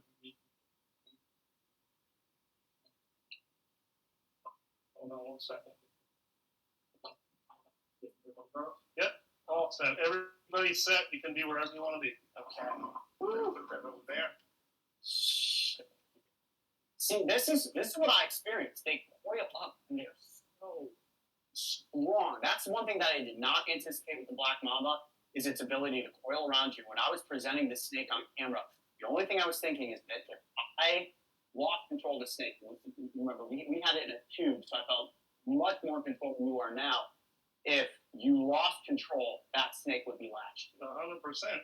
And as you said, if he's wrapped up around you, getting rid of him presents a very real issue. Mm-hmm. So it's one of the reasons we stopped going back into the cage and we started just going into a transfer camp. Okay. So you can see he's ready to bite. He never fully understands this restraint thing. Is everybody good for him to bite? Yeah. Very good. Everybody's good? Because again, wicked shot. No, thanks. Wicked shot. Good. Another shot. Look at that, just the bite and release. And it can control how much venom it's given, correct? Totally metering what it's giving me, absolutely. We think that process is largely cognitive, and he's deciding, I'm going to give you this, I'm going to give you this. And Mambas, again, especially blacks and westies, really famous for these shots at a time. A little bit. We'll get them again in 1 second. Are you good? It is the intensity that the venom shoots out that you can understand how quickly then that gets into your body. A millisecond, right? It's a millisecond. With blacks, I can remember on my bite, moving to the sink to wash my hands. You always take a minute to decide if the bite is actually hot. Mm-hmm. And all of a sudden, my lips start going numb, my face is tingling. I was maybe 20 seconds into that snake bite. And I remember thinking, here we go. And hot means you've got venom in your body, correct? You've definitely got a hot bite, right? So one more shot. Perfect. Oh, yeah. Oh, that was even a good amount of venom right there. Yeah, so that's really a good yield. We're probably looking at 150 megs there, okay, which is about what we like for an adult black, about there. And he really did a good job today. All right, we're going to just back up out of the way a tiny bit there. So perfect. So, Mara, you're going to go back to your grab stick. Yeah, good. And then will you do me a favor? See that garbage can right next to you, Peo? This one. Take all that stuff off it. Yep. And you're just going to put it down there by Mara. Mm-hmm. Awesome. Great. Lid off the top? Yep. Perfect. Yep. And you've got him. Good. Now hold on 1 second. Good. I'm going to let him go. Thanks. I'm letting go. Yep. It's a lot of snake. Hold on. Oh. Yep. Hold on. Mm. It's steady. Mm-hmm. And that's where I say Carl is faster than the mom. Woo-hoo-hoo. That was intense. Gee. Focus it out, man. The snakes are back in their enclosures. We feel a little bit safer at this point. But we've still got two very toxic cocktails in front of us. The green mamba venom, the black mamba venom. And Carl, this is the part of the episode where we add up the number of what I like to call tombstones in regard to snake venom yield. talk to us about these yields, and then we would love to hear your estimate as to how many humans this yield plus this yield would be capable of killing. So let's talk about this one and then that one, and then we'll add them up. Okay, Kennedy. So when people talk about dangerous snakes, there are really two parts to that, maybe three parts to that equation. One part to that equation is venom toxicity. So we know that mambas really rank up in the upper toxicities of snake venoms, right? So as elapids, cobras, and mambas, and all these snakes go, coral snakes, mambas are right up there. The next part of the danger equation is venom yield. And this has to do with how much venom does a snake put out in an average snake bite. And so we're going to talk about mamba venoms here, the East African green and the black. The East African green yield is about 50 milligrams of venom on an average yield. Now remember, we had that snake bite multiple times. And it's got a pretty low viscosity. This does. So some mamba venoms tend to be pretty light, pretty almost watery, whereas lots of our cobra venoms, this kind of thing, tend to be really viscous. King cobra venom is almost like maple syrup. All of that plays a role in how the venom spreads in the body. But so in the green mamba yield, now remember, he bit 2 or 3 times on this thing. We wind up with about 50 milligrams of venom. And we think that a guesstimate on green mamba lethal dose is probably somewhere in the neighborhood of 10 or 15 milligrams of venom. Wow. So this would be probably in the neighborhood of 3-4 lethal doses of venom, something like that. Okay. 4 tombstones off of the green mamba bite. Now, black mamba, bigger snake, bigger yield. Sure. And a greater toxicity. So black mamba venom, we think probably somewhere, a lethal dose, probably somewhere between 5 and 10 milligrams. To give you a sense of that, that would be like 5 or 10 grains of salt in your hand. That's a lethal dose of black mamba venom. Again, we had that snake bite more than once. He gave us about 2 or 3 shots in here. But we're looking at about 200 milligrams in that draw right there. So of those shots, we were looking at probably 50 milligrams, 60 milligrams, this kind of thing. We wound up with a total yield of about 200 milligrams. So in the case of black mamba venom, if we were to say, well, 10 milligrams is lethal, and I think that's probably we would be looking at 20 lethal doses of venom here. So, and if we cut that in half, 40 lethal doses of venom. And again, we were talking about danger and yield being a part of that. So a big king cobra might give you 1,200 milligrams of venom for maybe 60 lethal doses. Okay. So even though quite a bit less toxic than the black mamba, the king cobra, or at least less toxic, huge amounts of venom. Yeah. Or an eastern diamondback, where you might get 10 lethal doses of venom in one shot, because it's way less toxic, but lots more venom. Does that make sense? Makes complete sense. So it has to do with the level of toxicity, the yield, and I imagine the last part then becomes the snake's proximity to humans and how often you may or may not encounter that snake based on where it is that you live. So what we're ultimately able to surmise here is that a mamba bite is a guaranteed death sentence without antivenom regardless. It doesn't matter if it's going to kill 4 people or 20 people. You are one single individual person. And if you were bitten by either of these snakes, it's a medical emergency. No question, a medical emergency, and potentially, depending on how much venom he injected, lethal. Yes. Absolutely. So what happens with this venom now that we've milked it? Where does this go specifically? So the venom here will be filtered, it'll be cleaned up a little bit, it'll be frozen, and then it'll be freeze-dried into a powder form, into a powder substance. And once we have it in that freeze-dried form, it can be stored for literally decades. All of our mamba venom is going to research applications. We are not producing these venoms particularly for antivenoms. Some of the labs around the world are producing venom specifically for mamba antivenom. We don't do that here. Our mamba venoms are produced for research, and a good part of it is in the United States or Europe. Right. And when it comes to antivenom and its availability based on where you live, so here in the United States, the snakes we can come across, antivenom is produced that specifically can help people if they are bitten by those species local to them.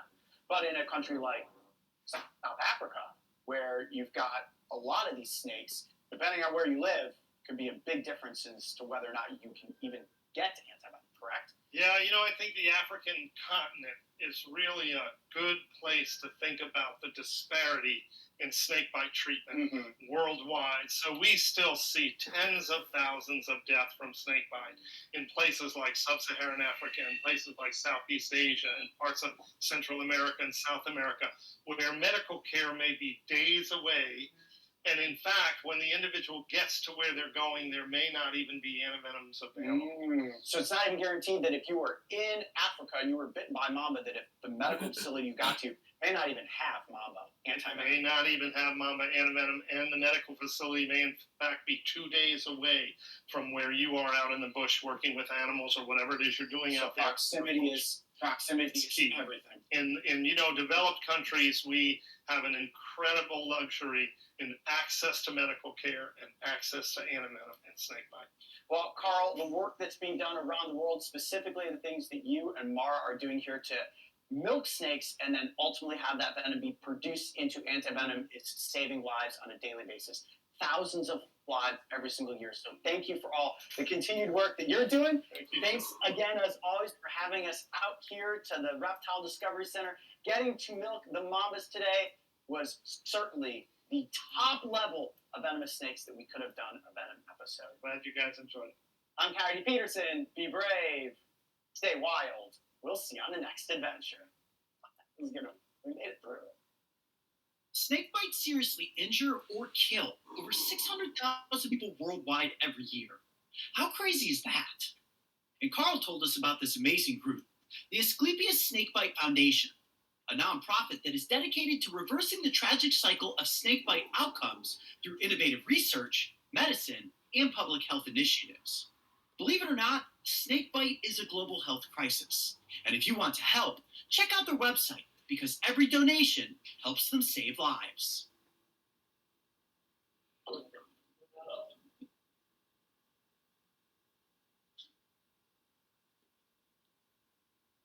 Yeah,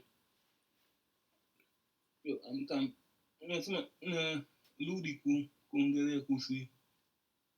This is my love, and look at her. Check her out. She's literally so rainbow that she looks like an oil on water. Man, look at the color on her. Quite big.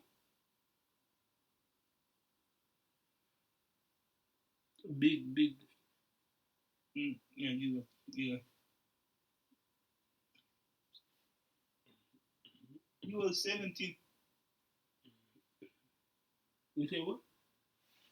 You were 17. This is my love, and look at her. Check her out. She's so rainbow that she looks like an oil on water. And man, look at the color on there. That's incredible. The iridescence is just amazing.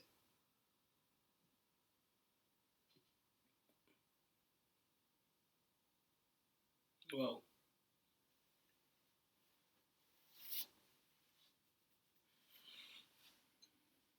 Niendelena is Zane or DJ?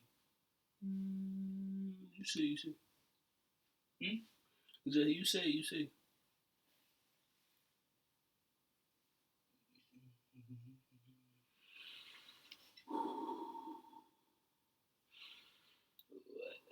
No, someone DJ.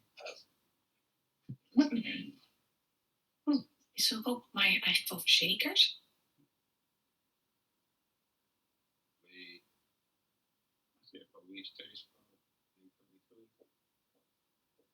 Which one we hit? Y'all go ahead and let me know which one before I first look at I roll my thing up.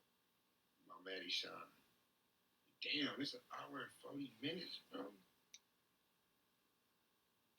Damn, it's got 10 million views in 2 weeks. Thank you, Nature Mates, for seeing that it is a little chaotic and creating new targeted blends to help. Okay, so when our sleep, stress, and immune health are thrown off, new Nature Made Well blends can help us find balance. You go with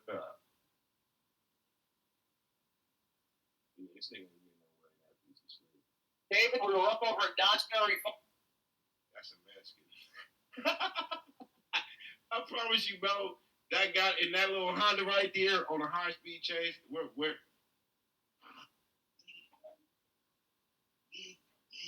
Er wordt wel gezegd dat goud het meest waardevolle metaal is. Maar is dat wel zo? En sommigen denken dat je niet kunt wonen in een energiecentrale. Dat je met een elektrische auto nooit zeker weet of je wel op tijd kunt opladen. En dat een energiebedrijf alleen energie levert. Ontdek wat we bij Vattenfall nu doen voor een fossielvrij leven straks. Een supermatch van Simpel. Dat is 10 plus 5 gig extra. Onbeperkt bellen en gratis aansluiten voor maar €10. €10? Mijn kleinzoon noemt dat een donnie. Knott's Berry Farm, where at? Up in LA? Like towards Anaheim or some shit? If it is, ask your homie. Out the window, and we have another pursuit. This is eastbound 91 freeway, just past the 5 freeway. Which agency is pursuing this vehicle? Right now, he's going so fast, there's nobody right behind him. It's very erratic driving, getting off the 91 freeway. It's a black Honda Civic. The driver's side window rolled down. Apparently, this was an attempted traffic stop. As I mentioned, unclear which agency and who is pursuing it here, or if this is technically still in pursuit. But what you can see here is that the driving is very dangerous, very erratic and aggressive tactics as he drives Bro, it. get the fuck out the way. They see this now. Okay, he's not the police. Cool. He's not the police. Cool. But y'all see what the fuck going on. You're squeezing through these two homes and you can see some front end damage on that bumper now turning left onto Huntington Avenue, just south of the 91 freeway. This appears to be a residential street. Yeah, About 60 stereotype. miles. We're down a residential street just east of Maple Street. So Huntington Avenue and Maple Street just coming up on Maple, making a right turn now, slowing down just a little bit, zigzagging his way again through this. This is what niggas don't get when you doing a high-speed chase, bro. You can do a high-speed chase and still not get reckless driving, attempted murder, attempt assault with a deadly weapon, meaning a vehicle.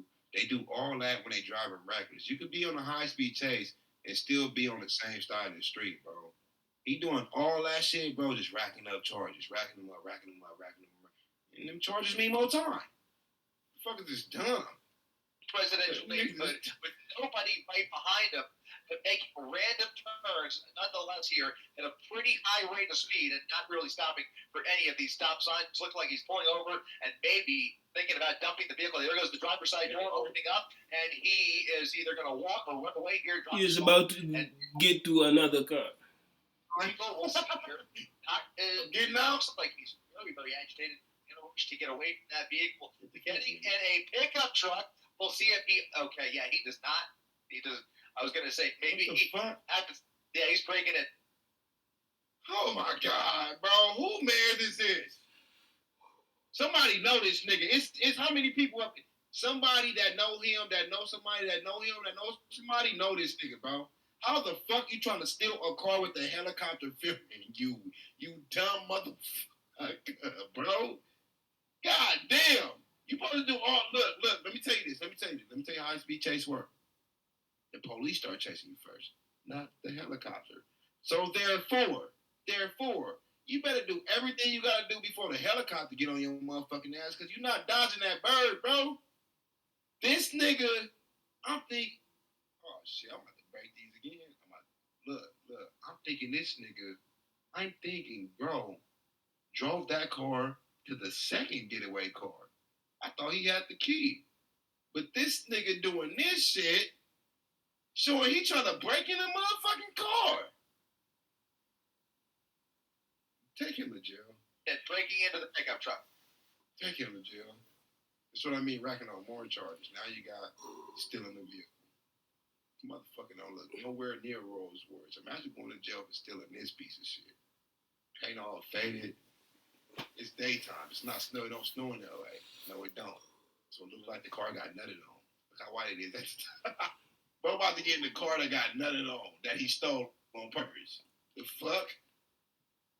Niggas is crazy. No? Can't do it? Why you keep hopping?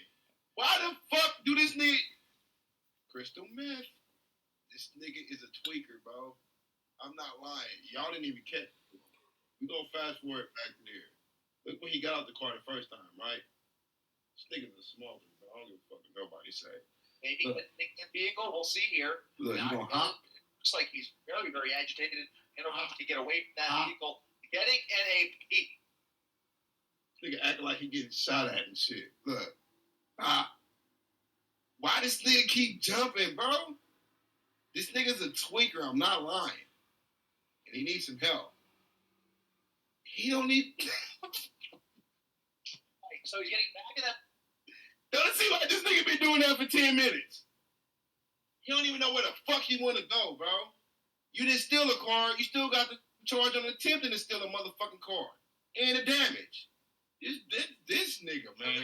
Almost for a second, looked like he was intentionally getting in that pickup truck as if he also had the keys, but obviously was trying to break in there, now choosing to get away in that original pursuit vehicle. I can tell you that Anaheim. Oh my God. I thought he stopped because there's something wrong with the fucking car. So you stop for no fucking reason to try to get in the car and then still leave in the car you came with? What the fuck is wrong with this nigga, bro? Somebody know this nigga. The car is perfectly fucking fine. The car is perfectly fucking fine. And this nigga, damn. Somebody know this nigga, bro. His helicopter is overhead here. They have eyes on it. They are probably streaming ABC7 as we speak as well. And you can see now getting back onto Falmouth Avenue at a high rate of speed. Understand. To take over that pickup truck. Look at back in that original Honda Civic. He driving that fast. Understand, he know ain't no police behind him. He...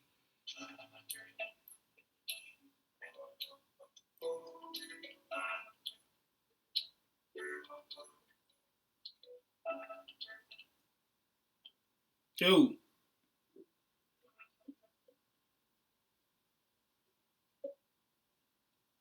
Yo.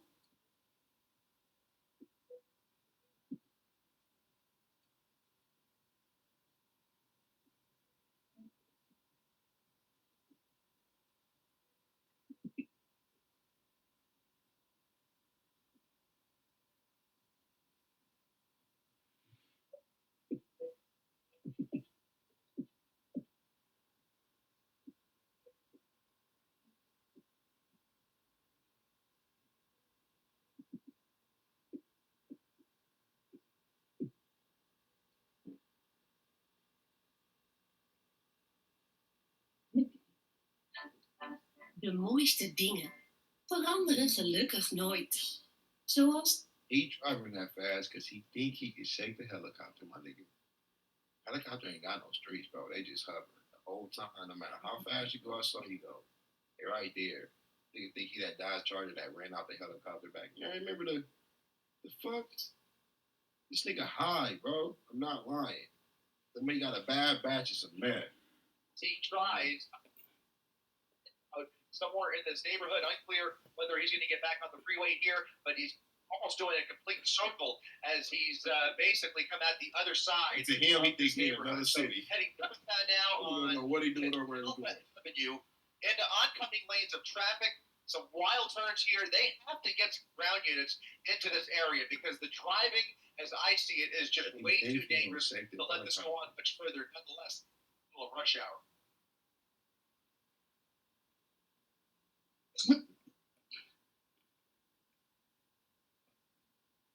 This nigga ain't slowing down on turns and none of that shit.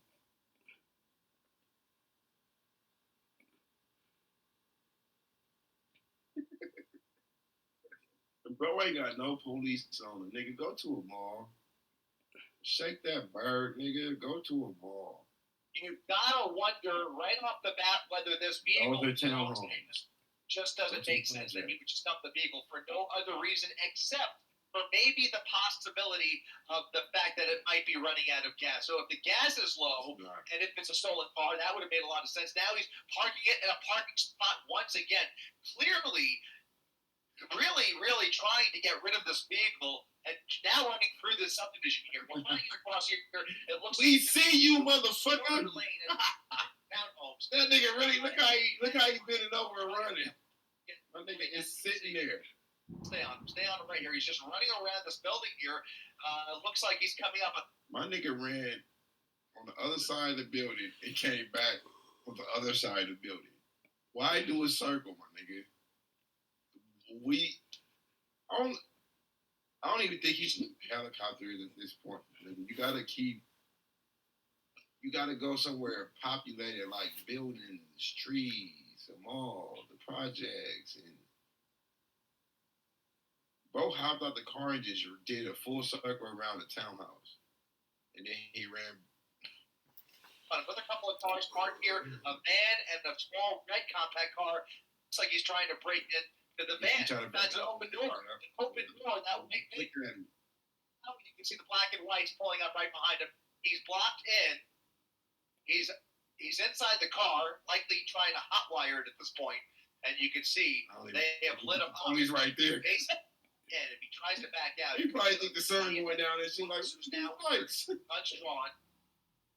Squarely waiting. They had their eyes on him. They're just waiting for backup at this point, and obviously trying to bark some orders at him, hoping he gets out of the vehicle. Let's try and come around the other side if we can. I'm sorry. Yeah, it's actually on the north side of the Disneyland TFR. So we actually are going to be forced to hold this position right here. Unfortunately, we can't see the driver's side of that white van. And if you're just tuning in, there is a pursuit driver that is just. Look at this! Hey, look at this! He started it. They love this shit. Look at this. Fullerton police now trying to block him in as he puts it in reverse. He's going up and down. Through the gate, my nigga, you're not getting away in that bullshit ass front. Out of his way, as he is now stuck in that parking spot. There's really nowhere for him to go. He's got a fence in front of him. Look at this. Look at violently into reverse, ramming right into that Fullerton Police Department vehicle. Don't they usually shoot at this point? They should. Once you hit a police vehicle with another vehicle, then they usually start shooting, or it's full of things. It's at least shoot the tires or some shit. It's the brick wall, another car behind him or some shit. This nigga is high. Y'all hear me saying that, but y'all not getting what I'm saying though. This motherfucker is gone. Gone. I promise you. That nigga is on some crystal meth. I'm not even lying, bro. None of this shit to him is really happening. It's happening, but not for real. He'll deal with it tomorrow, or when he comes down off his high. That's how he look at shit. I'm telling you. That's right. Yes. Guess what? Look, this nigga.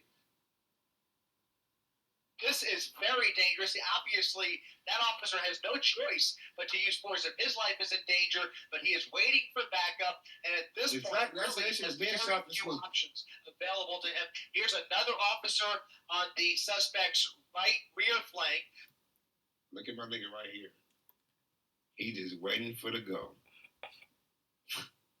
The lieutenant there right here waiting to kill this motherfucker, bro. I am telling you. So now two officers, not sure if they both came from that same patrol car, but I only see those two officers on foot. And he is just going back and forth. Now he's created some room to escape here, and he's going to probably try and ram it again or do a 4-point turn and turn it around. He's got to turn it all the way around without hitting that tree, and he may have a couple minutes to do it here because what else can those officers do? They really don't have many options. Here comes the backup. Head to head. This is dangerous. Look at this. A head on situation. That nigga ran like a motherfucker. I would have too. I ain't lying. And now I ain't lying, and he's out of there. Should have killed him. He's into this neighborhood. Look at this. What is he going to do here? Around all of those black and whites, those are two Fullerton police officers that are now going to turn around with him. Look at this. He's out of there. You're seeing here. He is now back on Ghost Gang on top. After evading. He's out of there. Black and whites who were just pulling into the neighborhood to try and help that original officer. After a while seen in that parking lot, we now have a brand new pursuit on our hands here as he is from pursuit to pursuit. Once again, a dangerous situation on the hands of Fullerton police here. The fuck?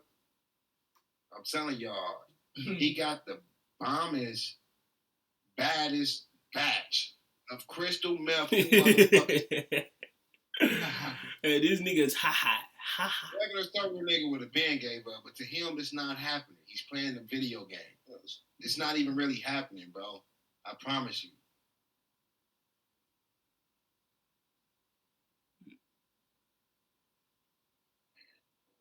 That's right. And anybody who is willing to engage with those cops like that, attempted assault on. Look at this, ramming past all of this traffic here as he tries to get back on the freeway. It looks like he's trying to get back on the 91 freeway. He sideswiped two separate cars to get through that red light, getting back onto the 91 freeway. Surely CHP is being called in here as Fullerton Police really has their hands tied. Many of those officers, I had not seen them get much closer to him, and now he is on. The niggas on Fullerton Police were scared to get canceled. They know if they would have shot a Mexican nigga somehow, some way, we would have been like, bro, you didn't have to use deadly force. And I didn't want to got a bench job and some more shit, bro. But what's the background of the story? Y'all motherfuckers is nosy, and I know y'all know. Y'all need to tell me what happened, because this shit started from the beginning. Just outside of the 91 freeway, as I was about to say, anybody who is that reckless and willing to put themselves in that position where they're face to face with those officers, it is a desperate suspect behind the wheel here, and obviously, very, very dangerous. Can they switch the nigga that's talking? Because I don't like this motherfucker. For some reason, I'm just Getting under the 5. I don't like this nigga. And don't act like I'm the only one. We all seen motherfuckers we don't know, never even talked to, never even met. Just for some reason you don't like that nigga, bro. That's this nigga up in the helicopter. He just has no something fucked up. And it's why. You can talk my whole conversation. So I think we are about to see some really dangerous, very precarious situation here for every motorist who you see in this frame. Again, westbound side of the 91 freeway has now transitioned to the the northbound 5 freeway. He is now northbound on the 5 freeway, where traffic, I've got to tell you, is relatively light. He's seeing. You ain't got to tell us I can shit. see out the window here in Air 7 HD. Very little traffic in his. This nigga act like he on the motherfucking radio. Nigga, they ain't playing this on the radio. They playing this on the news. Nigga gonna say, yeah, traffic is heavy. I gotta tell you, motherfucker, we see. Niggas ain't dumb like the nigga that's driving. Motherfucking police officers think they my nigga, you fly a helicopter. You ain't no better than us. Traffic is kind of woody. Well, I tell you, you're a square. All my life in a college, she was a square, bro. I mean, and your punk ass probably did go to college just to go to the police department. Nigga fly helicopters. Nigga that fly helicopters don't get no pussy. You ain't in the streets for real. Nigga, the bitches fuck gang you. Don't fuck niggas that fly the helicopter. They want the niggas that's in the streets for real. Fuck this way. I can only imagine, as you were wondering too, David, that I can only imagine that HP has been requested to take this over, because you've got Anaheim PD, who's pretty much out of pocket. They do have their airship in the area. Yeah, I see. Fullerton PD is now out of their jurisdiction. Now he's getting off at Beach Boulevard. So getting off at Beach Boulevard, onto Beach Boulevard. Oh, nice. Look at that, fishtailing as he came off the freeway there, onto Beach Boulevard, off of Beach Boulevard, onto Auto Center Drive, as he continues northbound at a high rate of speed. A little more traffic on this street here as he makes a wild right turn into oncoming lanes of traffic. There's Anaheim PD's helicopter. They are directly over. The whole time I'm thinking it was this motherfucker's the police department. I know it's the news, but at the same time I wasn't even thinking like it's the news. And I'm like, that's why I said niggas don't. Never mind, bro. Never mind. Likely calling out for CHP, but right now, ever since he took this vehicle out of that parking lot, we haven't look at. That's what the news is. Engaged with this suspect yet. Look, bro. Look. Say you do a crime right now, right? You do a crime right now, right? And then somebody start chasing you with their camera everywhere you go. That's a snitch. That's not the news. When people call this the news. These motherfuckers ain't even the police. They got the camera and they following the nigga that do crime. These niggas are snitches, right? Or no? Look. Y'all call this the news. This shit is snitching at its finest. Don't fuck with nobody. Hey, but this is, bro. If old boy in his car is not if, I know he a Mexican. I know it's the Mexican homie. I really hope they find some crystal meth on him. That's gonna do my night right. Because there's no way he can be sober, bro. And real meth heads, even when they getting chased by the police, they don't throw that shit out. After he did all this, when they catch him, it's gonna be in his pocket. Watch. After they did all this, it's gonna be in his motherfucking pocket. I'm telling you, bro. I'm telling you. Watch another charge. And he's breaking a lot of fucking rules, man. Sheesh. Look, they ain't gonna get this nigga alone either. Just follow it, bro. They just following this nigga. You ain't. All you doing is gonna miss dinner at the county, fucking around. You want to take so long, then you better go to jail early. Yeah, very fearful, very agitated driver behind the wheel here. Traffic stop, refusing to pull over. He was in a black Honda Civic when it all started, and it appeared we saw him on several occasions try and dump that vehicle, and now he has taken over a white van. That's a GMC van, almost looks like a work van that was parked in those townhomes now on Artesia Boulevard as CHP tries to get in here and race up Artesia to catch up with the suspect. But once again, no black and whites in sight as he is breaking every rule of the road and showing no regard here, just ramming into vehicles whenever he sees anybody in his way. This nigga drives separate vehicles. He going this fast. This video 12 minutes long, right? He only had police on him in the middle when he was at the apartment. That's it. It's the whole time he driving fast. Not because the police on him. This nigga really think he can outrun the helicopters, bro. I'm not lying. There's two of them up there. Or at least two that one that we seen and one from this fool. It's the annoying motherfucker that I want to side, trail, and kick. It's over. All right? Only from this nigga, bro. You can't outrun no... Man, this is funny. Lost control at Beach Boulevard, as you said, David. He fishtailed off of the freeway there, almost lost control, actually, and is now regained control on a much light... get it out, motherfucker. Boulevard here. This is the boulevard where you can see once again he's got much of the road all to himself here. You done? All right. This motherfucker was struggling for a minute.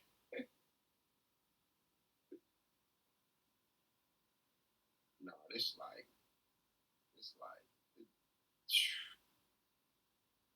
a idiot. 11-incher, no lie. He is just bound to lose control of this deal. You can tell with every turn, he's barely braking. He's taking all of the I ain't gonna lie, he's fast though.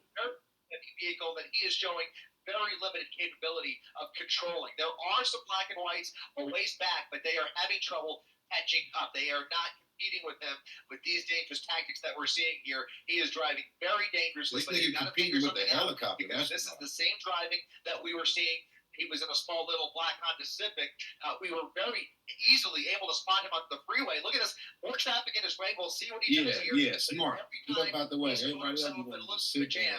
He just tries to use the vehicle to ram his way through here. Looks like he's got through that light there. We're on Valley View Avenue. As I was mentioning, it was very easy to spot him on the freeway originally because the driving was so erratic. And again, throughout this pursuit... Bro, what the fuck? Y'all seen this shit? I want to know how this happened for real. They can do some investigation. Nigga, he's riding on the left side, but he's taking the right. Bro, nigga. Dude. Don't tell me how. And I want to know what happened. Really? Pre-watch. Just driving like a... You don't pre-watch videos, man. Valley View Avenue at Alondra Boulevard. Through the green light here with a little more traffic in his way. And we'll see what he attempts to do here. But I've got to believe that Honda was running out of fuel. You saw some front-end damage. He obviously had been in some collisions with that car. And we already have witnessed several collisions with this car. Not to mention that wild scene in the parking lot. If you missed it, I hope we can pull back some of that video where he was ramming that black and white. Where he was ramming. Overton police officer who was just He made the narration point. He rammed that black and white out of the way, and the pursuit is on once again. But right now, as we've been saying, no law enforcement able to keep up with him just yet. You done? Man, it's gone, bro. Over. But where is he even going to? Mm-hmm. Was that a cop car or some shit? Yo, he's driving this nigga just accidentally Oncoming lanes of traffic through a parking lot here. He's going to come out on Rosecrans Avenue, going the wrong way on Rosecrans, It's immediate. He's going to have to jump. Oh my goodness, look at this. He's going to probably shift over to the correct lanes here, but he had nowhere to go there. Didn't jump the median, just went the wrong way. Is now on the westbound side of Rosecrans Avenue. So that motherfucker ain't called the curb? He was calling that shit a medium? Like a large or a small? Hold on. They come out on Rosecrans Avenue, going the wrong way on Rosecrans. Man's is shouting, wrong way. But he had nowhere to go there, didn't jump the median, just went the wrong. Yeah, this dude is definitely on something, bro. Like both sides? I thought that was just the curb in the middle, and then the ones on the other side sidewalks. What the fuck? This nigga's right there in the medium. Hey, this nigga jumped the medium. He got to jump the small. Huh? Oh man.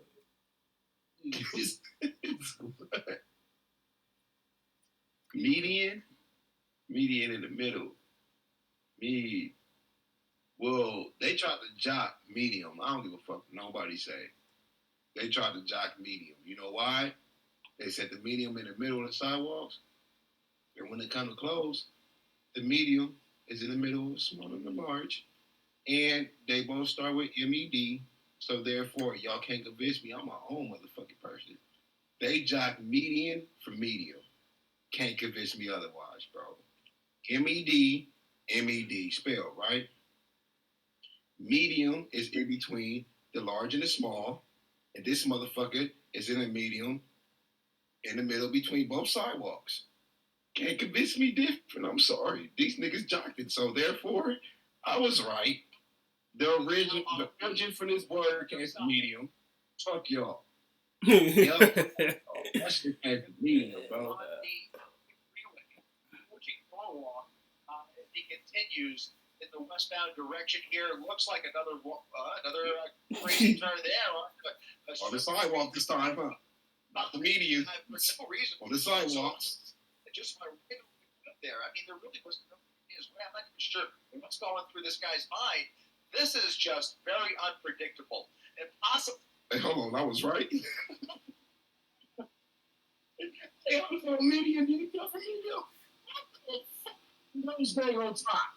Nigga, leave me alone, the smartest nigga in the world. Can't tell me different. I invented electricity, bro. Nigga said I was really right. And y'all know me. If I feel like some shit is right, it's just right. That's why I always go with my fucking gut. That's why I said it. You see what I mean? Trust yourself, niggas. Trust yourself. Trust yourself. No, but for real, trust your motherfucking self. Shit, that's me and my brain. Shit. Why y'all think I'm the only nigga on the YouTube nigga that got his own word, the dictionary? Happy Yonde, motherfuckers. What? I'm different. I'm telling with this up. I got 5 niggas. What? What the fuck? What the fuck happened? Let me go get looking with that shit, like low key. We see. Stunting them folks. Yeah, that's kind of dope.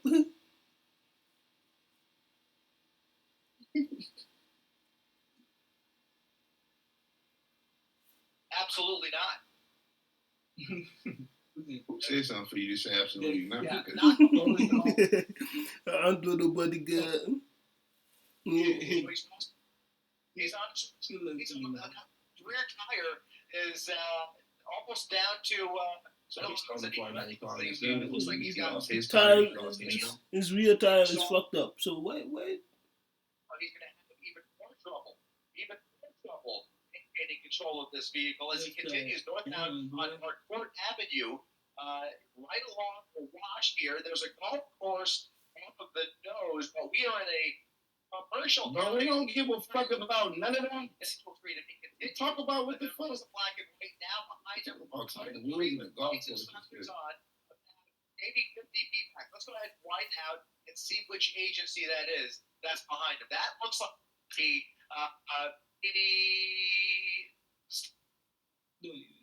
All in favor to fire this nigga from Skywap 7. Please. Or if not fire this nigga, just have this nigga ride along, bro. You annoying. This nigga be annoying. I think this is the golf course. Oh my God, he fishtailing. What did you say, Bob? My nigga, you the one doing all the saying? This nigga doing all this shit, go say, what did you say, Bob? Motherfucker. Like, damn, I hate when niggas be narrating my videos. And yes, this is my video. I'm reacting to it. It ain't his fucking video. You think he edited this shit and put it out on their YouTube channel? This nigga's a worker. On me, he worked. Like, every day he go there and he film. When he film, that's it. Nigga, we do everything about this shit. They need to mute this nigga next time or find another motherfucker. Like, bro, why you always got the mic when some shit happened? You annoying everybody, especially the nigga that edited the video. This video is an hour and 40 minutes long.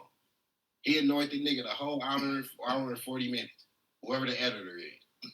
Now he annoyed me, and I'm annoying y'all because I keep talking about the shit.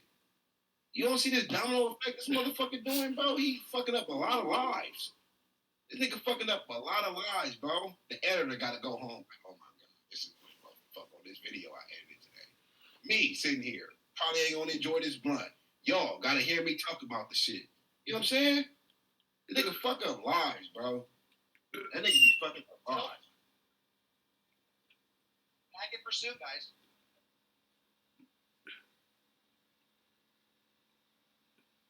Or to proceed. I mean, yeah, well, we see. He comes up.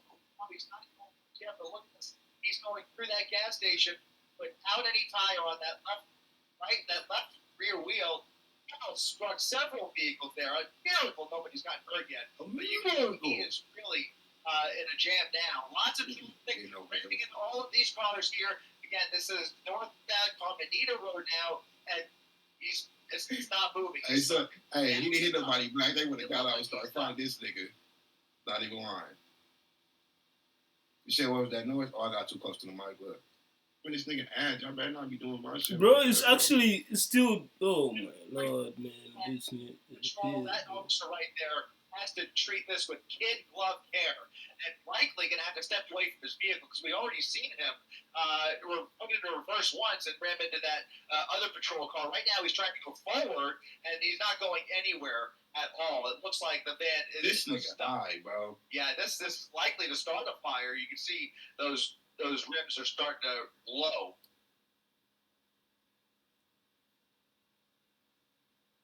There's certainly more on the way over here. Right now, we might have just a little bit. We can confirm just that one black and white.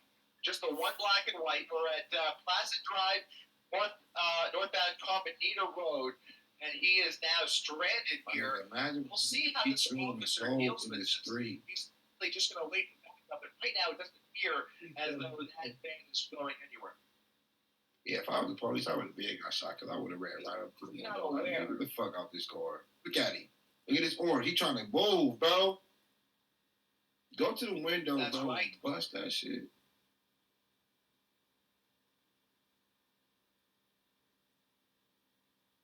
You've got to wonder. Police officers. Got to wonder if you're thinking about nigga getting to out of this van and 101. trying to hijack another one. See what's up. You've got to at least wonder whether that's going through his mind. He's probably not aware. Well, now he's aware. I was going to say he may not even be aware that his wheel's on fire, but certainly he's aware of the fire under the hood. More pieces flying out there as this vehicle is starting to come apart.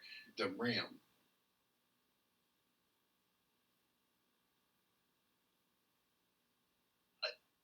Yeah, this tastes live, bro. That's why it's daytime right Well, it now. could be because I mean, where else would that smoke be coming Low from? ass nigga. But Yeah, they don't this take any tastes shot. live. So that probably is not. 11:59 over here, so that means it's midnight over here on the West Coast, which means it's 3 a.m. on the East Coast, which means it's 2 a.m. in the South. That means it's nowhere in the U.S. where it's daytime right now. So how the fuck can this be live?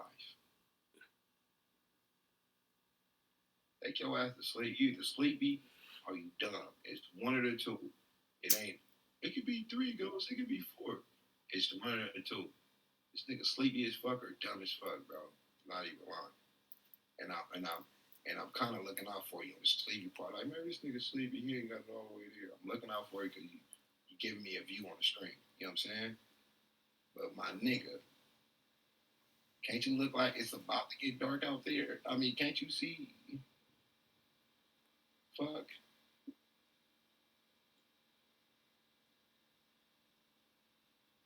Is this live? If it's live, why would I pause it so many times and when I come back it's still in the same motherfucking position? If it's live. When I pause it and unpause it, motherfucker be up in the grass the next day, he at the Slauson Swap Meet shopping. I don't know what the fuck. It's crazy. Live. You said that, nigga. I'm just addressing shit y'all say. If I say something dumb, I want niggas to be like, bro, that was stupid. Yeah, I don't give a fuck. How you feel? I'll be like, damn, that's how you feel, bro? That's crazy. You know how to fight? Everybody got to be responsible for their own motherfucking actions. Not the case, but that Well, wheel, you say that no, you rear should wheel is also creating some metal as well. So it could have come from the rear, but now I kind of wonder if that transmission is just reached its limit, and that's what's producing the smoke here. Not sure, but in any event, it has overheated, and it looks like the vehicle is now disabled. Additional units now pulling into position here. So some backup from CHP. Backup from CHP and Fullerton PD as he gets out of the vehicle. He's out of there again, the hot runner. The hot runner. That nigga running slow as shit. That nigga running slow as shit. As he crosses the It's on the street, hops. we've seen this person make several desperate attempts to hijack other vehicles. We will see what he decides to do here. Lots of folks getting home here in Fullerton, or here in the La Mirada area, I want to say, and he is now running down the sidewalk without any other wheels at his disposal. He's going to start running out of steam here, and we'll see if this ends in a foot pursuit, because I It's think not. they are pursuing him on foot, but I can't confirm that from my vantage point. Here comes another officer in the opposite direction, and he's now run into a residential He's slowing down. alleyway here. Oh, he tired. Oh no! Who's back He's there? now on private property. You saw that it looked like a woman. It was a female sitting right there. He's now in the backyard. He's gonna hide out here. Yeah, I would have killed him. Jumping fences. He's jumping fences, looking for a way into one of these homes. Little dog, small dog there in the backyard. Wow. He's under that patio. That's why I always say people need to keep a fucking gun in their house. That's why I always say this shit. Because if a nigga come in your house running from the police, you just came from outside feeding your dogs. Niggas don't like the door that quick. I'm about to go back out. Wait till he finish. But then he run up in your house. Please get out. I have a family. That's the only thing you can say, right? Fucking scared of the guns. If you were a female that's scared of guns, bro, leave her ass alone. And if you were a dude that don't like guns, that nigga's a buster. Leave his ass alone. If you ain't got no gun in the house, a 12-year-old can run to your house with a little 22 pistol and take over everything. They'll kill you, your wife, and both of your kids, and the dog. Why put yourself in that position, my nigga? Why? Get a gun. Yeah, the awning. He's trying to get into that You ain't car. get it legally, get it illegally. You fuck it. Get a gun. I don't want to go to jail. Yeah, well, you'll be dead. Shit, it's cool. Several dogs barking. He's now going through that sliding glass door, making its way into the home. Somebody appears to be, it might even be a homeowner, not sure. Completely unaware. Yeah, he's on the other side of the building. I don't think he has any clue. Very dangerous situation.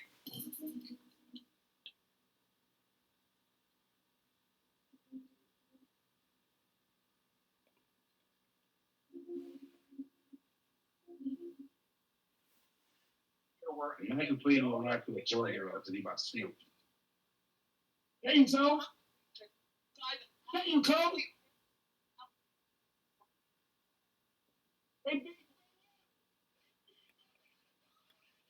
They're beating him. He's in the truck. He just got in that truck. There's a dog under that truck. Oh my goodness! How did he get this? Oh, they got. How the fuck did he still on the floor? What the fuck is this? This is incredible. He's an OG though. Unbelievable. I can't shit. To get creative here because this person. Gun in the house, bang, bang, over with. This nigga stole your gun. You little. Why? How you think your wife looking at you? You had the daddy, the mama, even the family fucking dog on this nigga head, and they still couldn't do shit. And they still couldn't do shit. See what I mean? See what I mean? How many people over here? 861 people? That's 860 of you niggas right now. I'm the only one that got the pistol. All you niggas don't want to go to jail. Think your kid is going to get your gun. It's against the law. You don't have a license. Your girl is scared of it. You don't like violence. Fuck that shit.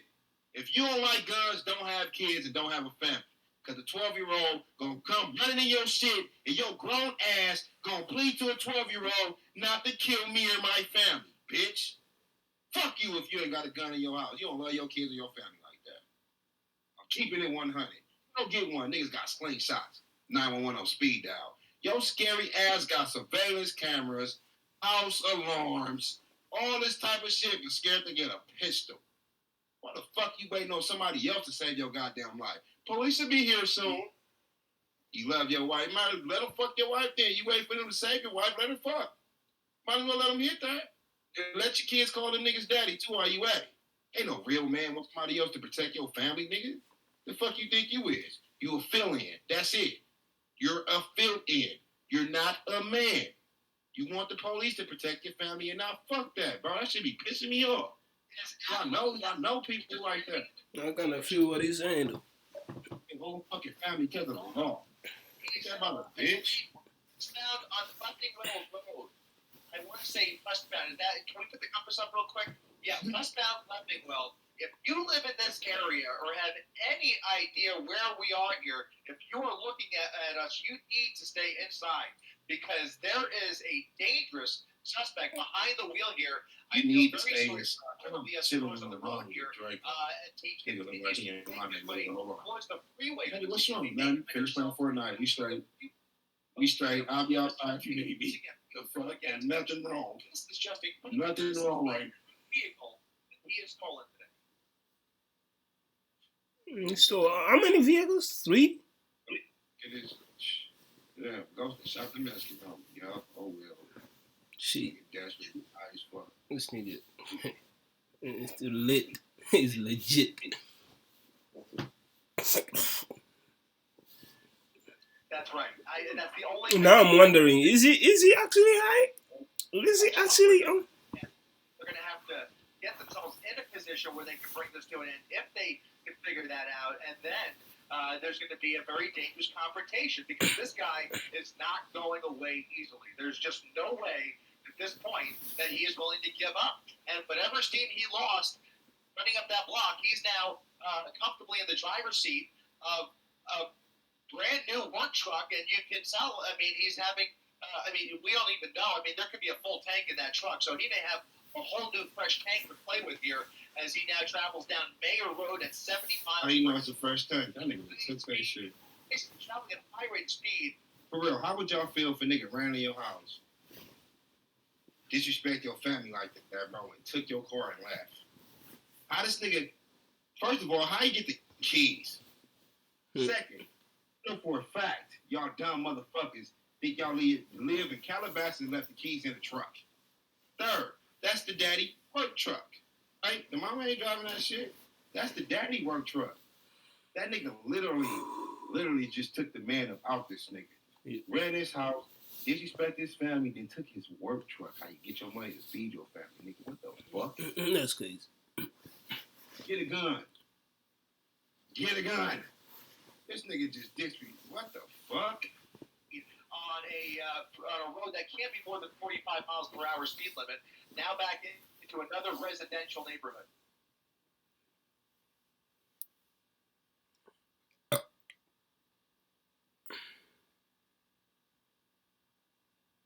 Yeah, that big ass knife or a fucking machete, whatever they had out there, bro. That nigga took his job. Not to mention, he almost took out at least one person in that driveway and a dog that was underneath as well. I hope everybody is okay back there. Hell yeah, nigga, you run up in line here because the sun is. No, I'm live right now. I'm live right now, right? Within sight here. Something happened on my shit, bro. I would get off live right now and Draco a nigga the fuck down, bro. No lie. While I'm live, y'all be like, bang, bang, bang. I'd be like, dang, y'all, I gotta end this stream real quick. I'm not even gonna lie. You think I'm lying, niggas? Oh, Ghost Party live, we think live. And I sleep through the day, so I stay up all night. Can't catch the beat straight. Why the fuck would I got the cameras that's around my house and the dogs I got, right? Why the fuck would I just keep these just to protect me and my family, bro? Please let me know. Why? It didn't make 0 sense, bro. Cameras are only good for after the fact. After they hit the lick, after they shoot some shit up, then you can see who did it. The cameras ain't stopping shit. The dogs is the greatest alarm in the world. Let somebody get within 30 feet of the house. Boom, boom, boom. Hey, y'all, hold on real quick. Do I say hold on real quick? I'm about to go check and see what this was. No, it's hold on real quick. That's it. Nigga, I ain't playing them games, bro. Niggas out here is shady. So you gotta be shadier. The cold is shade all day. Be chilly as fuck.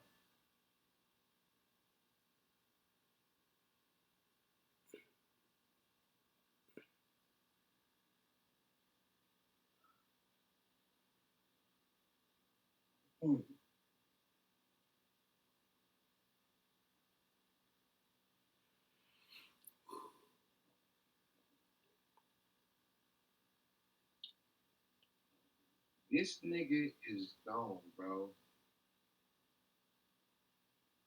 I don't see how he's still in the same city.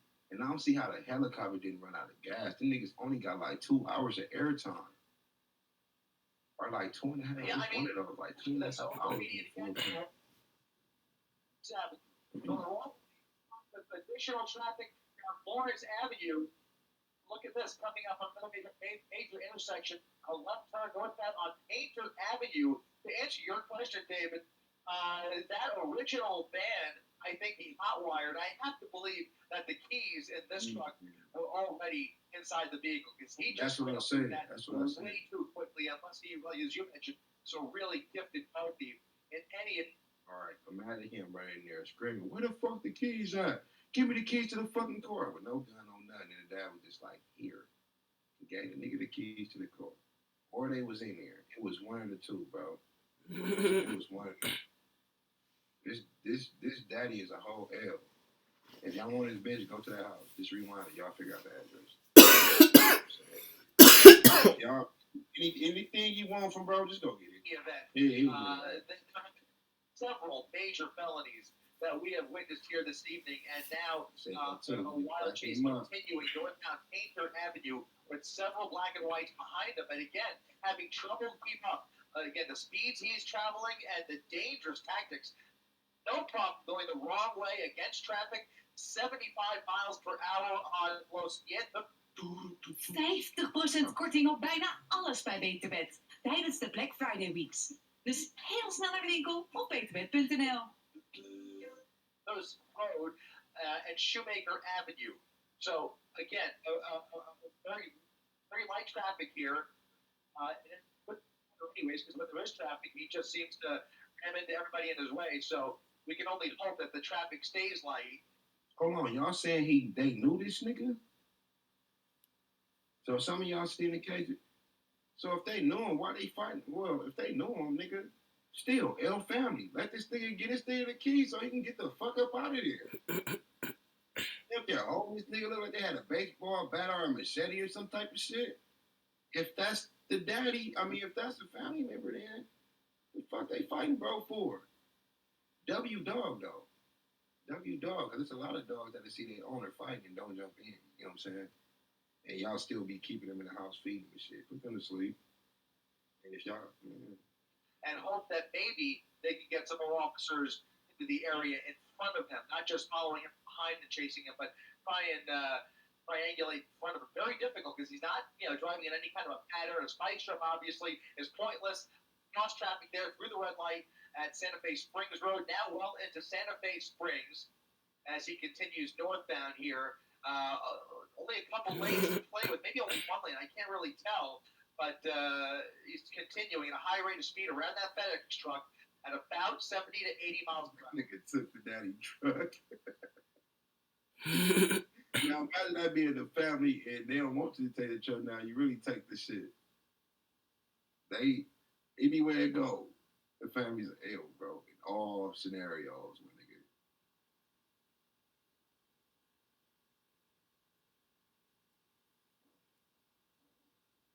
This nigga is not a violent person, bro. You see him when he ran past the female, he didn't do nothing to her. He tried to wait for cars when he squeezed through them motherfuckers, even though he just trying to get away. Bro is just high. This is something a lot of y'all don't know. Whether it's cocaine or crystal meth, right? So when it comes to cocaine, when it comes to dope, when it comes to crackheads, right? The high only lasts 15, 20 minutes. You know what I'm saying? 15, 20 minutes, and they sprung on that shit. They get it, they chase it all day.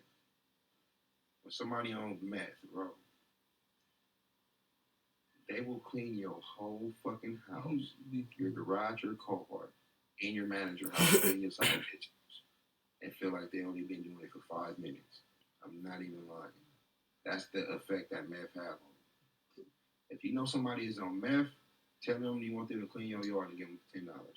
They're going to be out there from the morning till the morning. I'm talking about the next morning. You're going to have, your shit going to look like the line at the White House. I'm not even lying. Your shit going to look like the guard at the White House, nigga. They motherfuckers stay up for 4 days straight, 5 days straight. I mean, no sleep. Zero sleep. We can only be thankful that it didn't appear that anybody in that home was hurt. At the very least, we have to be thankful for that, but it'll be a miracle if it remains that way throughout the course of this new pursuit now. Again, as you mentioned, in the third vehicle that we have seen him in today. Now, you're right. It's been about 25 minutes since this all started, I want to say. Is that right? About 25 minutes? Maybe, a little bit closer to 40 minutes. And he was going away from the freeway here on Slauson. Now he's turned around and heading back towards the freeway. I wonder if he's looking for an opportunity to that's get how back it is, on the dog. freeway. He is on Sorensen Avenue. And then when they come down off that shit, they sleep for like 2 days straight, 2.5 days straight. I don't know why niggas like that crystal shit, bro. They be sleeping, bro. No water, no drink. They don't get up to piss. You can have a party, babies crying. You can fuck on the same couch. They not moving at all. Fucking meth head, bro. That's what this nigga on. All this shit is happening to him, but it's not really happening. He just there for the ride. Like, no pun intended, but he there for the ride. That's it. Down direction here. So he was going eastbound Slauson, and for some reason, and he hasn't done this very often, for some reason, if you don't eat Slauson, that means you coming around back towards the freeway. What tells me he's looking for an entrance ramp. A close call there. Another residential street along Sorensen Avenue that Anaheim PD ship still right over him. They have been relentless as well, staying right on top of him. At least they have been able to do that and call out his location for all of these neighboring agencies. Now, LA County Sheriff is going to be getting involved here at some point. This is a poor police execution, bro. They are not doing nothing they're supposed to do. This nigga been doing this shit. This 32 minutes that we see, this square ass bitch probably started filming like 45 minutes ago, bro. This is sad for them to be chasing this nigga through this many scenes. This shit is sad. We are in safe streets in LA County Sheriff's jurisdiction. We've already seen several agencies, including Anaheim PD, Fullerton PD, and CHP, try to apprehend this suspect at various points, but he has done a masterful job of evading authorities while creating a lot of horror in Orange County and now back in LA County, here on another residential street, a very random turn. So no destination of mine. I thought maybe he was trying to get to the freeway. Doesn't look like it. Just trying to maybe look for a spot to hide out, thinking this through. Maybe I don't know how familiar he is with this neighborhood, but maybe he's just looking for an opportunity to hide out.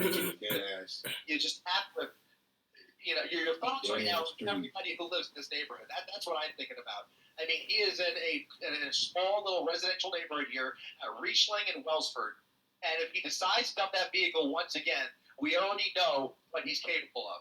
And so I just hope, the best place he could end up right now, quite frankly, would be in the freeway. He gets on the freeway, it's a much more manageable and contained atmosphere. But once you get into these residential streets with a dangerous madman behind the wheel like this, anything is possible. We've already seen it, and you can see that night coming on. Compliments of the Anaheim Police Department, Angel One right overhead as he. This nigga called the spotlight a night sun. The nigga said you can see that night sun overhead. Compliments of the police department. I really don't like this nigga. I'm not even lying to y'all, bro. I don't know what this nigga. This is the type of nigga, like, you go to 7-Eleven, right? Mind you, you ain't got to hold the door for no fucking body at all. But this nigga, he'll walk in front of you, you literally 1 foot behind him. He just open the door and keep walking. He wouldn't even hold it so you can, not even hold the door open for you. Just hold it so you can grab it and get in there. That's the type of nigga this is. This type of nigga that'll get ready for bed. He take a shower, put on his pajamas, peel his cover back, sip some cocoa, and go to fucking sleep. This is the type of nigga to text his mama good night. Sorry to say, real niggas don't text their mama good night. Love mine like a motherfucker. Can't tell me different. When we talking to her on the phone, we tell her good night. Niggas ain't texting that shit. I don't like this motherfucker, bro. I don't.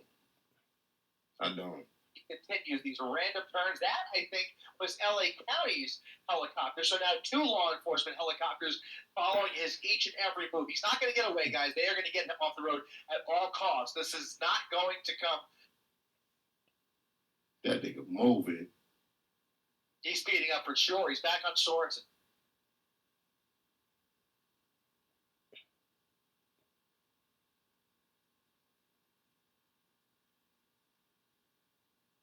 All right, well, the question becomes: look at this. He's full speed at the end of Sorensen into a parking lot, and I think this is a shopping center. This is the Marketplace Shopping Center in Magnolia. There you go. Okay. People walking through this parking lot. He's slowing down a little bit at least, but he's hop out and go inside. As he tries to look for an outlet, you have to wonder. He's very aware of that night sun coming from the helicopter, and I can only imagine that night sun. €100 Black Friday korting. Bestel hem in de Coolblue app. Is agitating him even more. So at least. I can only imagine that night sun is agitating him even more. Come on, sourdough. This nigga said, I can only imagine that night sun is taking. Just imagine it, nigga. Because your ass, I don't even know how. You know how much clout you gotta. How did he get this position? Because if I'm correct, which I am, he went through his whole life of just being him. I don't know how he made it like that. Let me tell the niggas to just be you, but not like this nigga. Cause I don't. The fuck? Hey, bro, your shift, this nigga shift probably ended hours. What the fuck? Hey. We made it through there without any trouble. He's made it his way through that parking lot, now back onto Hadley Street, where you can see squarely that night sun is on him. And hopefully that doesn't cause him to amp things up even more than they already are. But as you mentioned, David, we do not know what the original want was. It was an attempted traffic stop. He failed to pull over, failure to yield. But obviously there was much, much more to this story. And from the very beginning, I was questioning whether that original black Honda Civic even belonged to him. And what we're witnessing here, my bet is that was likely a stolen vehicle as well. In any event, this is the third vehicle we've seen him in through another major street here through the red light, continuing, I think, northbound on Hadley Street. You think? Nigga, you been talking this all the time. Motherfucker, be correct. I think he's on Hadley Street, northbound. No, you know. You smart, right, nigga? Right now, he got on a blue dress shirt with a green, yellow, and black tie, the bow tie, with a punk-ass police haircut with some glasses on, with a little ear racks in his ear with some brown shoes and some tan pants. I know this nigga. I know this nigga like the back of my He's in front of a school, guys. He's in front of a school. Lots of people walking in front of this school. The school is out. It's nighttime. So I'm trying to put on the extras.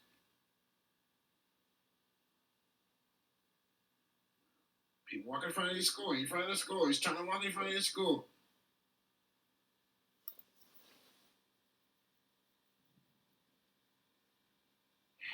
That's not me breathing. That's that nigga. I'm not. Let me get away from the mic. Get away from the mic. The fuck are you breathing so hard for? David, he just nigga, you ain't running nowhere. Leave the cigarettes alone. The street. Thankfully, he did not. Leave the cigarettes alone. Not sure what elementary school that was, quite frankly, but he's now on Beverly Boulevard and Haviland Avenue. And as the sun has set, obviously, you can see we are in the darkness as he this y'all homie. This y'all nigga. We're going to go to a party, you'll be like, oh, he here with me? Yeah, that's y'all. Looks like he's found himself at a dead end. He's at a dead end at the end of Alta Avenue, putting it in reverse, and he's going to reverse his way back out of here. We'll see if there's any black and whites waiting for him on the other side here. Let's widen out just a little bit, Rob. See what's waiting for him as he comes out the other end of Alta Avenue. Nobody. There's nobody in his way here. He's going to get... This nigga said, let's see who's waiting for him when he turn around. Nobody. This motherfucker, bro. You see the whole goddamn street. You know nobody ain't waiting. This nigga said that. Let's wind it down just a little bit, Rob. See what's waiting for him as he comes out the other end of Alta Avenue. Nobody. He's seen nobody. He's so bro. mad. Box right now from up there. Let's see who's over here. Nobody. Motherfucker, you trying to make it entertainment. The car is entertaining itself. The chase is entertaining itself. Let's see who's trying to... Nobody. Where's the night sun? Where is the night sun? That's what this nigga on, man, and we watching this shit. This motherfucker's annoying, bro. Nobody. For why?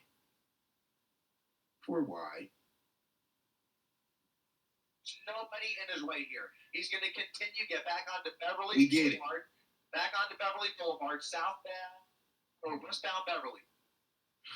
Now he Jasmine Sullivan in his bed. Southbound, westbound Beverly. I'm done. I'm not listening. Y'all can watch this shit. I'm going to comment on what I see, but as far as me listening to this motherfucker, I'm done. Westbound Beverly Boulevard, here in Santa Fe Springs. No law enforcement. I can't hear guys. none of It this is slowing motherfucker down a little bit. I can't hear shit that nigga saying.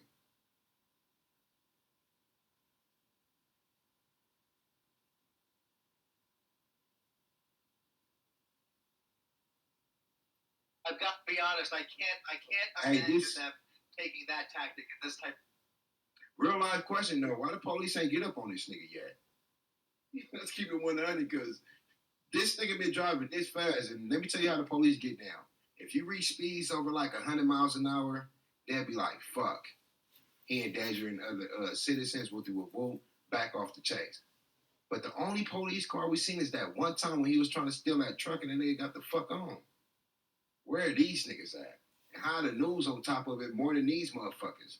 And we seen the sunlight, the night light, the night sun, the sunlight. The fuck this nigga? Which one did he use? Well, we seen the police light. This motherfucker got me deciphering some shit that ain't even valid. Fuck. Where them niggas at now, though? Fuck them niggas no fucking way. Type of a situation. They have to swarm him. They have to swarm him and get him off the road at all costs. And by the way, This takes him 2 weeks old. they would not have that night sun on him. That night sun is very agitating. He is clearly aware that law enforcement is on him, even though there's nobody right behind him. This is a pursuit. As far as we are aware, they are still in Understand pursuit this. mode, trying to make their Oh no, he going to jail, but he don't feel like he gonna go to jail. assume I'm that dead. they're just having a little trouble doing it. Being high is a hell of a thing, especially off that shit. I ain't never did nothing on my kids' heartbeat. I ain't never did nothing besides weed my whole fucking life. But shit like this, I was telling the homies the other night where a nigga was off, we was talking about sugar, some water. You know what I'm saying? Basically what motherfuckers do with the shine, they had to get a cigarette, dip that shit in there. You call it wet, they call it wet. Basically heroin, you know what I'm saying? But I was telling the homies, when I was 13, this nigga had dipped this cigarette up in that shit, bro. And no lie, no exaggeration. This nigga was in the football stands for 4 hours straight. Y'all know right before they say hi, he about to rush the quarterback. And nigga was in the football stands stuff for 4 hours straight off that shit. The homies laughing, they throwing water on him. Grown ass man, probably like 28, 29 years old. I ain't fucking with it, bro. My homegirl, Marvette, that shit made her so high, she took off her shit in the middle of the street on Slauson and 8th Ave. Died. I'm scared of real drugs. Like, I will sell it, but I ain't fucking with it, bro. I don't do that shit. Y'all niggas be up here fucking drinking lean and all that shit, man. If you drink lean, bro, you a low life. Yeah, I said it, and I smoke weed. The fuck you just taking medicine and you all right. You niggas is sipping medicine, but ain't nothing wrong with your dumb ass. And you take it so you can feel. This the part that get me. You take it so you can feel sleepy. And the way the drug hit is you gotta fight to sleep. Mm-hmm. Who the fuck wanna be sleep? They just go to sleep.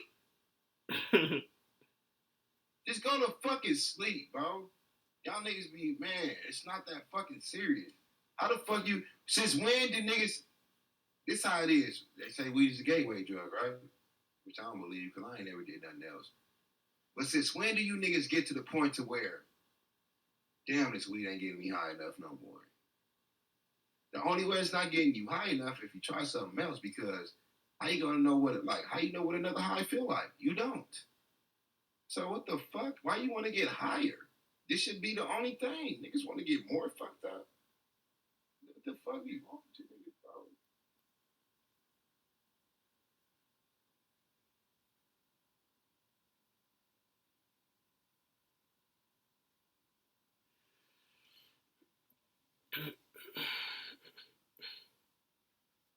Nah, he off glass.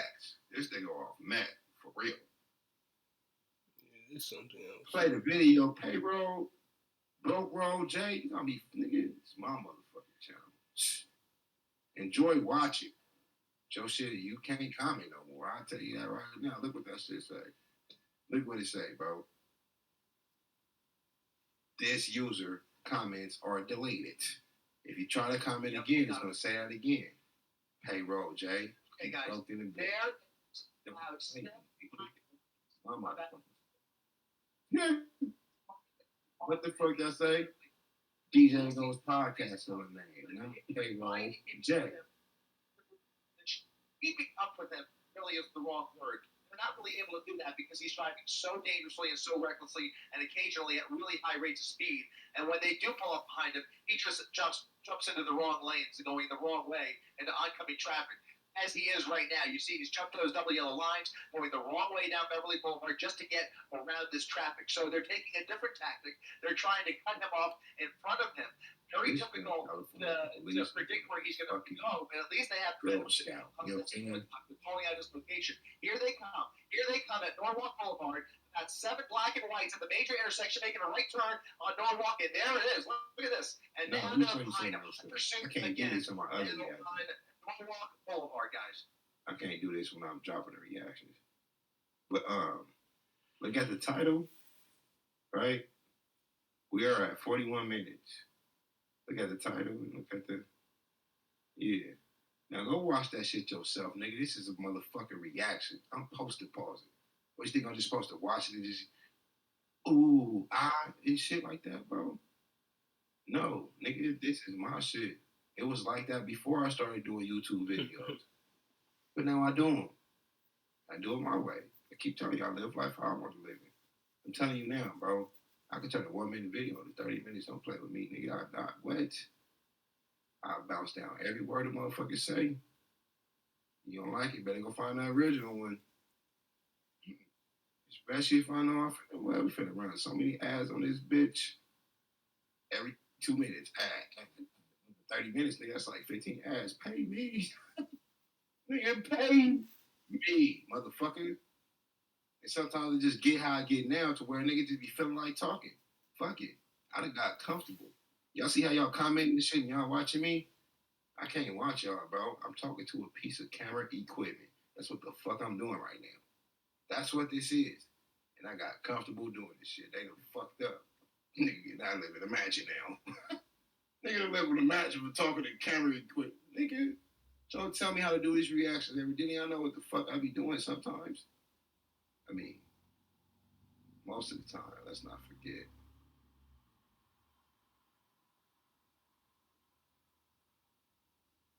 What YouTuber y'all know with 9 YouTube plaques? God damn. Look. Here's 2 of them, right?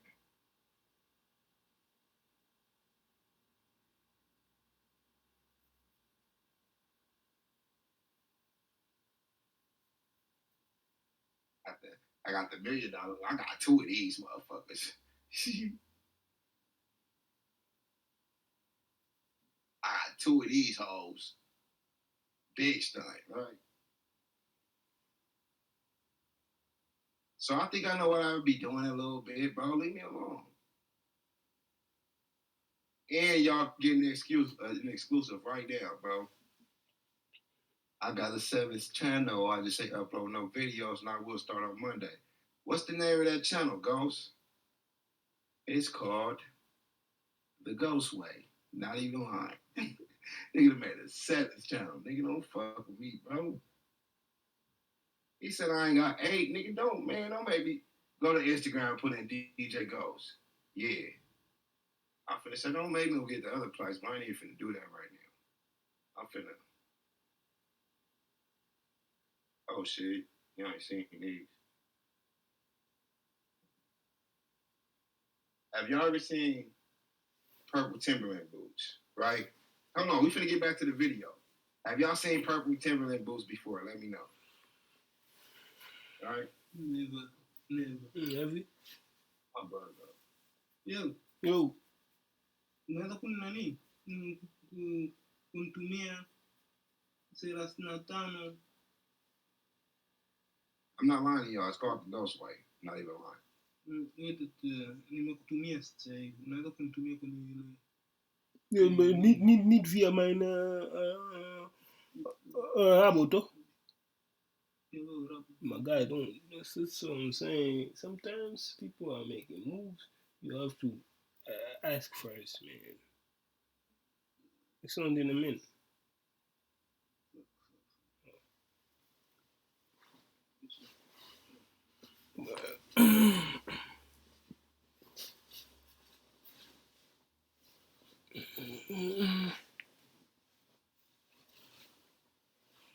Let's see if I can retrieve it back or whatever. But yeah.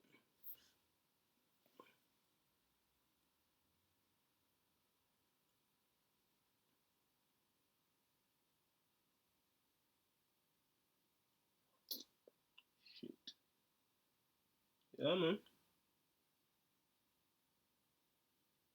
Let me see if ik kan terugboeken. Maar ik doe deze terug.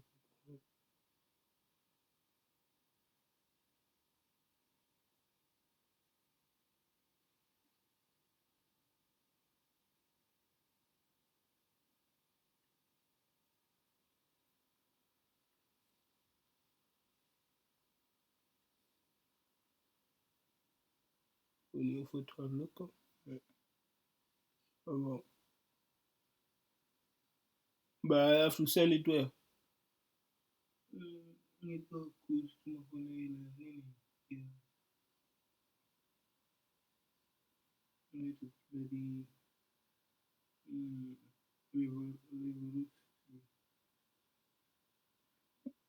waarom doe je het niet gewoon met je eigen bank, bro?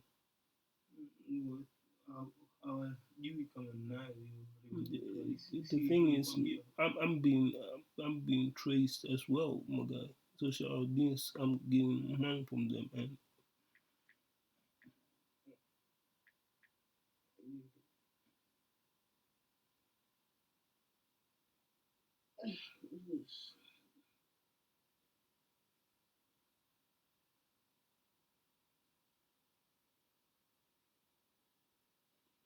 they thinking I'm having multiple accounts as well. No, that's not the case.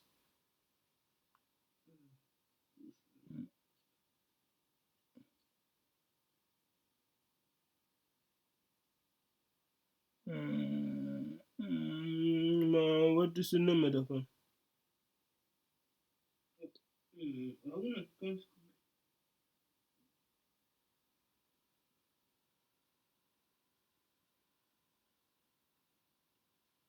Ken je hem niet uit je hoofd?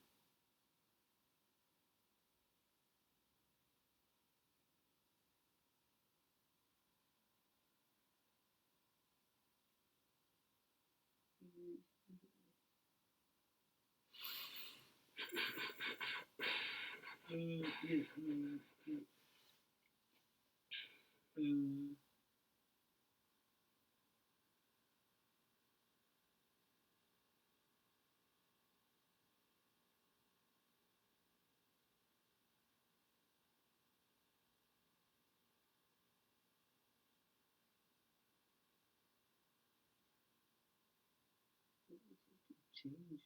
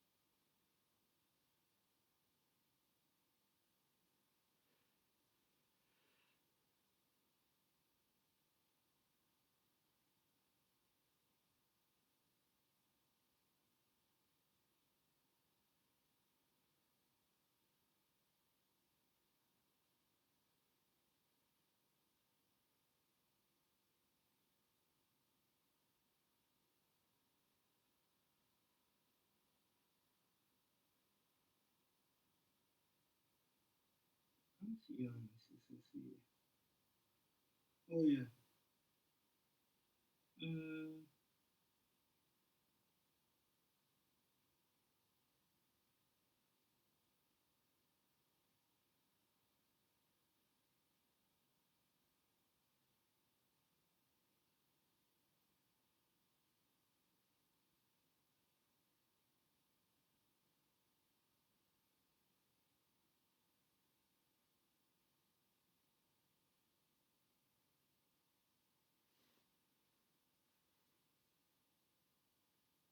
Okay. Confusion before.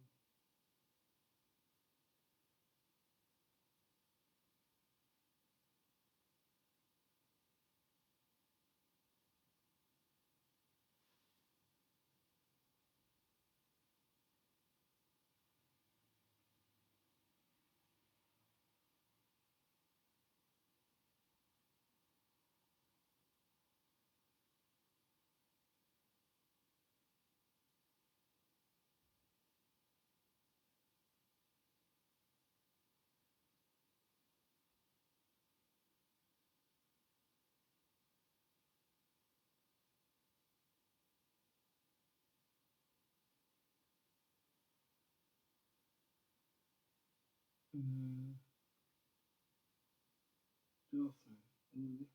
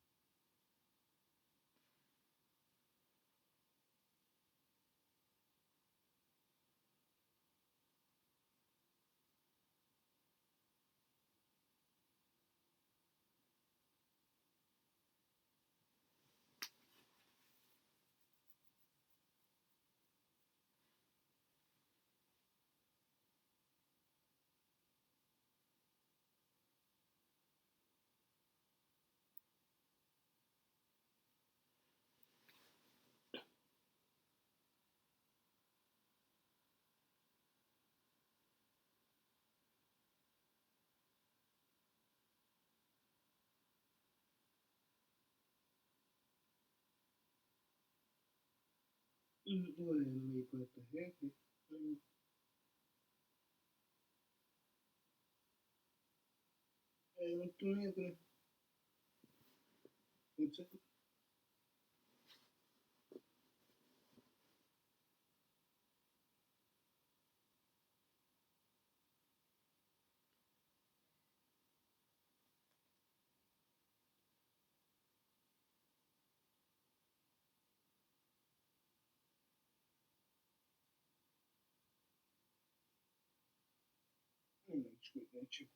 Any indole.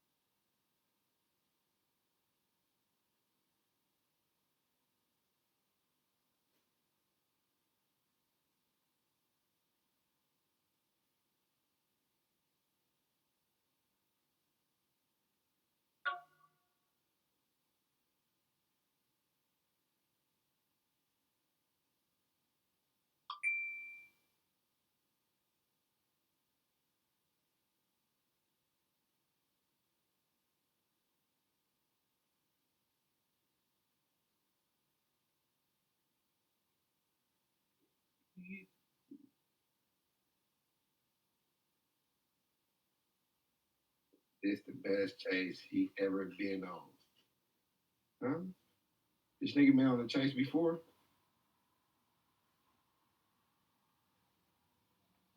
Alright, y'all ain't never seen the purples, right? Check these out. These are the purple Lakers. Motherfuckers is cold. Right?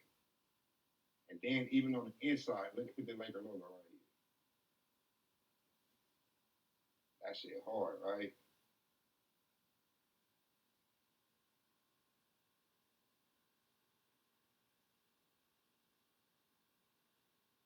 It's the box it came in, nigga. Look at this shit. Say this shit ain't hard.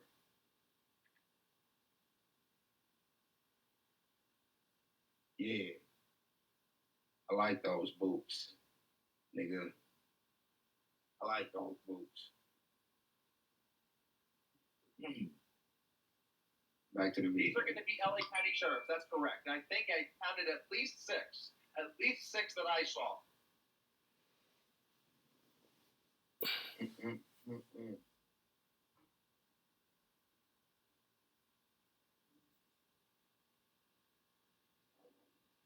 Hey, no, instead of The only good news, guys, is that instead of going to get some J's, bro, they're the same price, $200. Look them up right now. Look up Laker purple Timberland boots right now.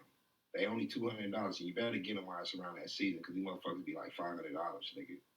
So y'all better go get some. And they got the they made only 3 NBA ones. They made the Chicago Bulls, the Lakers, and the New York Knicks. Go get one of the ones that's closer to your section, bro.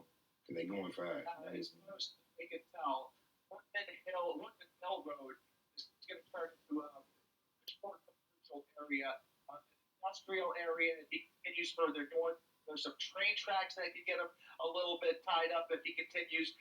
But in any event, you see he is now using that shoulder to get around this traffic. Hey, I bet y'all any kind of money, the people, the family, or whoever the fuck he stole this shit from, watching it right now. Like, this nigga better not crash my shit. I'm not even lying. This nigga gonna be like, you better not crash my shit. Because if I was watching this shit all my life, I'll be blowing this nigga phone up and some more shit, bro. Now, this one thing, right? This one thing. Listen to me very well, because I want y'all opinion. I'm not gonna tell y'all my opinion until y'all say something, right? Knowing that all this happened, he running from the police, he broke in your house, fucked up your family, dogs, y'all got a knife and some more shit, and he stole a car, right? Them are all felonies. Y'all said that's his family. When he get caught, do you go to court and testify him, or do you let it be? Even though he did all that, do you testify against him or not?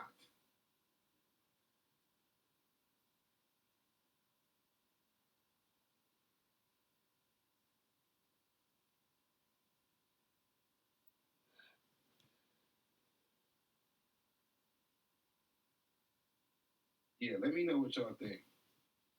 Because this motherfucker right here, bro, is the definition of riding till the wheels fall off.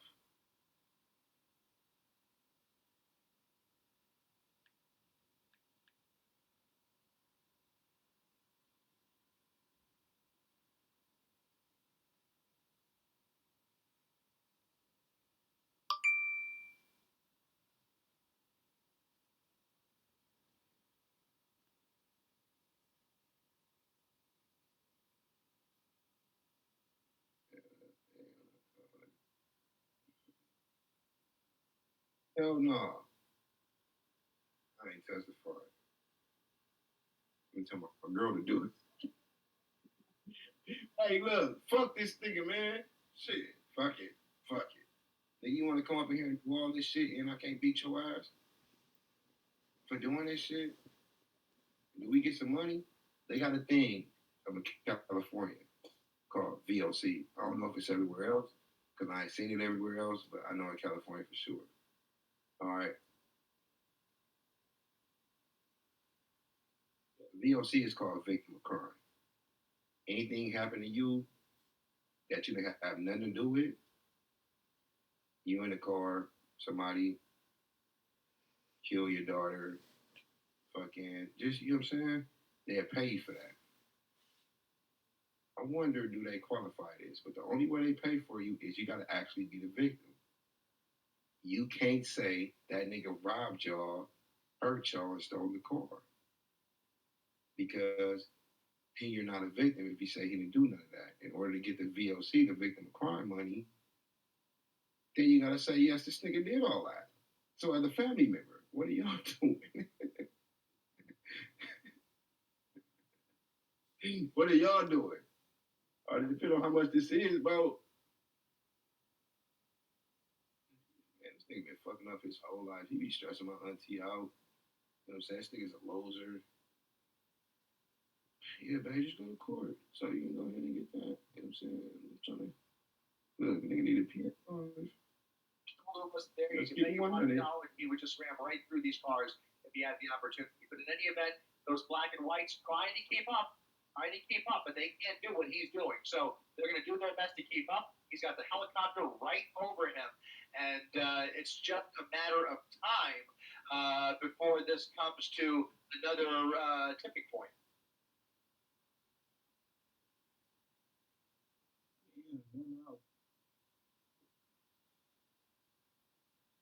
No, the dog didn't get hit. The dog was helping.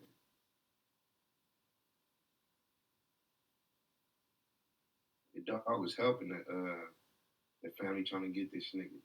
And I don't know. Y'all saying it was, bro, and they knew the nigga, but for the whole family to be out there jumping this nigga like that, trying to beat his ass, then, yeah. Open road, especially this time of the night, on a weeknight, you can see some folks maybe going home, but for the most part, relatively light traffic on Workman Mill Road.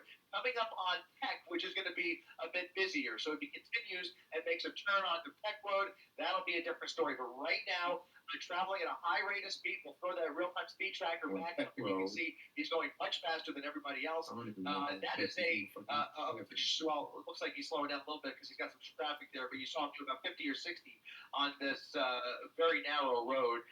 Once again, going around a little bit of traffic at Peck there, and he's going to come over. Hey, real quick, can somebody see how many miles a tank on the helicopter get? Just be like, how many miles your police helicopter get on the tank? Rather, up to 605. How many gallons? Or how many miles? I want to know, bro. these motherfuckers right here, they was up there before the police helicopter came. And I know they ain't driving in no motherfucking Bentley helicopter or no Maybach helicopter. These niggas in a regular police issue news helicopter, bro. The bullshit. 40. Yep.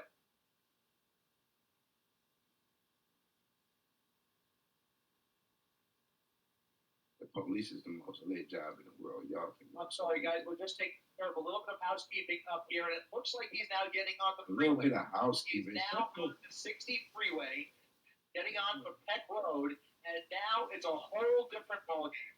I can only hope, we can only cross our fingers and hope that he stays on the freeway, because that is going to take away at least some of the risk, although everybody on the freeway is certainly going to be in his path here of destruction, as we've seen this evening. CHP almost guaranteed to take this over at some point, but for now you can see those LA County Sheriff's officers managing to get on the freeway with him, but he's hugging that right lane. So he sees that traffic. This is all rush hour traffic, and it looks like if that continues, he may look to get back over to the right and get off the freeway. In any event, he's in the carpool lane now, so Oops, I fast forwarded a little bit. you're starting to get a better idea of how much law My enforcement is bad, I act dedicated. like y'all make mistakes. Thank you, Nature Made, for seeing that life is a little chaotic. Yeah, especially doing commercials with somebody else's kids. That would be very chaotic. This guy off the road. There's about a dozen units behind him. We just saw another half dozen in front of him in the opposite lanes, and now he is continuing at a high rate of speed on a straightaway portion of Hacienda Boulevard, coming up on Colima Road once again, if he decides to get back on Colima. But look at that. He's losing that rim. He's on borrowed time with this truck. It's a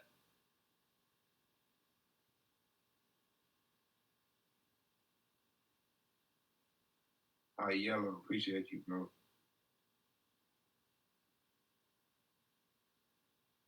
Mm-hmm. 26 gallons is a lot. 26 gallons is a lot, my nigga.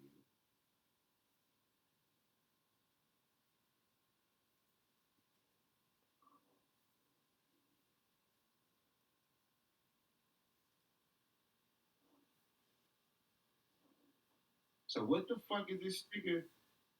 This is like bullshit. That's what I'm on.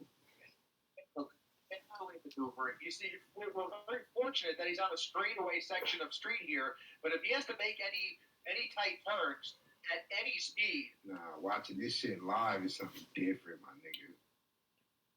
Watching this something on live, like if it was for real live, that shit is a different kind of excitement. I ain't even It's going to be very difficult for him, but at the very least, you're going to start to see that wheel come apart, and eventually the axle won't be able to turn. But it's obviously a heavy-duty truck.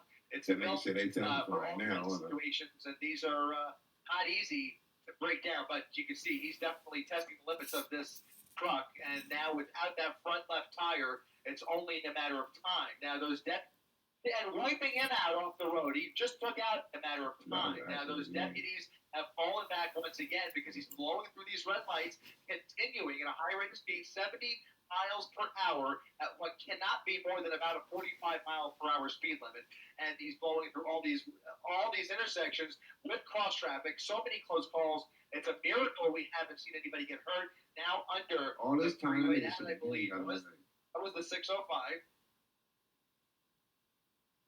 Excuse me.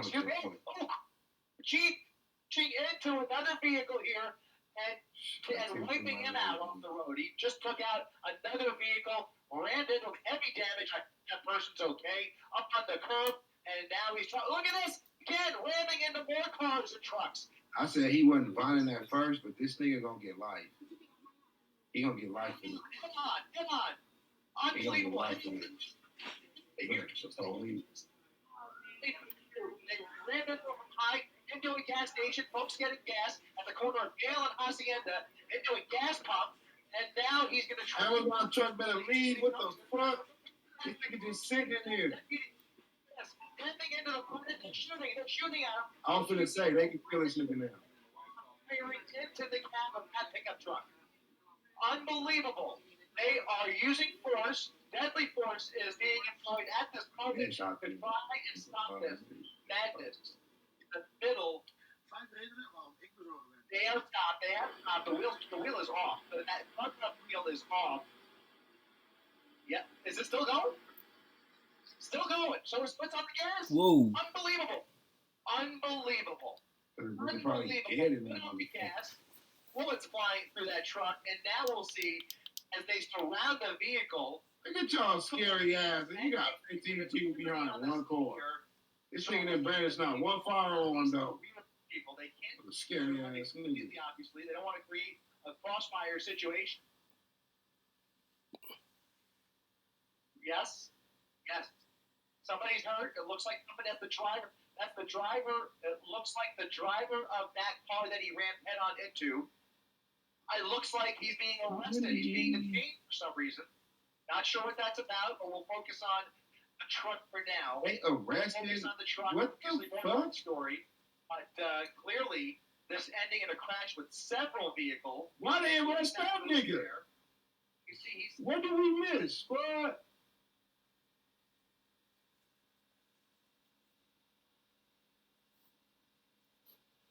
What did we miss? His car got spun out. And now he's. Look at this! Again! Get those cars. Trucks. Kind of weird. Why are they going to arrest? They do here. You see? So get those cars. That car. Unbelievable. You hit that car. They going to arrest somebody in that other thing. So why they arrest the nigga?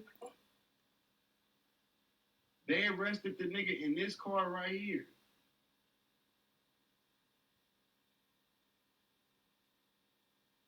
They arrested this nigga though, bro.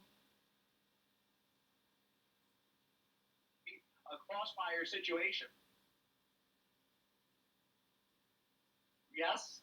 Yes. They arrested that nigga, It but looks like somebody. The driver. It looks like the driver of that car that he ran head on into. It looks like he's being arrested. He's being detained for some reason. Not sure what that's about, but we'll focus on the truck for now. I know they see he had no license or registration. That's fine. But clearly, this ending in a crash with several What the vehicles, fuck? including that one right there. And you can see he's still gassing it, creating a lot more smoke. Nah, they didn't get the wrong guy, bro. It's no way you got the wrong guy, my nigga. The police was on him the whole time. When he hit that first car, the police rammed him from the back, bro. That nigga never hopped out that car. They didn't get the wrong guy, bro. They fucking with this nigga for what?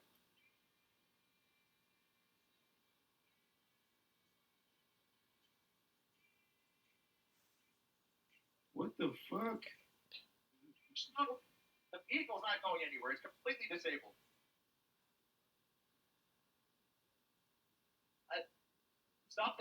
Something just went through that driver's side window.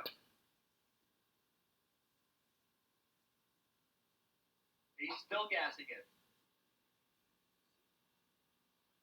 Multiple bullet holes through the driver's side window, guys. He being hostile. Hostile over what? Lady Ian, come on. What the fuck are you talking about?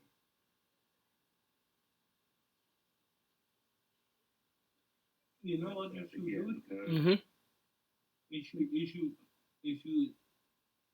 put something on the gas to keep the smoke coming out, right? You know what I'm saying? Because the car ain't going nowhere.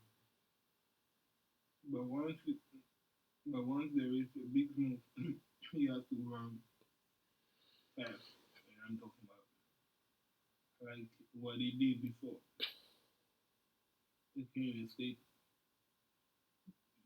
I know this nigga wasn't trying to play Super Citizen when he seen the police. Bro, I hope he wasn't trying to shoot at this nigga. If he had a gun, that was his fault. Y'all right. Those are shotgun shells. Those are high caliber shotgun shells that have now that fire right through that driver's side window. Most likely putting an end to this.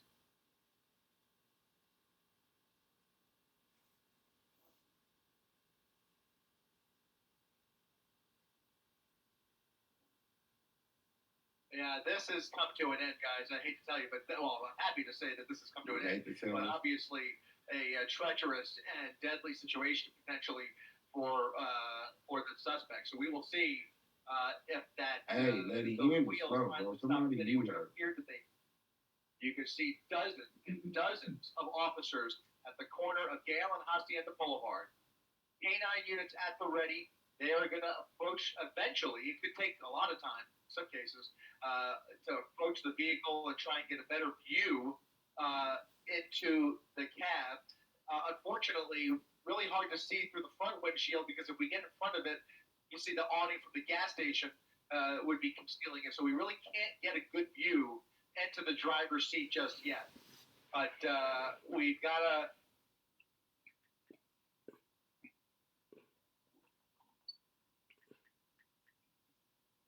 whole bunch. There's smaller, standard rounds in the rear window, large shotgun shell through the front window. This is what I don't get. If the nigga ain't returned fire, why they scared to go up? It's literally 20 police officers. But obviously they have to take their time before just approaching the vehicle. And they have, look at, there's a fire though. The vehicle's on fire. The vehicle's on fire, and that's going to require the fire department. They're going to have to pull out. Absolutely. They're going to have to pull out of the driver's seat. This is not over by any stretch. But you said it was.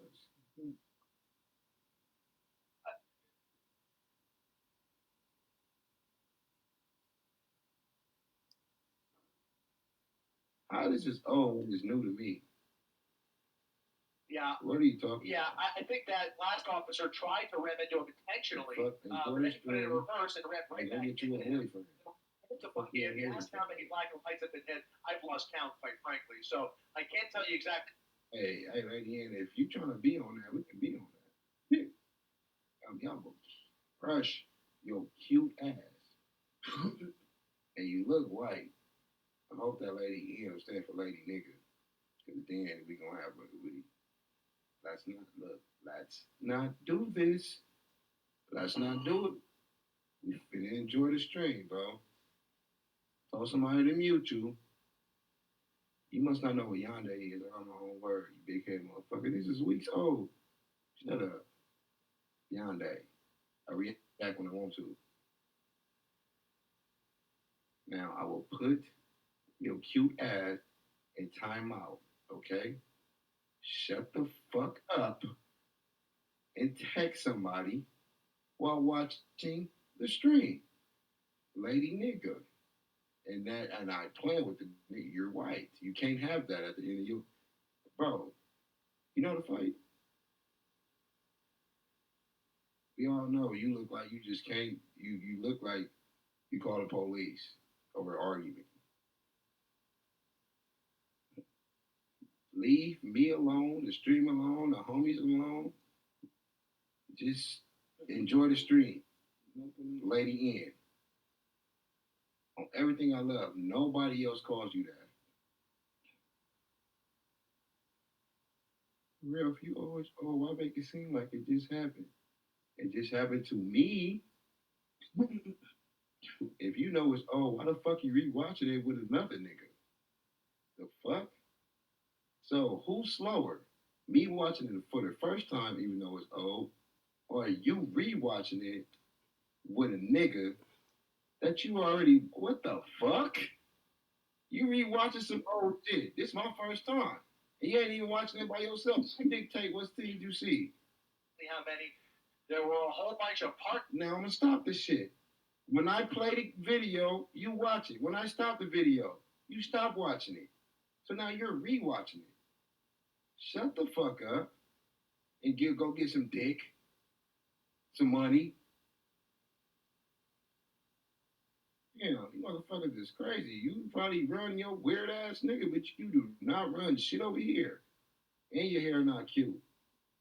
And I see the bones in your chest. I'm not even lying. I see the motherfuckers pointing, they poking. Eat a ham sandwich and some chips. What do the N stand for? You are not that cool for your homegirls to call you, hey, Lady N, what's up? That is some internet shit. Let's keep it real. You have no nickname. Only cool people have nicknames. Look at your license. Yeah, you will forever be that. Don't come over here with this bogus ass name trying to comment on the stream with your bogus ass comments. You're rewatching the video with no dick in the house. And it's cuddle season, that says a lot about you. You ain't even got no food in your fucking refrigerator. I'm not lying. All you got is a full tank of gas and a job. Other than that, you ain't nothing. Don't come over, you ain't nothing. The fuck? Don't come over this stream trying to think. You're nothing. I want you to remember that shit. Every time you get up in the morning, they got the mirror like, damn, I'm nothing. Yeah, lady nothing. That's what I'm trying to say. That's what the N stand for. Lady nothing. Shut the fuck up. Grown people shit going on. Not nothing people shit going on. Damn. Cars in traffic at the end of that pursuit before that major intersection. There was one Jeep, a white Jeep soft top, that he got wiped out completely. I hope he's okay. We're gonna have to check on him.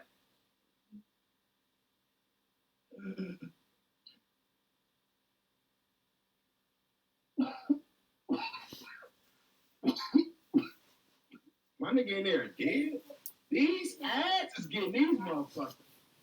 Oh, I posted so many ads, nigga. Damn. These niggas trying to follow us now. Hey, die man dem is nog steeds in die auto. Damn. Multiple shots. Yep.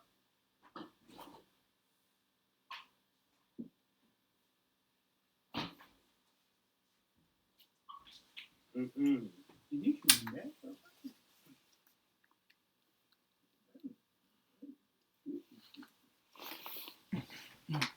Hey, look.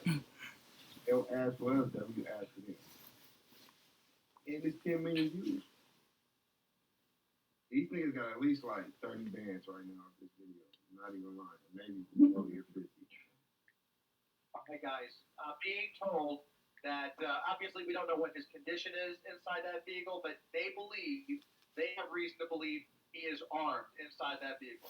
So now it appears that they are aware of a weapon potentially inside that vehicle. That's gonna that whole truck has been a weapon this entire time, obviously, but the weapon inside that vehicle that adds to the calculus as they approach the vehicle. But in any event, they're gonna try and get clear eyes on him before opening.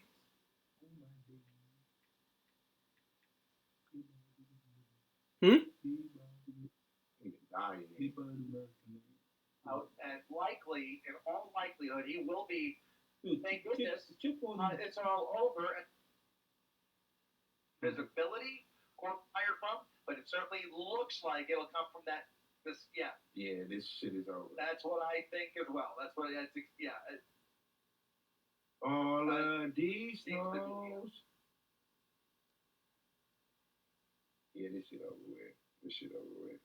What y'all about to do? Because I've been streaming for a long ass time. And I ain't did this shit in a long ass time. That means I'm out of here because it's been a long ass time.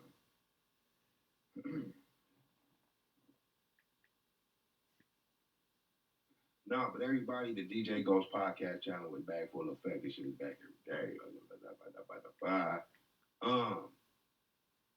Day ones, I see y'all in here. Appreciate y'all.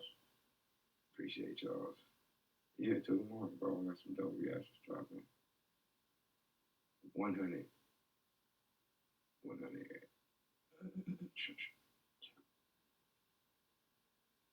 Huh? What fuck that shit can't end it like that? Yeah. Mm-hmm. He didn't finish it. The nigga really did. Well, like, fuck it. They were about to kill him, bro. Like, come on. I think they got him too. They killed him. Yo, bro, did you saw that shit, bro? Mm-hmm. There was dozens of them outside. One nigga. And he got, I'm like, yeah, he was like, yeah, yo, we are, bro. It's over. You gotta understand this. Yeah. Their minds as well. It's very tough, I mean, you know what I'm or maybe I don't. But the only part that I do get is stuff that making decisions of when is the right moment, who is the right person for you to actually, you know what I'm saying? It's done though.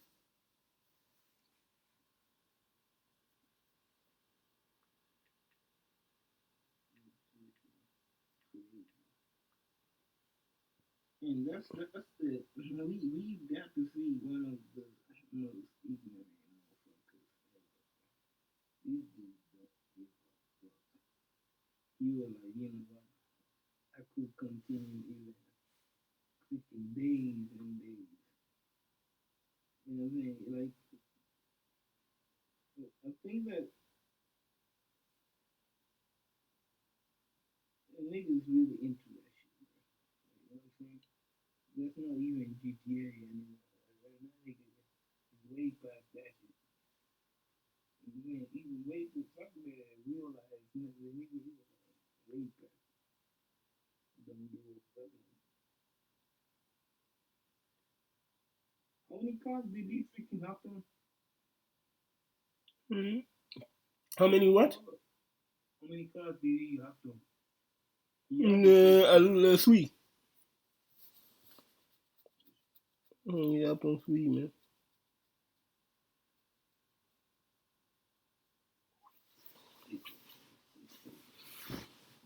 Ideas. I got ideas. Yep.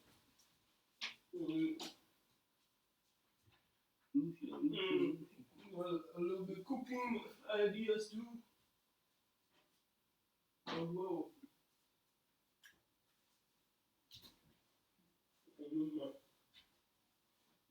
Hassan, are you really fin? I'm finna binge watch some shit, man. You be surprised.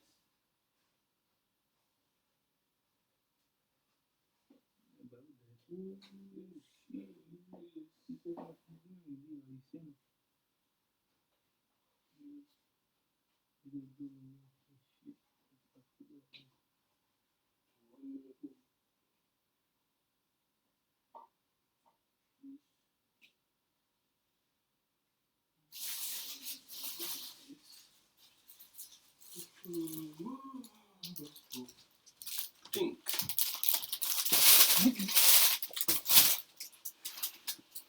But to figure out. Okay. You know, lately binge watching a lot of stuff. What? A lot of crazy stuff. Tell you about one.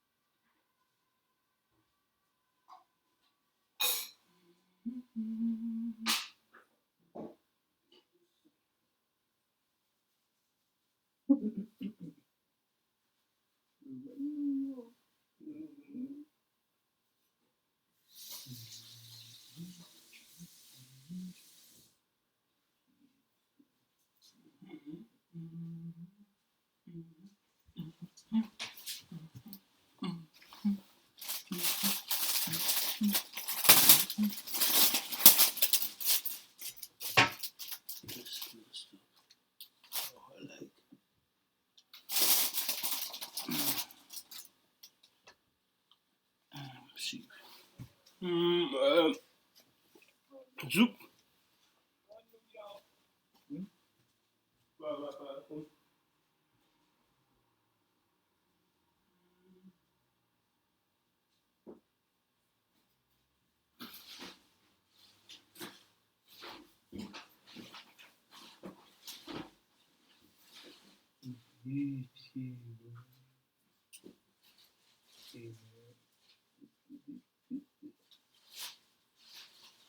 Zoveel klussen, zoveel vragen met 107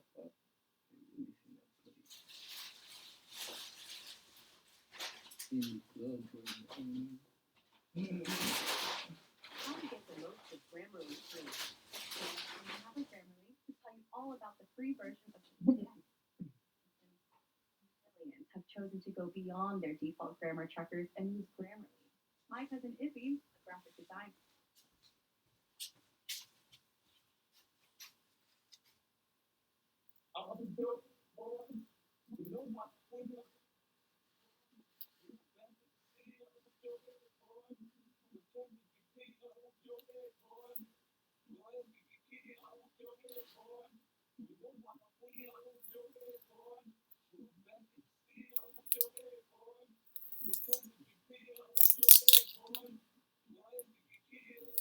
In the movie.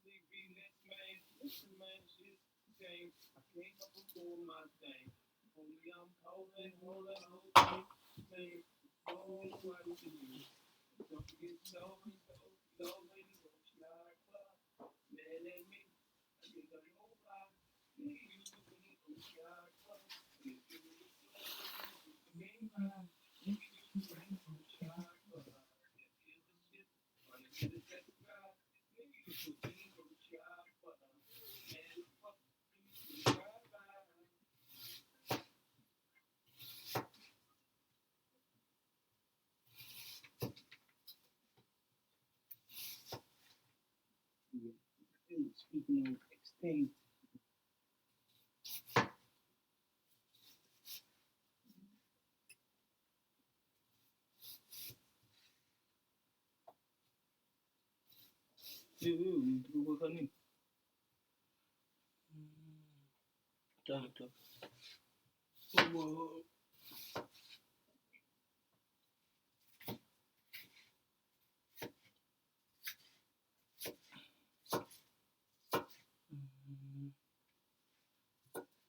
I thought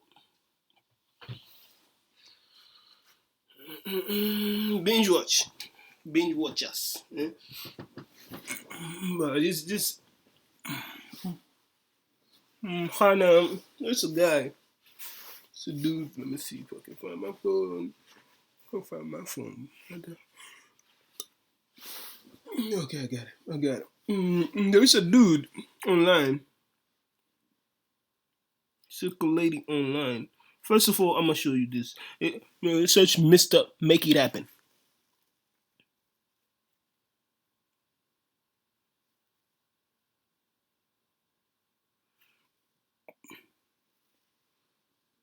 Yeah, make it happen. Yes.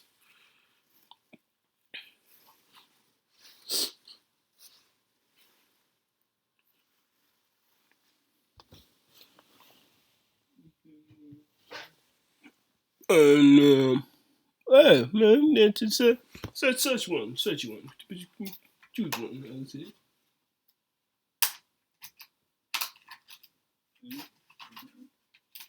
It's hard to believe it, but the holiday season is. I know, man. I was really expecting the Michael the Pratt voice.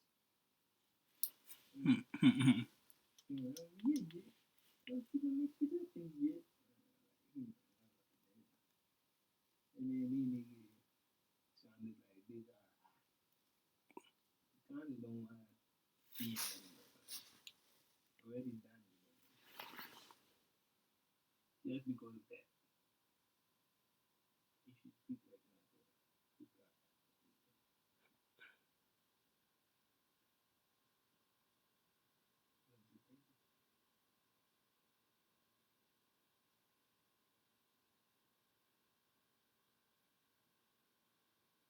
There's a question.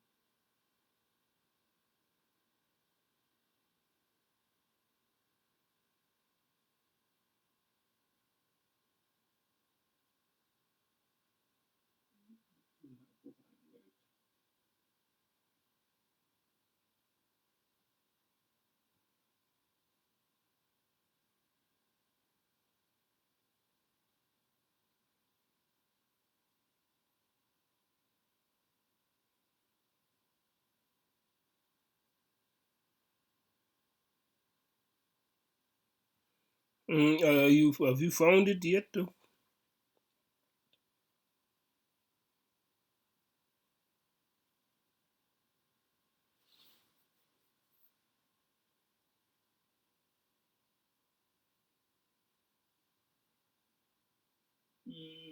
Can you see?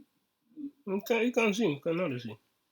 Because I was just speaking and couldn't hear any shit. Oh. No, I can hear you.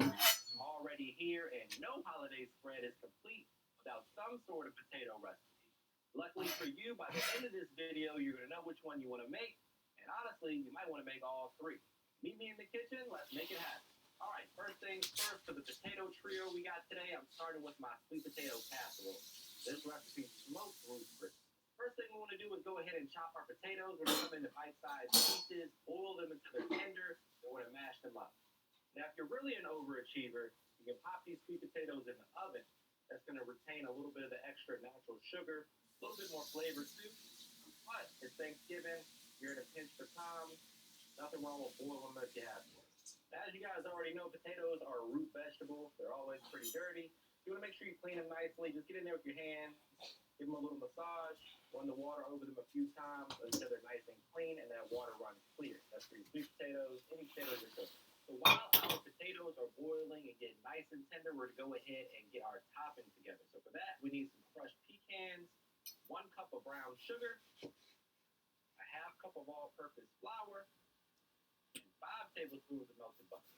Again, for any of you guys that have eaten at Ruth Chris, this is a very popular dish there. It's also a very, very popular dish for Thanksgiving and kind of like a southern casserole anyway. Good alternative to candy yams if you get tired of those, which you might be crazy if you get tired of those. But this is a good switch up. I actually might like it just as much as candy yams, honestly. Now, if you don't like nuts, you have a nut allergy, you can use marshmallows as your topping. For the rest of us, aka God's favorites, we're going to go ahead and use this pecan topping. We don't have nut allergy. And this episode is sponsored by Bespoke Post. Bespoke Post is a monthly membership club delivering awesome boxes of top-shelf goods from under-the-radar brands. Beyond the subscription boxes, Bespoke Post allows you to purchase individual items ranging from outdoor gear, barware, home and kitchen goods, clothing, and more, all on the brand site under the shop. Today I'm going to highlight the Marcellin cast iron collection from Bespoke Post. For those who don't know, cast irons gain popularity in cooking because of its numerous advantages, including its naturally non-stick, durability, and heat retaining quality. Artillon has just come out with its own line of cast iron cookware that is the perfect blend of quality and affordability. Let me show you what I got. This skillet is ideal for frying, searing, or building up a sauce, pre-seasoned, polished cooking service, rich patina, time, and keeps bits of food stick. Pre-seasoned with vegetable oil, this cast iron skillet keeps food from sticking together and develops rich patina over time. Ovens save up to 500 degrees. It's compatible with all kitchen heat sources, even grills and open flames. Not to mention, it's safe to use with metal utensils. It's a perfect gift to the chefs in your life ahead of the holidays.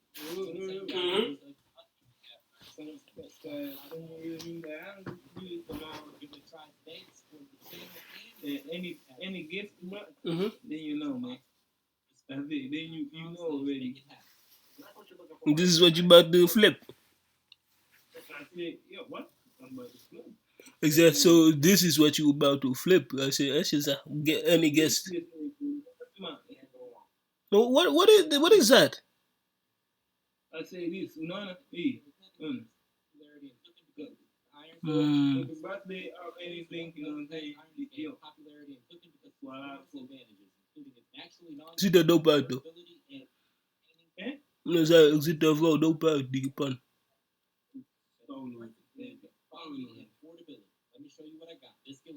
Yo, you know why? Because I can see it from now already, like, you know what I'm saying?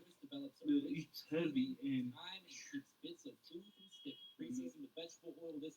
exactly what he said. From sticking. Chakula nyingi kama unataka kuipika vinabaki chini, ila hii inaonekana it's a little bit too heavy. I'm going to tell you guys I've used this on it. This one by far is an absolute favorite. So give it a try today to support the channel and to get your own cast iron skillet. Click the link in the description box or go to bespokepost.com/crumble-like consistency. This is going to add some texture to your casserole, a little bit more sweetness. Can't go wrong. Last but not least, just a little pinch of salt just to wake everything up. And then we'll set that aside until our potatoes are ready. All right, so once the sweet potatoes are nice and tender, we're going to break out the hand masher. It worked for Granny, it'll work for us. Just get in there and give it a good hand mash. You can break out the hand blender if you want to be cute, but if they're boiled properly and they're nice and tender, it won't take much effort. Next, we're going in with 5 tablespoons of room temperature or melted butter. If it's room temperature, it'll just melt right on in there with the hot sweet potatoes. You go ahead and add that to the party, along with 1 cup of white sugar and 1 cup of brown sugar. I just mix them together in a bowl because they're all going to the same spot. At this point, I'm just going to get in there with my spatula here and give everything a good thorough mix. Ensure that that butter is well incorporated and combined.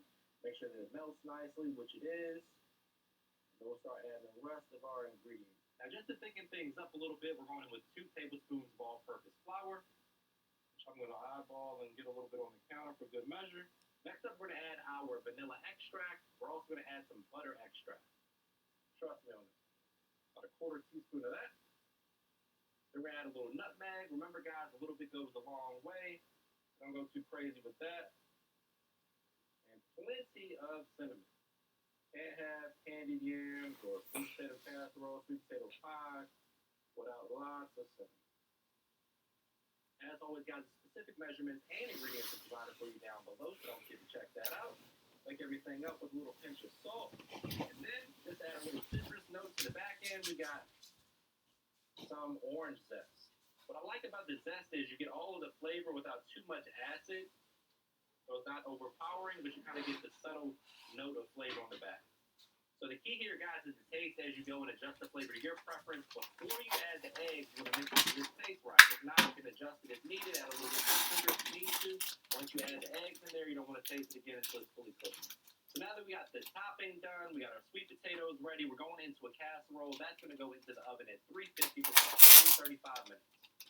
All right, guys, so for the sweet potato recipe, we go ahead and get our fingerling potatoes boiling until they're tender, but not so tender that they're falling apart. Then we smash them, sprinkle them into oil and season it, and roast them in the oven until they're nice and crispy. We go ahead and add some salt to our water to boil these. I think it's yours. He made it worse. I mean, every time I hear smashed potato, I just think he's fucking. No, sir? You know what I'm saying? I say I think it's Johan, man. Like every time I hear smashed potato, I think of what he used to be cooking. Actually, he looked disgusting. Was hitting? Hopefully. Huh? Is it was hitting? Hopefully, that very fun. I don't know where he was hitting. He was hitting the freaking bottom, nigga. He like the lowest points of food, nigga.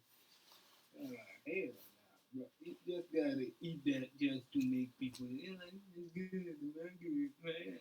You capping all day, but nah. That shit was gross. Maybe I'm not used to that shit.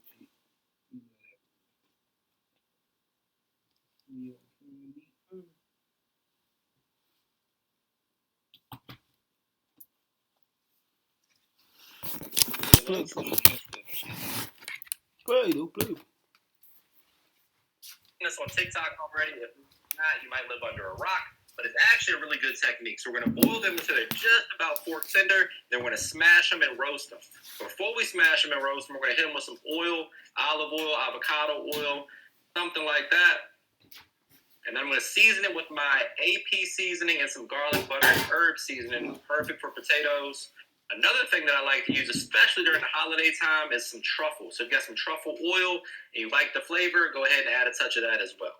So once you got them seasoned to perfection, the next step is to get them on a parchment lined or a foil lined baking sheet, and then we're going to smash them. People say they hate truffle. I don't understand. I smell truffle at a restaurant, I immediately get excited. Burning my fingers a little bit here is probably a smarter way to go about this, but here we are. Odido hier. We hebben mooie Black Friday deals voor je. Bestel nu de iPhone 15. Krijg nog meer voordeel en sluit gratis aan. Bekijk alle Black Friday deals op odido.nl. Tot snel! Odido. Okay, now we're gonna smash them. So far, they don't look bad. So no flavor left behind. We're going to take that excess oil and seasoning from the pot and go ahead and douse those potatoes with that. We're going to put those in a 425-degree oven for about 10 to 15 minutes or until they're golden brown and crispy. And last but not least, my friends, it is time for the tried and true mashed potato recipe. It's a staple, weeknight dinner, Thanksgiving, Christmas, doesn't matter. It's a classic. I'm going to show you how I do mine. A couple key things to avoid. A lot of people add their butter and cream mixture to the potatoes while it's cold. I like to warm mine up and make it like a sauce. We're going to go ahead and dice up our potatoes, boil them, get them nice and tender, hit them with that sauce, make our mashed potato. All right, so we got about a half a stick of butter here melting for our mashed potato. We're going to go ahead and add in 2 cups of heavy cream. It's the holidays. Everything needs about a stick of butter and some heavy cream, right? We're going to get that, allow that to start to warm up. And then my personal secret ingredient is this right here. Boursin, garlic, and herb cheese is phenomenal in potato. So we're going to add that, about 2.5 ounces of that. They come in 5-ounce blocks, so you don't need to use the whole thing. You save the rest for your charcuterie. Pro tip right there, a little charcuterie board for Thanksgiving. Make you look fancy. This is going to add tons of flavor and creamy texture. Next up, to add to the creaminess of the potatoes, we're going in with about 2 tablespoons of sour cream. And then we're going to begin to season this up. Very simple seasoning. I'm going with my all-purpose because there's a lot of flavor already in there from that Boursin cheese. And then you just want this to come together, taste it, make sure it tastes good. You know, taste as you go, adjust the flavor to your preference. I always say that. Spot on, we're going to add it to those potatoes, mash and whip them, and serve them up. All right, so once your potatoes are tender, we're going to break out the hand masher like Grandma used to do. It'll work for her, it'll work for you. Get in there and mash them up. Now, personally, I like my potatoes a little bit lumpy. If you want yours super smooth, you can put them through a potato ricer, or you can break out the hand mixer. But this is perfect for me. Once you got them nice and mashed up, in goes that amazing butter and cream mixture with the Boursin cheese. You can hit these with some Parmesan if you want to. Really, you can do whatever you want at this point. You can't miss if you follow these directions right here. Just add a little bit at a time. I'm making a little less than the actual recipe calls for, so you can feed a family with this recipe. But since we're making 3 varieties today, didn't want to go too crazy because your boy's already getting a little chunky. All right, so that, my friends, is perfect consistency from the mashed potatoes for me. A little bit lumpy, sturdy enough to hold it to that pot roast and gravy, though. Or whatever you decide to serve this with, whether it's turkey, ham, whatever. Alongside a steak, good mash. As you can see, we have the ultimate trio of potato recipes right here. It's time for my favorite part, which is the taste test. But before we do that, please take a quick second to subscribe to the channel. Make sure you hit that bell to enable notifications as well. All right, my friends. I'm a sucker for a good mashed potato. And I'm starving, so these bites might be a little egregious, but I'll get better than that. One of the things that I look forward to every holiday season, or anytime I go to Ruth Chris, a little hot. My favorite part about this is you can really taste that orange zest. So good. Let me know in the comments which one of these 3 you intend to make, or if you got another potato recipe, throw that in the comments too. As if I didn't work hard enough. Last but not least,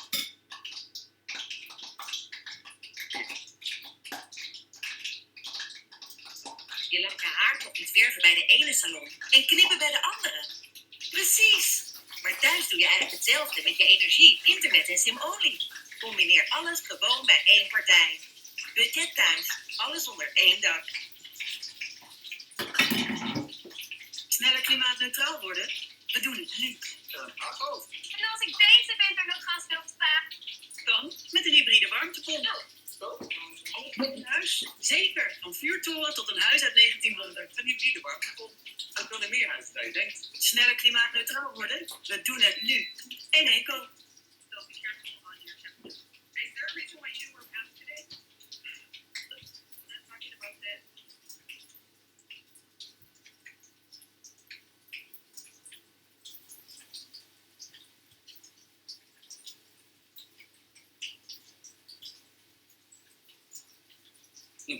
That is my stuff. You know what I'm saying? That.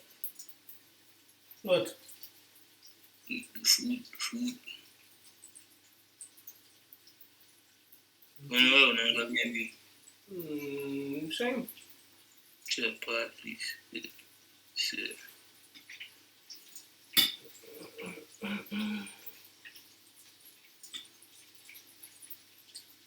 Just burrito type of shit. Hey man, so even the tenor Navy don't talk about enough iron heavy. So now, oh yeah.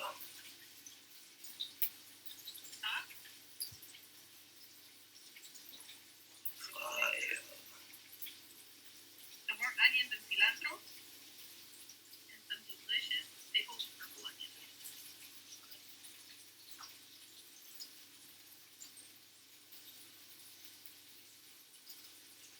Oké, dit hoef ik niet. Deze is echt een beetje te veel voor dit dan. It's beyond a little bit, man. Ja, of niet alles is... Burrito.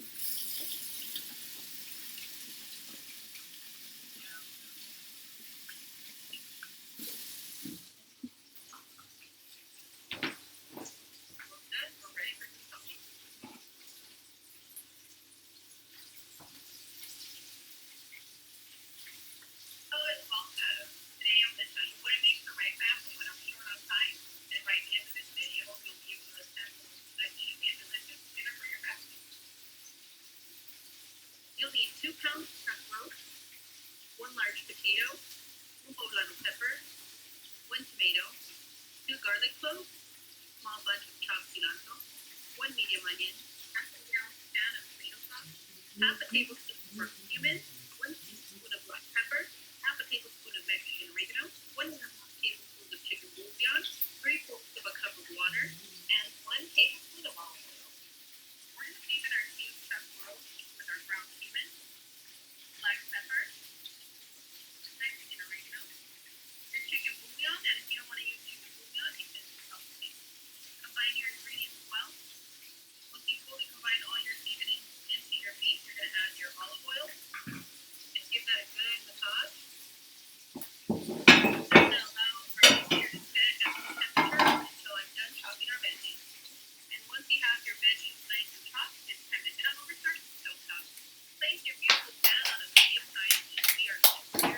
And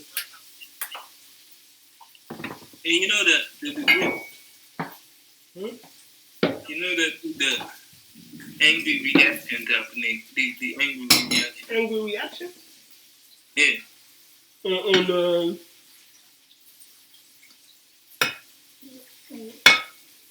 On like certain foods or some shit.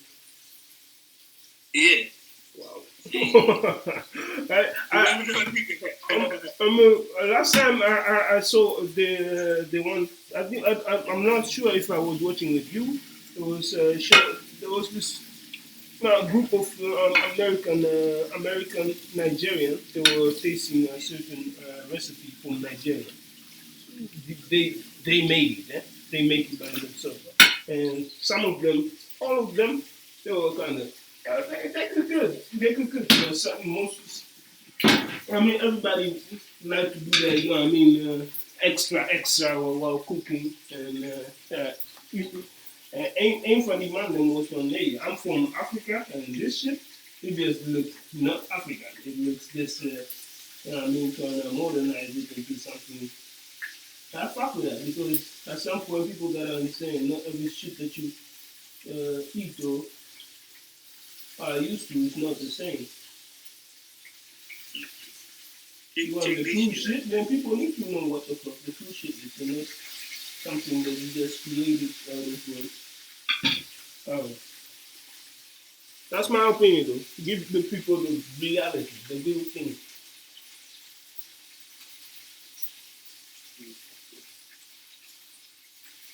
There's no morning we will. You can do it.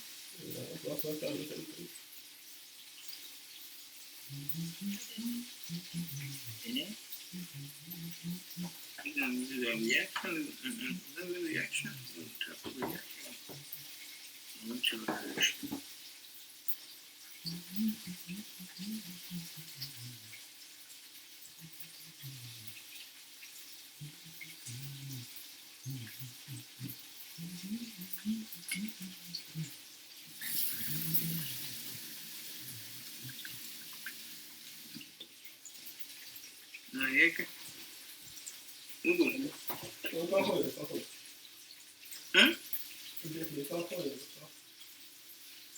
Unasema?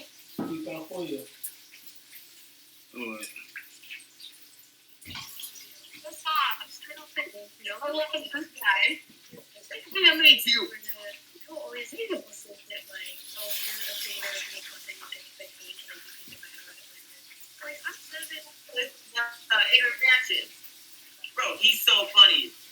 He speaks like positively, but like he's so like angry. Anyway, so either way, thanks. But he's living pay for today because my life is actually pretty boring. But I put gas into my car for the first time. Good job. Good job. It really happened a week ago. Full fun. It was really scary. I kept thinking I was gonna get blown up by the car or something. That nigga going off, bro. Word was saying one thing, but his expression was saying something. Something totally different, bro. Right? There was the cake. But you know what I'm saying? He also have a lot of dope ass, motivational videos. That too. He's very freaking hungry, but what he's saying is actually just still dope, though. You know what I'm saying? And that's the thing. You know what I'm saying? People like to do that. You know what I'm saying? The assumption you see somebody, but he just a totally another view. Yeah, once intimidated, I guess. He's yelling it, but like the funny part is he's yelling support. I think it's funny because it's like a play on how the world perceives him versus like who he actually is. Who he is. Yeah. You know, he actually said that word for word. Like that's why he created this character because people think that he's going to be this like angry guy, but he's really like super sweet and super nice. That was his first video that he ever made, and it got 54 million. It's very I do think it would have gone in like a couple, but it's funny. But like it's still like nonetheless like especially like if he one dumbass video. my fair share of use of his videos. Still motivated. motivation. Like shared it with his friends. I mean, that alone just explains why the video is like super popular. It's funny as hell. It's like an aggressively supportive friend. We don't go to the oh, I feel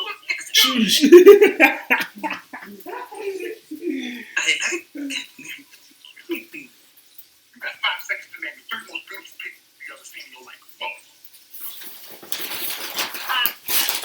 My sister. Notice how you didn't say yourself? Oh.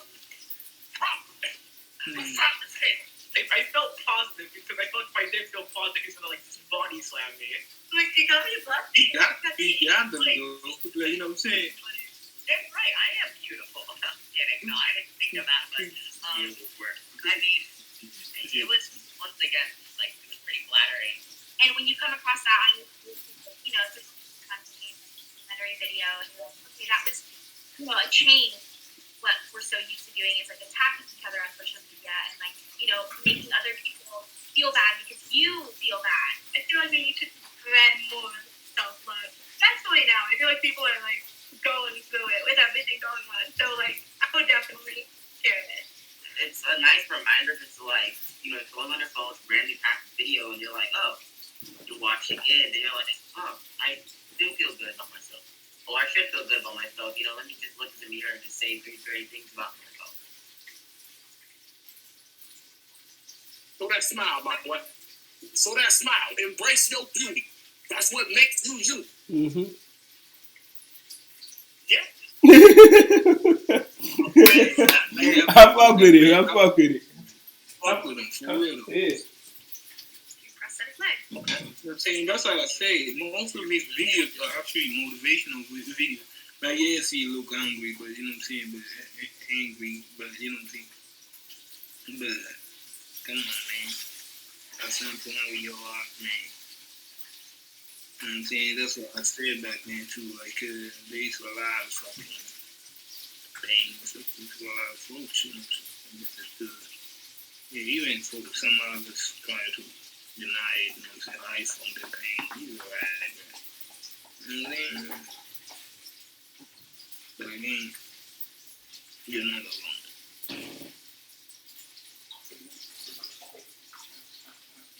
That's kind of the tough message the issue I give. I've seen him way long time ago. By the way, and they trying to pull up another story about the nigga with the shorty that he used. I'm like, like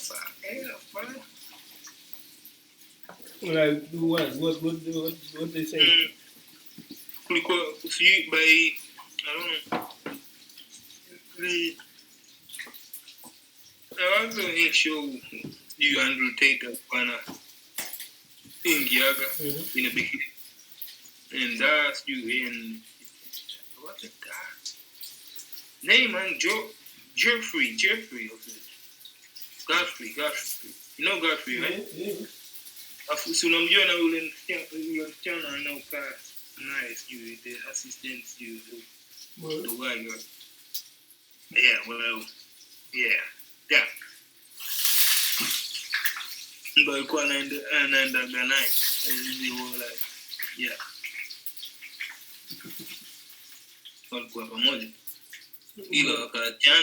So, but to be honest, nobody knows what happened behind those. You know, folks started to speculate a lot here and there.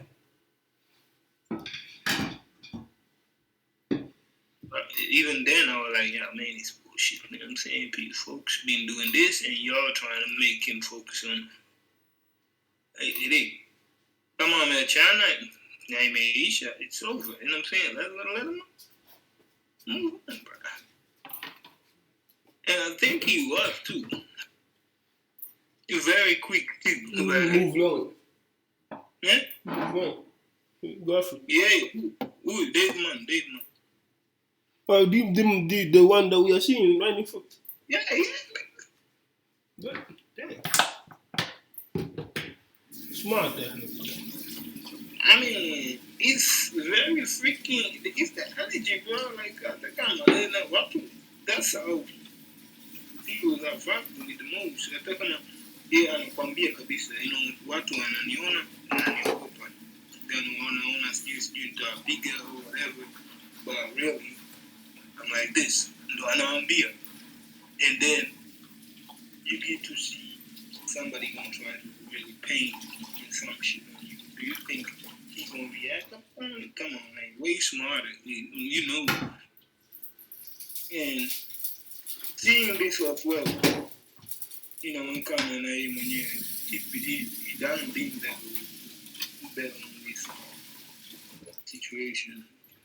For a person to understand it, but it's just easy for him. That's why ndo maana sijawaita kumsikia kuongelea kuhusu hiyo the under rumors even one time, because it's nonsense. You know what I'm saying?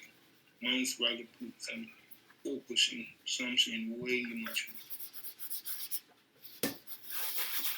You ain't gonna put focus on some nonsense, man. I think he know, man. So the thing is, I saw the scary videos of him, but most shit that I'm familiar with from him is actually those motivational videos. He's actually, it sounds maybe very harsh to hear, but it's telling you the facts, man. It's telling you the real shit. So on you to take it or be like, yeah, we'll find out.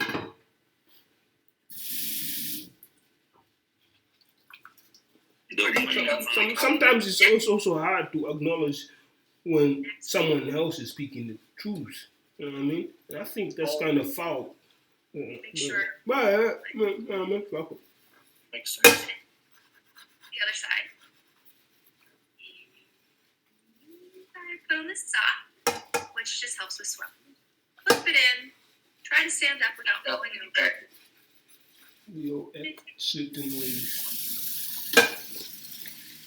He's not in any way saying or suggesting that she's not normal in any way. She's, the fact that he's treating her like anyone else, just it shows that he's just being super nice. Sometimes it's really easy for people to be self-deprecating on social media to kind of, I don't know. It's, I guess there's a relatability factor, but I do also like the acknowledgement on his end that we don't need to look or it it makes people who do look like those kind of dreamers on the app, where they feel accepted, they feel welcome, they feel like it's okay to embrace themselves on an app and helping somebody that they're that comes from the most. You know what I'm saying?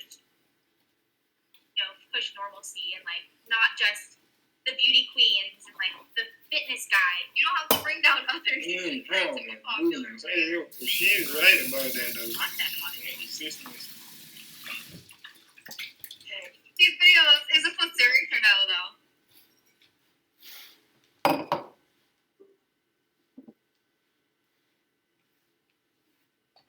What is this for the first time where he really just showing himself how he not only let's do. Yeah. These videos, is it for serious or no though?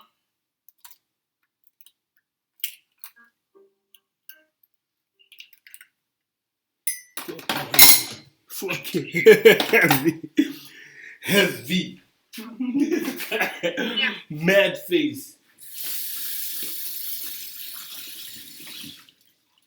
Is he gonna change? Is he gonna change? Let me get my car, but oh my jeez.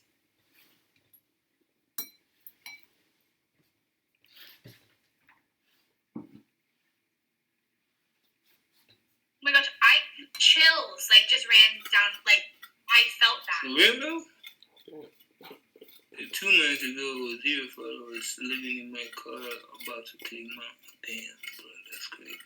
Is this shit crazy? Original song. What the fuck this? But this shit for real? Now, a million followers. I can live wherever I want. A peace, yeah. It's crazy. But please don't make it the followers is the reason for you to be happy now. Like, you know what I'm saying? And again, that's the thing that you know what I'm saying. I think people who been tackling those type of shit themselves too have been through some shit. You dig? Yeah. I said, you know what I'm saying? Yeah, that's the reason. But I just hope that he gets another realization that, you know what I'm saying, you're not living for the followers that you know what I'm saying, that you done got. You know what I'm saying? Because then shit will turn. You know what I'm saying? You're going to be like, oh, they are losing shit.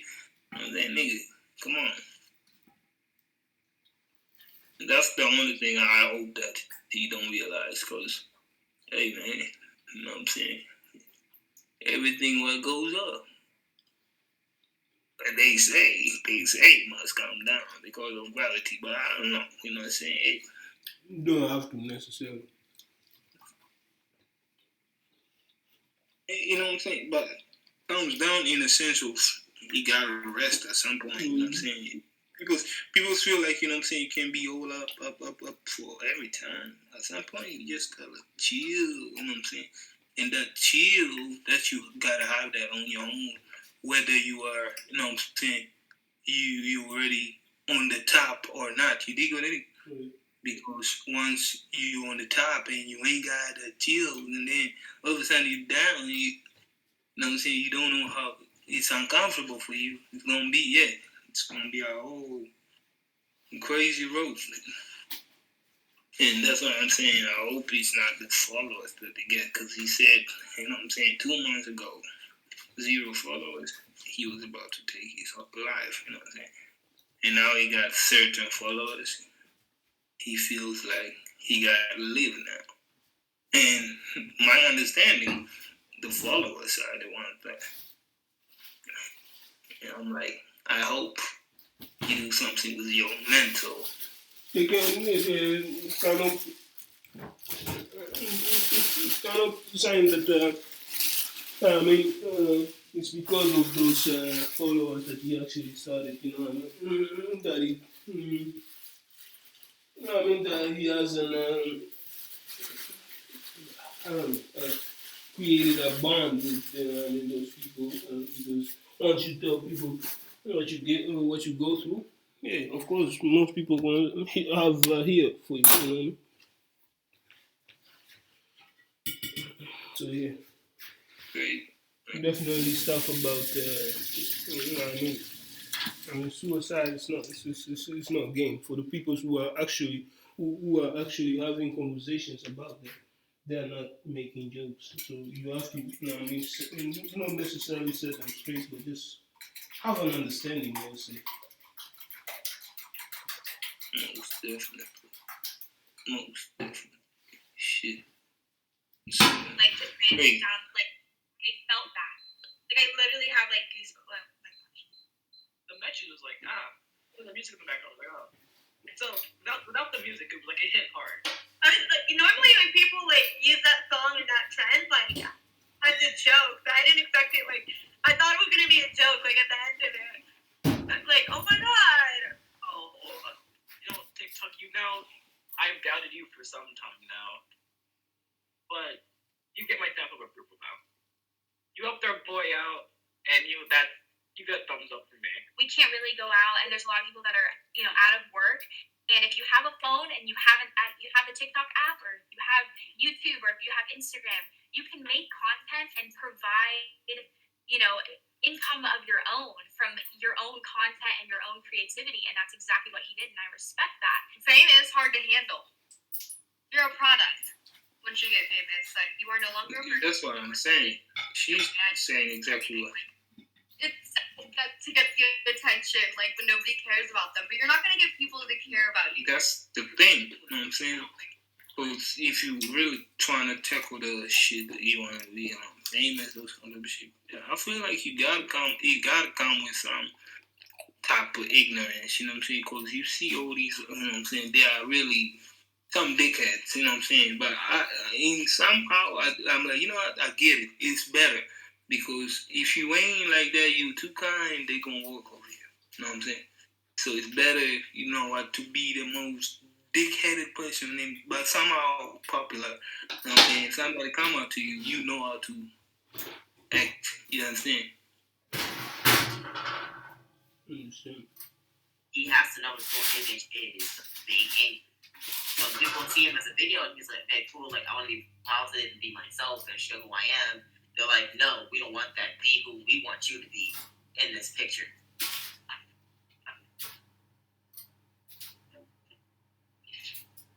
Ain't no That's cute. Like, that's talent. I don't know if we could. Well, Here's why I absolutely hate angry reactions. Of course, I'm joking with you. Angry reactions or Anaya Johnson is one of the most positive people I've come across on TikTok. So if you need to be inspired or just want to laugh, I'll tell you to go check out this incredible account. I think it's cool that he gets fan art, and it's pretty much just saying his fans appreciate him. But the fact that he can respond to it and show love on top of that, that means quite much. Like when people start to like kind of recognize you and like do things for you, like you, I don't know, you could like feel like his gratitude for it too. He deserves it. He deserves nothing but the best. He makes good content, and he's just overall a good person. You know, maybe TikTok isn't so bad. Maybe it's not the big evil life I've made it out to be. He has the best thing, and I applaud him on what he does. And he's doing wonderfully important. I'm just saying, great job. I'm so proud of you. Take time for yourself too. I feel like that's also important because you can only help so many people when they like kind of forget about yourself. Man, great. Keep doing big. You're the best. You're awesome. You're amazing. You are talented. Never give up on your dreams. They fucking did that to us. If you like this episode, make sure you follow my Instagram. What other creators would you like to have? Let us know in the comments. I'll see you guys later. Out. Your reaction.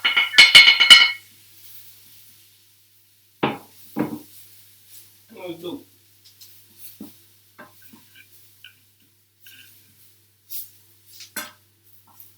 Kilichonisha muda mwenyewe unakimbia kwa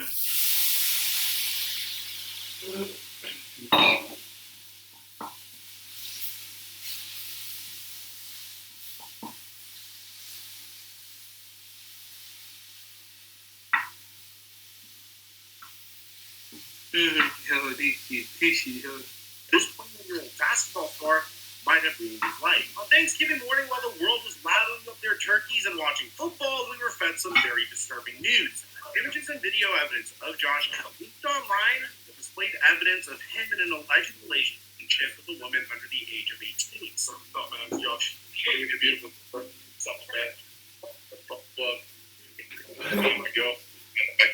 City Thunder had asked about this news. All he had to say is this.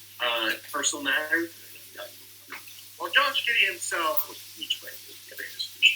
Yeah, I mean, I understand the question, obviously, but really fun.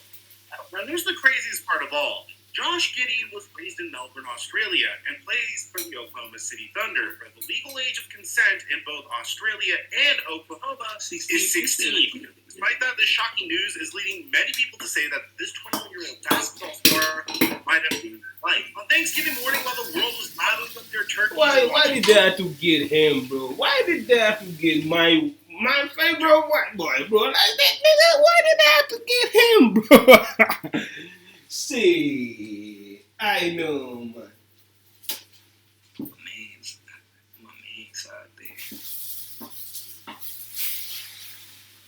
See, everybody's fucked up nowadays, man. Nobody said that. They got Josh Giddey on there, like, dang, bro.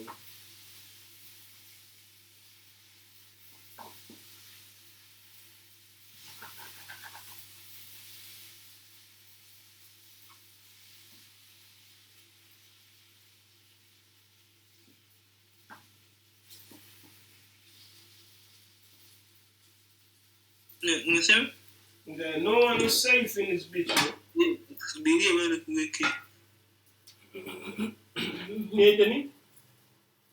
Sema unakasi quick.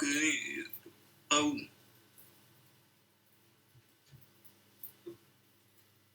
Mm.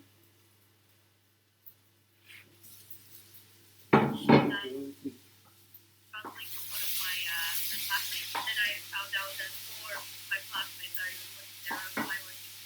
It's a really family job. It looks flowers and Silver, everyone's been talking about.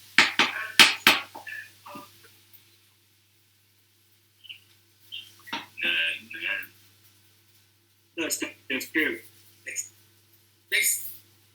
Jason, focus. Finally reached Beantown. The announcement from Oakland Silver everyone's been talking about.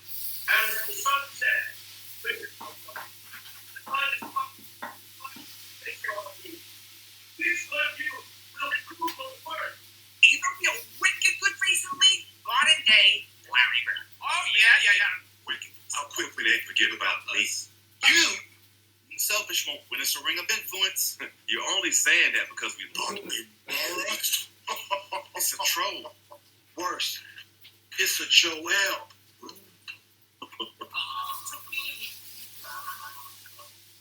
Yeah. Are you seeing this shit?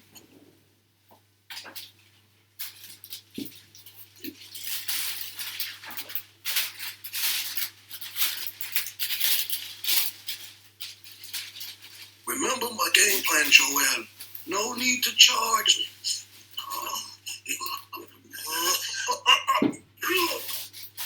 Spacey!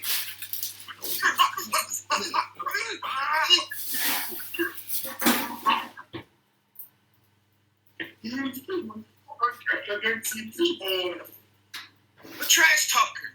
I thought there weren't many of his kind left. Jason, I need you. Oh no. He got his head. Rent free. If I took him out, I could be the face of the league. Imagine every man, woman, and child wearing a Jalen Brown jersey. The traveler. The traveler. Maybe I'm not. Him. Jason, you're him. It's your team. Be selfish. Be selfish.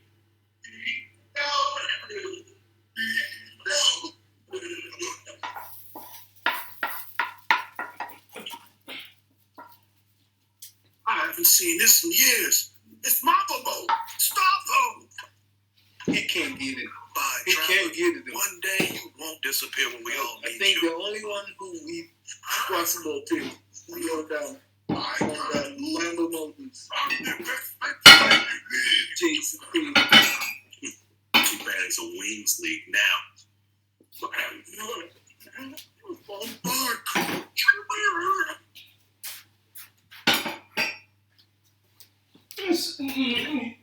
It's possible, man. Out that blimp.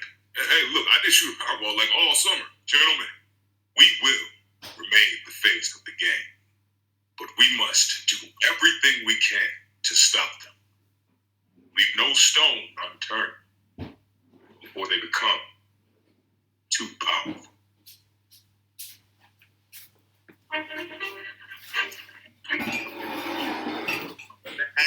On top.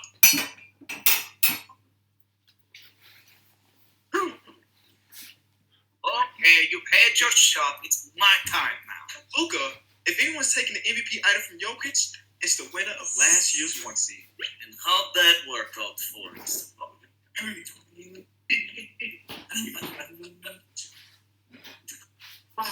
The wonders of this strange land never cease to amaze. Yo, are you seeing this shit, bro? I was also making food real quick, you know. Let me see. I'm gonna put Oh man, Jokic says everything from 1.6 kilometer high city. This is what an elite fighter like you or me must stop him from getting a third idol. Oh, so you're on Giannis' level now. Okay.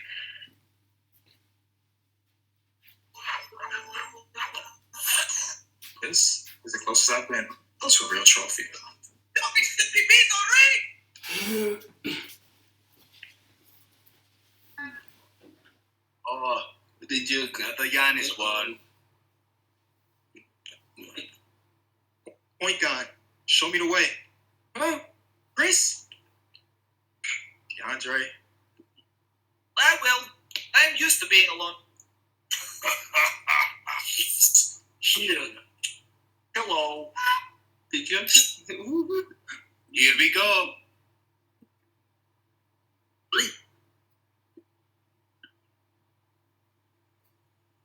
Nobody in the MVP away in the mountains. You feel on CNF, you got my guys. Dublin, open combat? Almost ready. I have many weapons in my arsenal.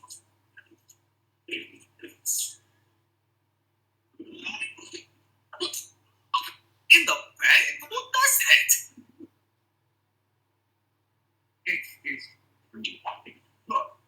Wait.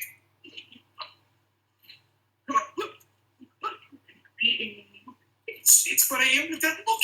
I didn't know if I can beat him without help. I can fear what the idol. Hey man, this place is very nice.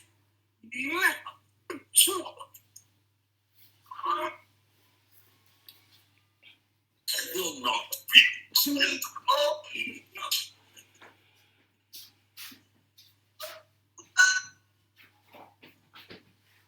You had one job, Joker. The association's displeased. No, I live online. Channel your rage at stopping these targets.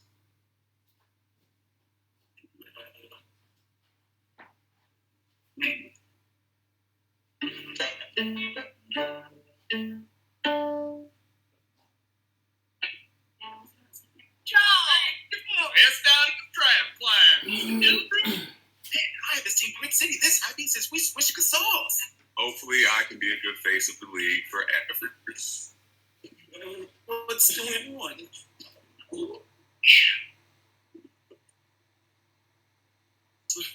Zion! Got a new body!